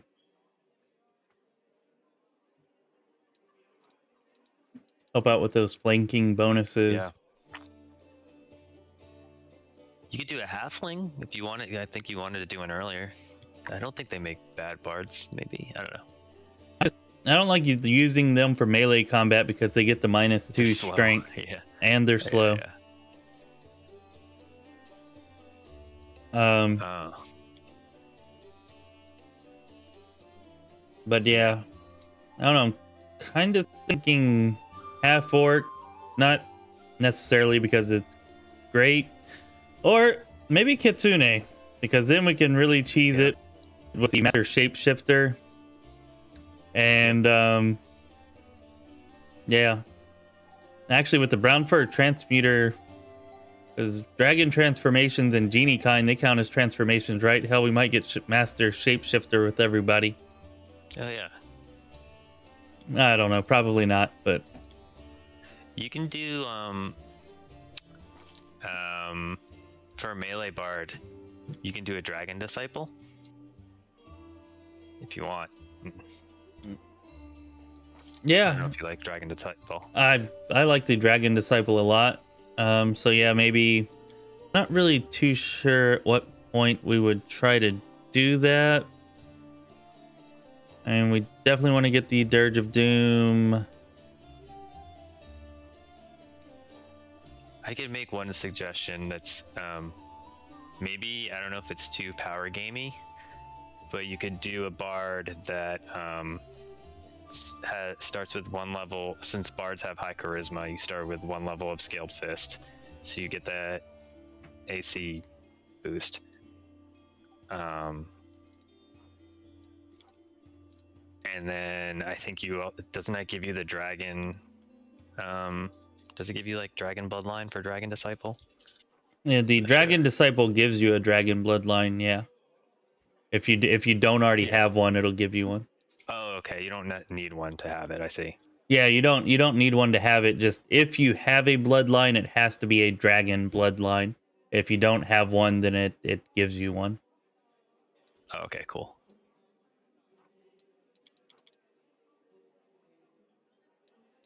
Okay, so we took Bard, we took Keen Kitsune. Wait. Bards are based on charisma, though, aren't they? Yeah. So So I actually want the regular Kitsune probably. Oh, they get a minus. Well, that won't matter. The -2 to strength. Hell, they don't get that many feats. I was gonna say if they get a lot of feats, then maybe we could make them a dex-based weapon user. But You can, okay, I think you can kind of do it. They get bard talents that you can make a feat instead. It's like the picture of the not a guitar. What do you call that instrument? Lute. So at level 2 they get an extra feat. oh, okay, And yeah, I level see what you're 3 saying. Yeah. So you could do deck. You could do like All right, well, we'll look and see. weapon finesse, whatever. We'll see what we can get with that. But I'm kind of thinking, like the way that I'm thinking about it, that it's transforming in my mind is maybe turning the bard into the tank, kind of like you were saying before with the Scald Fist. Yeah. And some levels of Dragon Disciple, because that gives you so much extra natural armor. Yeah. And that I don't really give a damn if the tank does damage or not. So that's kind of perfect because he can be tanking, and even though he's not dealing damage, he can still be adding all these buffs and all this utility. So I'm kind of thinking maybe we're going to go that way with it. Yeah. I have like I have a chart of like tank. I have a spreadsheet with like tank things you can do to tank more. I can throw a couple out there. I don't know if you're. So one is Scaled Fist for the charisma. The other is a level of Witch for Ice Plant and Lizard Familiar. Yeah, we'll probably dip into both of those. I like that one. Yeah. That's what we were doing with Winduog. Yeah. Another one is Oracle. So if you Oracle does the same thing Scaled Fist does, but it stacks, and it also it takes place. It uses charisma instead of your dexterity bonus. I don't know if you've done that before. And that's an Oracle uses charisma instead of your dex bonus for what? For your attack? For AC. Oh, that's what the Scaled Fist is, right? Yes, the Oracle can do it too, and it stacks with the Scaled Fist. Wow, really? Yeah. That seems broken as. It is really broken. That's like super broken. So like a nature or Oracle.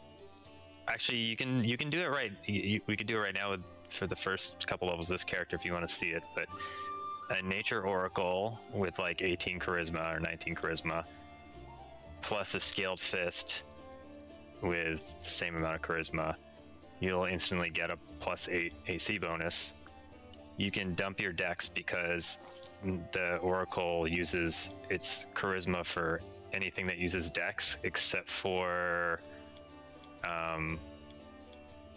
initiative, maybe, and maybe reflex slaves. I'm not sure. Well, hell, if we're doing all this, we need to go back to yeah, we need to go back to nah, I guess we don't have to. Oh, do like a I was ASMR human or something. Well, I was thinking half elf actually, because it sounds like we want the charisma as high as possible. Oh, I like where you're going. Then you'd get +10 AC at level 2. Armorless. Yeah, and that was with what? The Oracle and the what? Okay, so level it's gonna be Scaled Fist and it's gonna be Oracle. Okay, so just Scaled Fist and Oracle. I'm still gonna start it out as a bard because we got 3 levels anyways, and then I'll take those as the 2nd and 3rd levels. Sure. And we'll let this be our tank.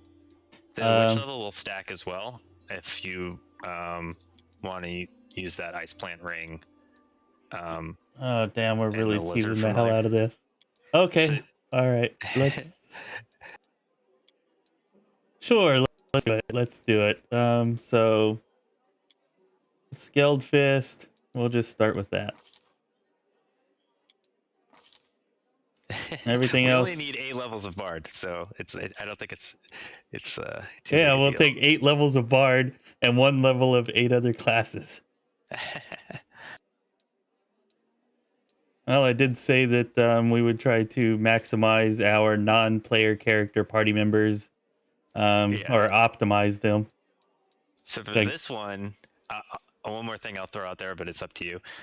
Maybe you do want to do pickpocket for this one because your your low dex is affecting your initiative. I don't think I put as much weight on initiative as you do.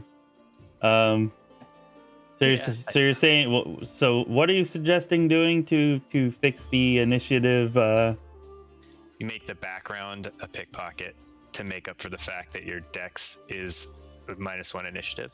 Yeah, I should have known you're gonna work that pickpocket into there somehow. Dude, I don't know. I find saving throws to be much more. I worry a lot more about having low saving throws. That's fine. Yeah, that's fine. All right, I'm Because going back to we're gonna that go 2 then. levels in Paladin anyways with all this charisma to get our saving throws up. All right, then we'll go with. Damn it! Make up your mind. It's All 1 right. Oracle, 1 Witch, 1 Skilled Fist, 8 Bard, 4 DD, 2 Paladin, and then whatever else you want for the end. Okay, all right. Should oh damn. What do we have -2 dexterity for? I think I just took 2 points out by mistake. You could go you can go down more dex and then add strength. It just for like to hit. Because again, your the oracle's gonna the oracle will replace dex for. Okay. So you can do 7 dex, I guess is my point, if you want more strength. What about the initiative? Yeah, the pickpocket is making up for it, but I don't know.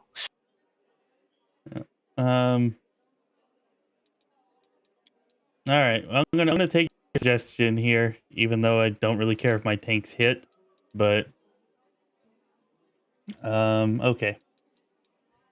So we've got all of that craziness going on now. We definitely need no mobility, and we definitely need. Well, I guess that's really use magic device. One thing we have to make sure we do is take a dodge for the monk bonus feat because we don't have 13 dex to get it. Yeah, that makes sense. What about combat expertise? Like that's kind of a big one that we definitely don't have enough intelligence to get. I feel like that's definitely more important than the extra 2 strength. Oh, yeah, you could do that, sure.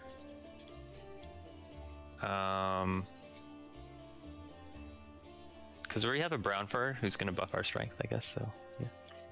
You want to do like 12 con and then 13 int or something, or take 1 away from charisma and then at level 4 pop it back in. I don't know. Yeah, actually, that's probably the best way to go. We'll do that. That is the best way to go. Yeah.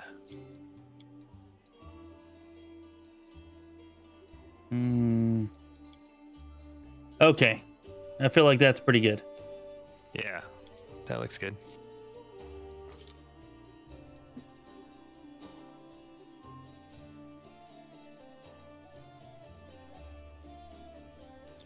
I always put the extra in wisdom just because of that annoying putrefaction spell that drains your wisdom. Yeah, putrefaction, and that fight with Koram Zada, that damn Vavakia that's there, he does a number on my wisdom every time I fight him too. Like, I always think of him with that too. One more point. Scroll. Do we have one in scrolls? I can't see. When scroll, you mean use magic device? Yeah, UMD. Yeah. I definitely that's a must-have for tanks. It's nice for every party member, but I consider it like a must for tanks. Cool. Okay, what am I doing? We definitely need a weapon focus, and we're gonna take dodge later. We can't actually take it now. Don't really care.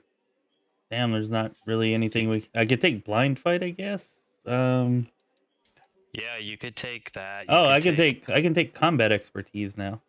Let's go Yeah, ahead and you could take that now. that.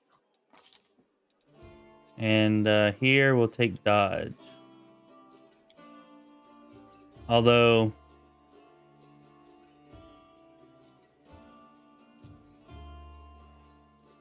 Yeah, you have to take dodge here because it requires 13 dex, which you don't have. all right, dodge it is. You talked me out of it. Because I think Crane Riposte requires dodge, or Crane Wing requires dodge. So if you don't get dodge here, you kind of miss out on that whole thing. I got you. I learned that the hard way. Yeah, I've learned a lot of things the hard way in this game.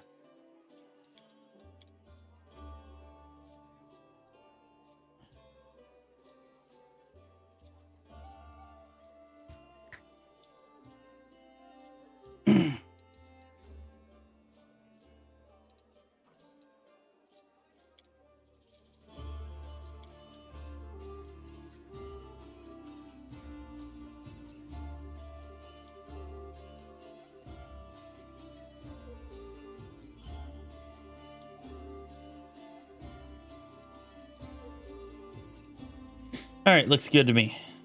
There is there's a portrait that's a bard, but I don't know if it's a half elf or I can't tell if it's a half elf or an Dampier. Unlike this one here, but I think that's an actual elf. This one here kind of fits. Like maybe we'll use that one. There's that one. The one with the instrument. The violin. Yeah. Guess it could be if I can't tell. It could possibly be, yeah. All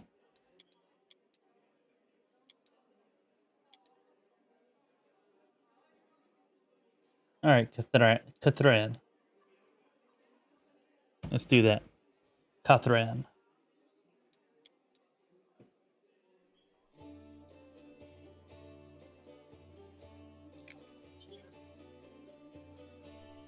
Damn it, not a lefty. You're pissing me off.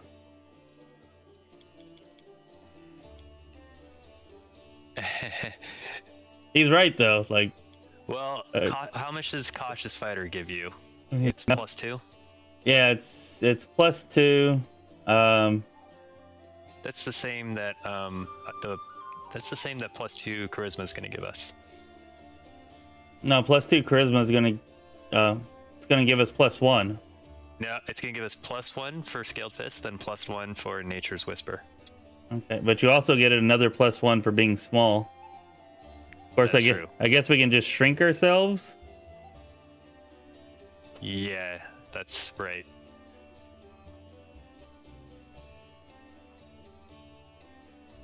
And there's something else that a halfling gets besides Cautious Fighter.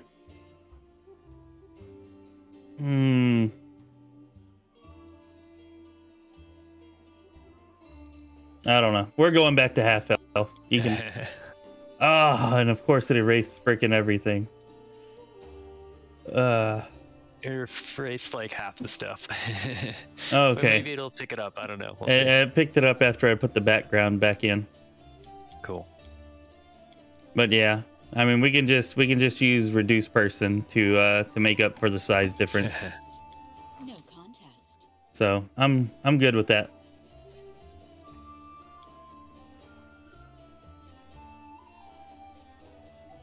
All right, so let's All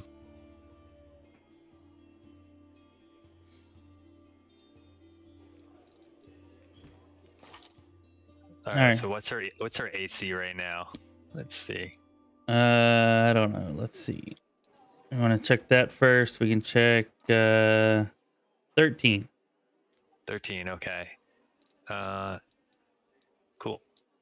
All right, so she's got 13 AC. All right, so now when you level her up, go Oracle, but select Nature.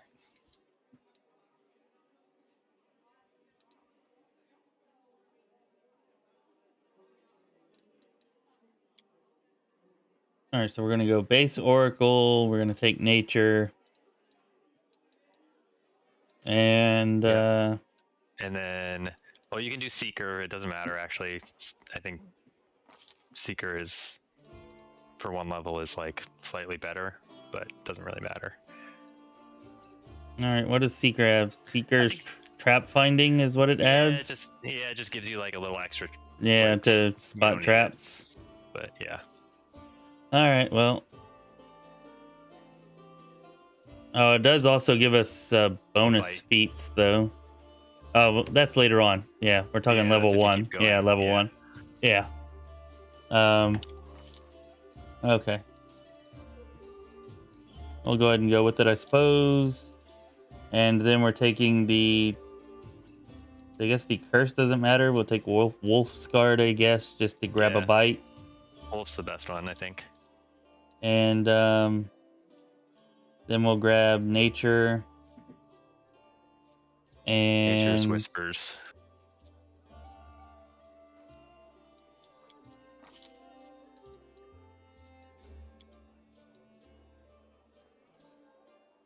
You may add your Charisma modifier instead of your Dexterity modifier to your armor class and CMD. So remember, we were 13 AC. Yeah, we were 13 AC. We are 13 AC. And we're going to take Cure Spells. Not that that really matters much. I guess we'll take Divine Favor because that's only 1 minute anyways. And no True Strike. Lame. We'll take Remove Fear. 10 minutes no matter what. Yeah, those are good.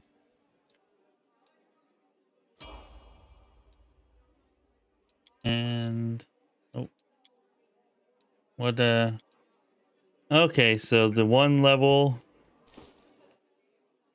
put us up to 18, so we gained 5 armor class for that. Yep. And now we're going to put 1 level of, what was the other one? The Witch. Yeah, Witch. Yeah. And this, well, it's only going to give us 3 armor now, but it'll be an extra 5 once we take the... Yeah. And there's a witch that uses charisma. It's the same as the Embers, I think. The Stigmatized, I think it is. Yeah. Wait a minute.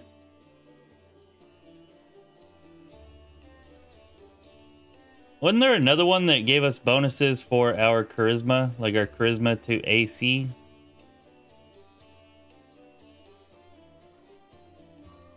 I think it's no. I think it's just yeah, because we're supposed to be getting two I guess just right here. Okay, yeah, the monk and the. All right, never mind. All right, which it is? Stigmatized Witch.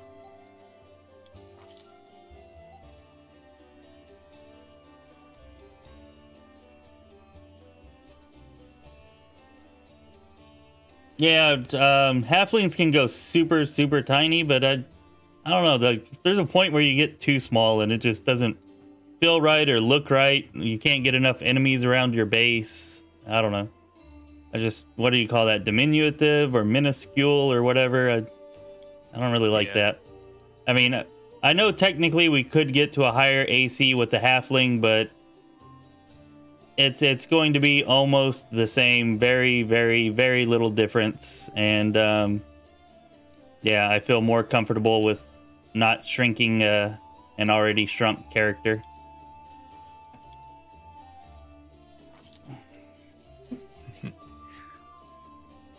I don't know. Can you shrink someone then put like Expeditious Retreat on them or something? I'm not sure. I don't know. But I know that you can shrink them, and then you can have your other characters, if they have Frightful Aspect on, pick them up and wield them as a weapon. I do know that. That is entirely possible. All right, so Now we can crane style maybe. maybe it's not here. Oh, there it is. Oh, wow, I'm blind. So yeah, we are going to be fighting defensively. So we'll take the crane style there and the lizard familiar here. Yeah, and the ice plant hex. Yep, and then.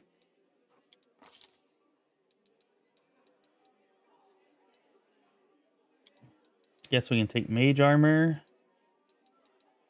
Yeah, because then we're gonna get archmage, mythical archmage armor. Yep. So that'll be nice to have, even if we do only have like one level of it, or level 1 spells. Yeah, it's still an hour, so. Yep. Yep.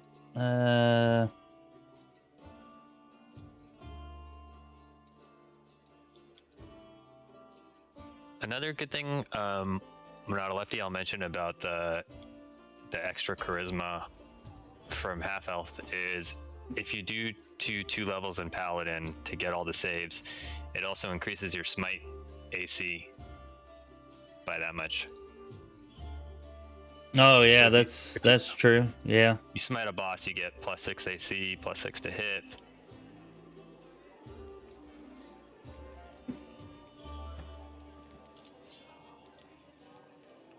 I'll go ahead. All right. Yeah, if Simeon's watching right now, he's probably thinking, "This is all the crap I normally do. Why am I watching this?" Although if you do want to go paladin later, I guess we have to go lawful good, right? Oh yeah, I didn't even think about that. Oh. Oh well. Yeah, because we're lawful neutral. Damn, there's not a way to. I guess we're not going paladin. Yeah, it's fine. There's not a. I mean, it's a merc too. You can always like later in the game when you have like Yeah, just 300,000 gold. Replace it. Yeah. Replace it with the same. Yeah. So what's the AC now? It got up to 22, but I believe that's without the lizard familiar because it'll start off deactivated. So that'll put it at 23.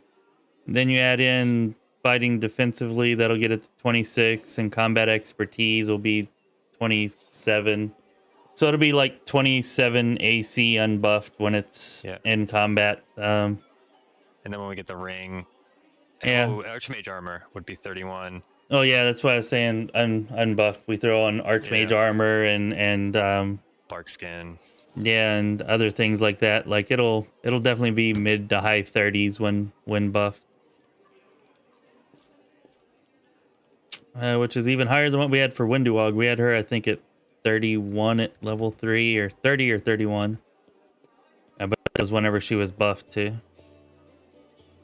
Okay, so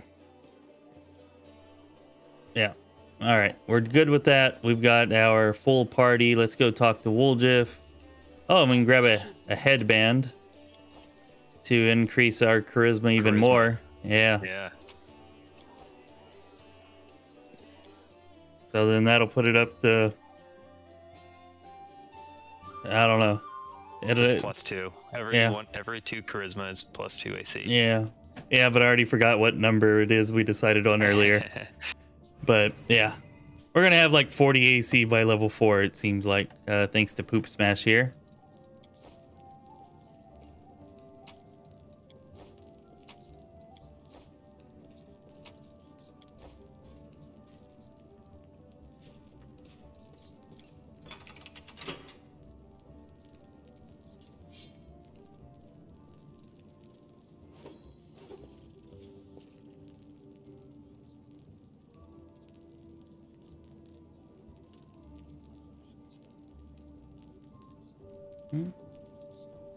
All right, fine. Not a lefty.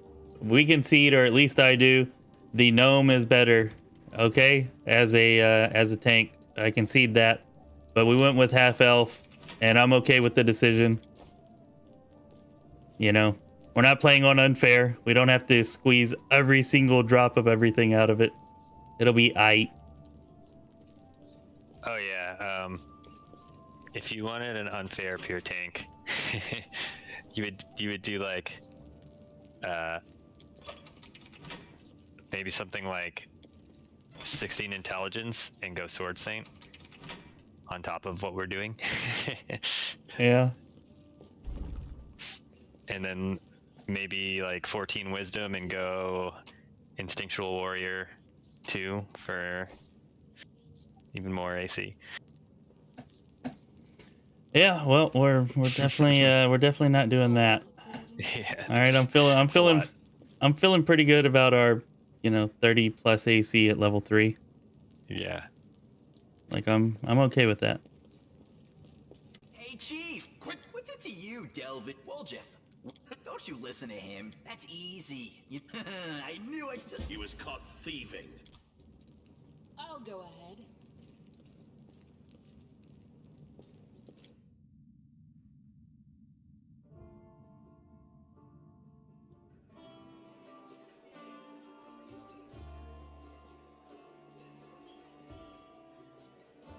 Yeah, Kristen, it's far more class dips than I've ever even considered doing before. Usually, like, I keep my dips to 1.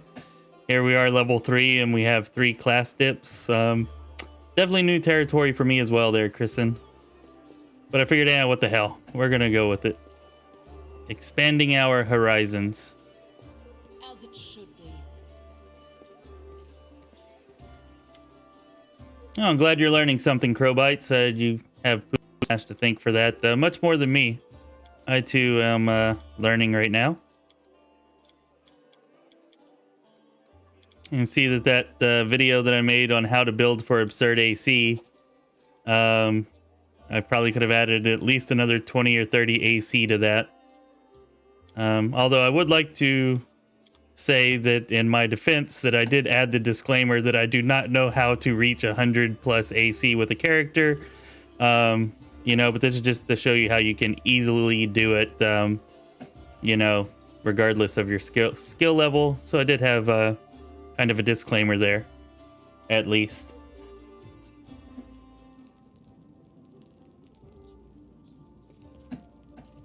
That is not far. Well, Chief, what do you got for me? Huh? You're now.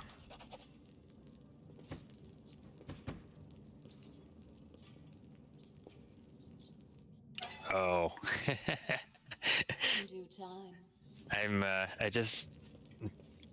I guess that the Hell Knight smite stacks with the Paladin smite.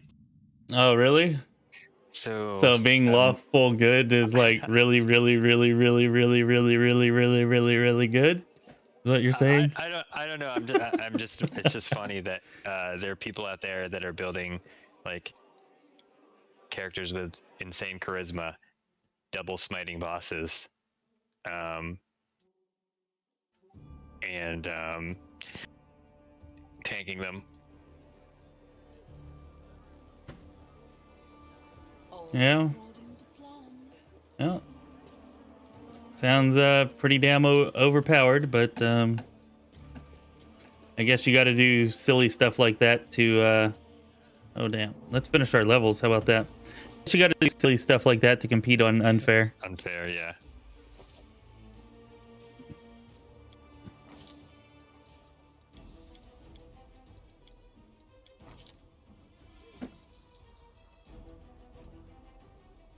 All right. Let's take shield. And I don't know, there's not really anything else here that we need.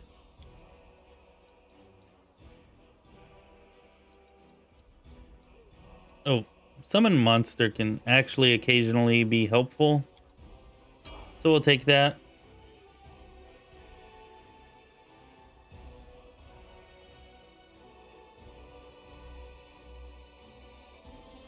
So if we do go Bard with the tank, the Shatter Defenses feat that I mentioned before that works with that Dirge of Doom to target make everyone flat-footed. I think it does require you to have like Dazzling Display. There's like a prerequisite. So I don't know. That's just it's like 2 feet investment to do that versus just 1. To get the shatter defenses, you mean? Yeah. And what do you have to take to get that? You have to take Dazzling Display to get Shatter Defenses. But that's like Yeah. down the road when we're level 11 or something, just to keep in mind.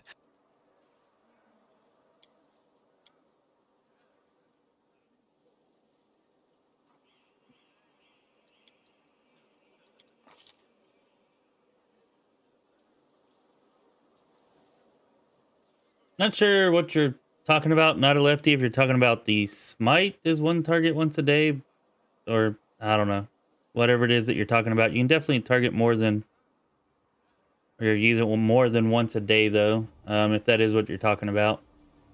And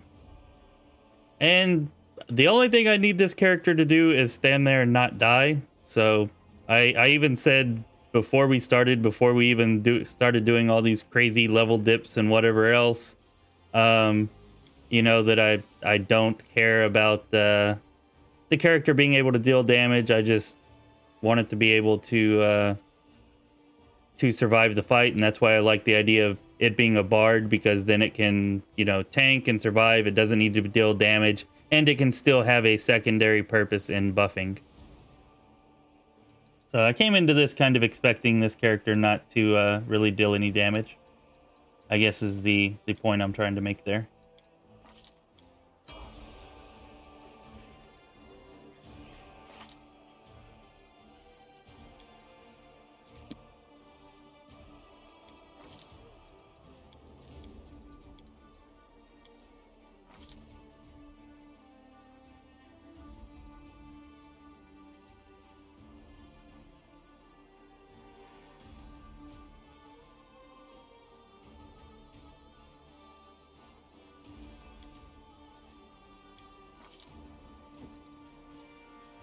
Thought of a couple more dips, but I figure we're probably just gonna go bard, right?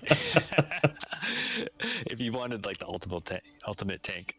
No, I think we're gonna go bard. We might hit that paladin later on, and we might hit the Hell Knight later on. Like, actually, I was kind of thinking maybe around the time that we get Eridan's Wrath, like maybe that might be a good time to respec for the paladin. But anyways, yeah. The one I thought of was Vivisectionist 2 gives you the +4 charisma mutagen, and gives you +2 AC when you use a mutagen. So that would be +6 more. Yeah. And then when you smite, it would be another +4 more on top of that when you double smite. Well, I mean, we might do that eventually, maybe, possibly. I think at the end of the day, you can get your AC so high, but you're still going to get hit on a 20. Yeah. So there's diminishing returns.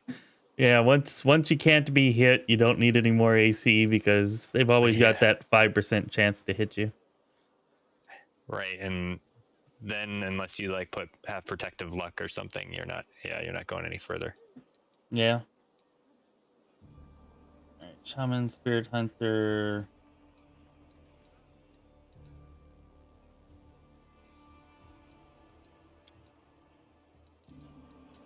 See if we can get her to hit.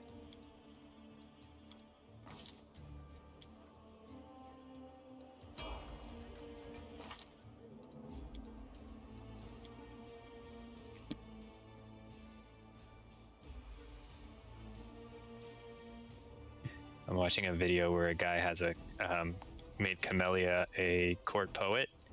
So he's buffing charisma with the court poet song. Oh, yeah. And he's putting protective luck with Camellia's hex. And then he's putting Ember protective luck, which also stacks, I guess. So he's like... So he can really never be hit? They have to roll 3 20s in a row, basically. Yeah, that's probably not going to happen.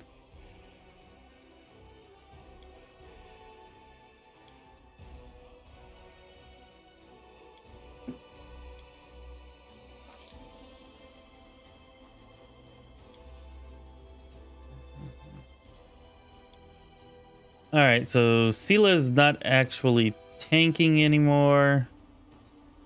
Oh, damn it. I should not have sold Marching Terror. I could give her Marching Terror right now. But I did it. I wasn't planning on us going on these Bard tank shenanigans, though.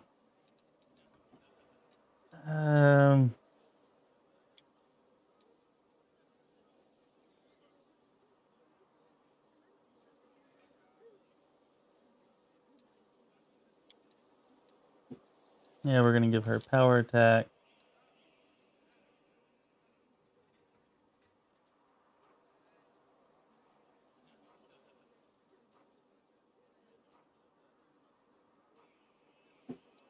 And we'll give her the Sickened Mercy.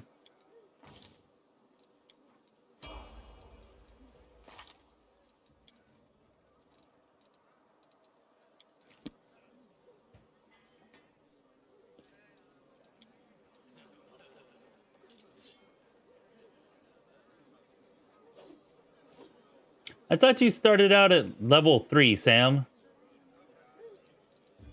Or were you not talking about your playthrough right now? Well, I guess we kind of got to bring you, so we'll leave Camellia behind. I don't much care for her anyways. Oh, and we got to find her catch her doing a dastardly deed. So she needs to stay behind.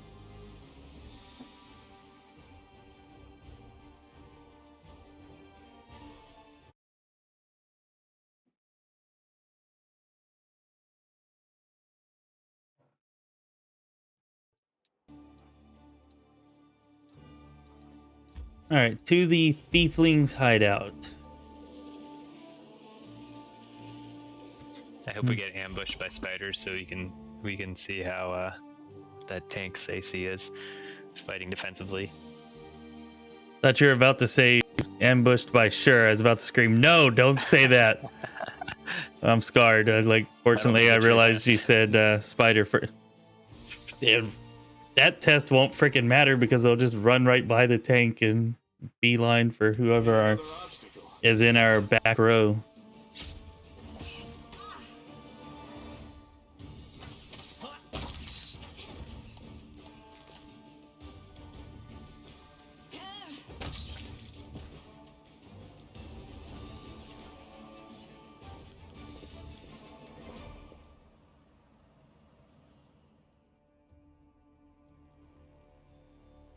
I was just thinking, you could give every class these same 3 or 4 dips that we're talking about doing, and just make them all tanky and just have everybody be a tank on core difficulty. Oh yeah. Just it doesn't matter who they attack. It doesn't. Yeah, let them attack who the hell ever. They're not going to hit often enough for it to matter, anyways. Which is kind of broken, but it's not nearly as broken as some other things you can do. And we are talking about keeping it on core difficulty.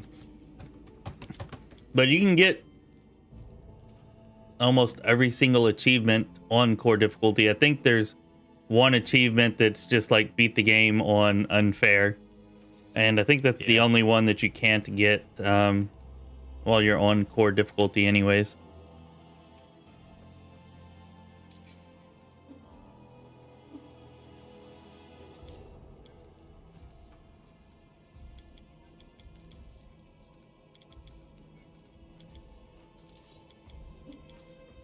I'm looking at this guy's build, the one who went crazy with the tanking. Yeah. He actually got lightning reflexes and improved lightning reflexes. Okay. Because he had to dump his dex for more charisma. But other than that, he went crane style, crane wing, crane riposte, dazzling display, shatter defenses, combat expertise. Pretty much the stuff that we have going on here. Yeah, yeah.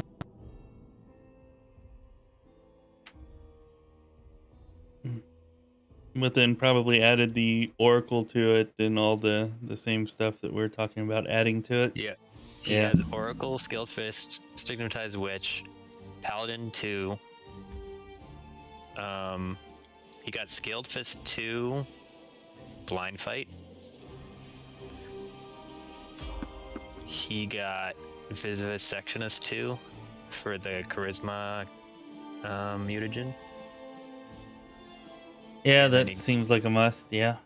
Yeah, he got the Hell Knight, and then he got a bunch of levels in Sword Saint for Int 2 AC.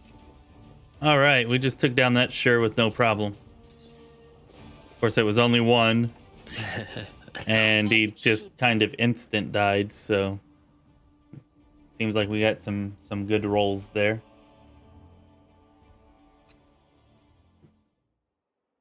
He tried to charge your back line. He tried, and he, yeah, like insta-died, which is definitely awesome. Let that be a warning to all Sure kind. Oh, I see, Sam, you're talking about the Bard hadn't dipped yet because it was only level 1. I got you.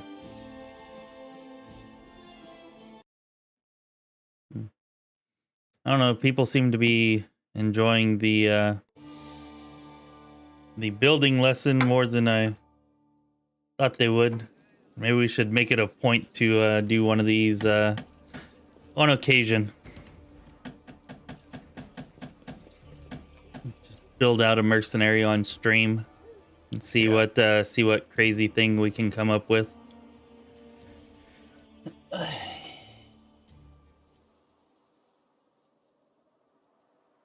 I probably have to head out in a little bit, but yeah, whenever you gotta go, I'm probably gonna be stopping pretty soon anyways. We're coming up on 5 hours, and it's almost 1 p.m. here. So yeah, if you gotta go, you know, go ahead and take off, dude. I definitely appreciate you hanging out, and appreciate your assistance in the mercenary building and, you know, all of that.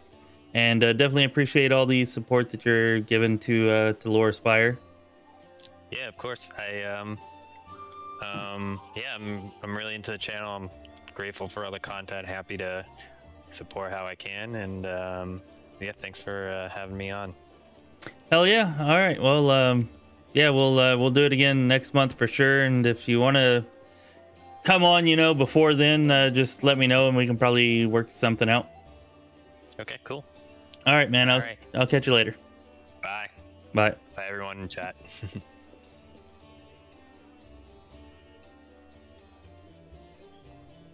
All right, so we talked to her. We should have a little bit more to sell now.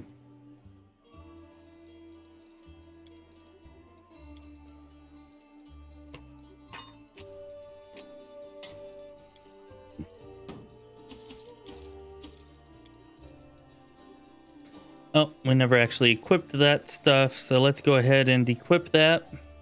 And anybody that hasn't already done so, if you could like the stream, subscribe to the channel, that would be awesome. Definitely appreciate that.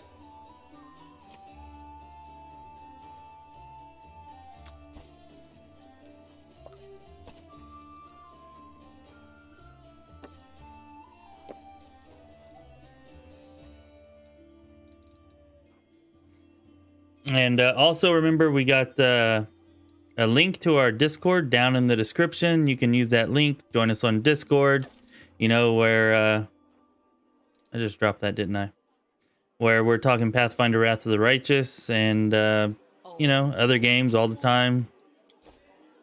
I mean, we would love to have you there, so come join us if that's something you might be interested in.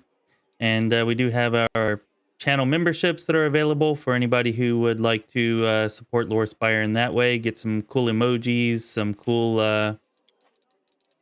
loyalty badges, you know, recognition, things like that. And if you would like to join us in the same way that Sam and Poop Smash did today on stream, there's a link to our Patreon down in the description, and you can use that link to go check us out on Patreon and see all of the various benefits that you can get from becoming a Lorespire Patreon supporter.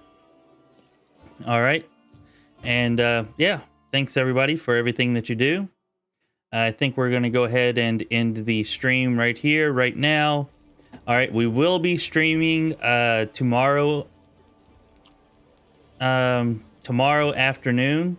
So make sure you have the notification bell turned on so that you can join us, you know, for that stream. Should be fun. We're going to be continuing this, and yeah, we'll pick up right here where we left off.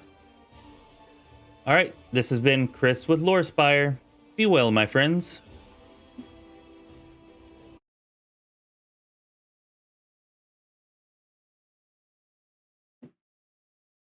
Oh. Okay, I lied. Ha, fake out. Psych.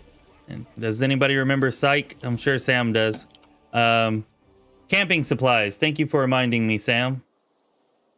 We're going to check on the camping supplies first because we do have this thing where we're trying to find camping supplies. And supposedly one of the early vendors, I'm assuming this guy, actually has them. Which I know that they were a thing in beta, even though you could not use them, but I thought that they had all been removed.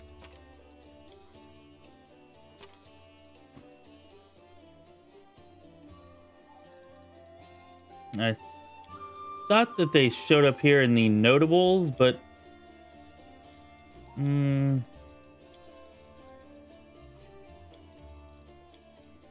guess we can just go here and go A to Z to make sure.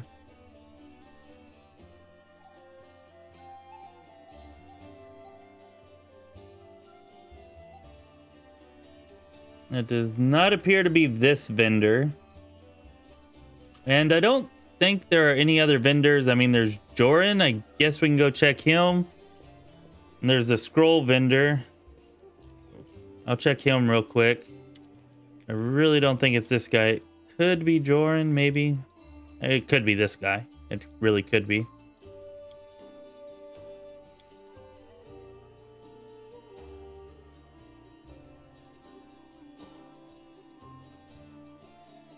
Well, he has nothing in his inventory except for a lesser extend meta magic rod that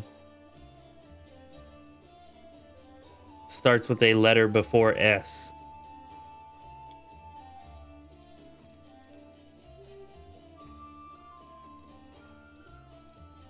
Oh, that's because I was on scrolls.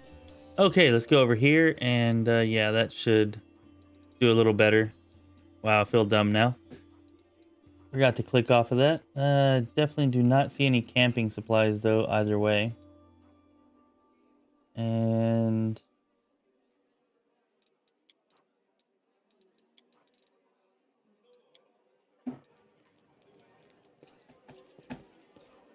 yeah, for anybody who's wondering why the heck I'm searching camping supplies, especially when they're not needed in the game, it's, you know, just the curiosity and oddity of, I don't know, something that I'm interested in because they're not supposed to be in the game, and I know that they were in the beta. And in the beta, I had this thing where I carried them around with me because I thought that the bug or the problem that would be changed was the fact that you did not need camping supplies whenever you camped. But it turned out that the actual bug, or I guess feature that was to be removed, was the actual camping supplies themselves, so that you did not need camping supplies to actually camp. I just think it would be interesting if there were actually still some camping supplies somewhere in the game. Which Sam said that he did find some somewhere, but doesn't seem to be any of these beginning vendors.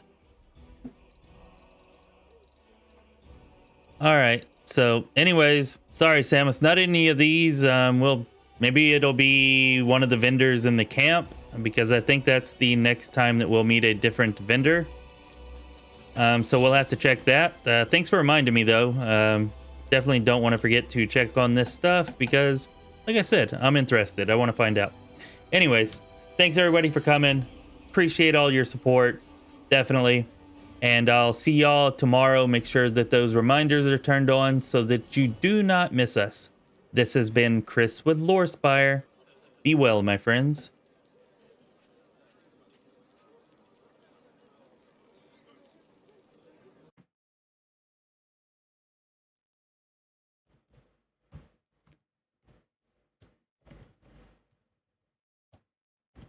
Yes, Sam. Yes, it is.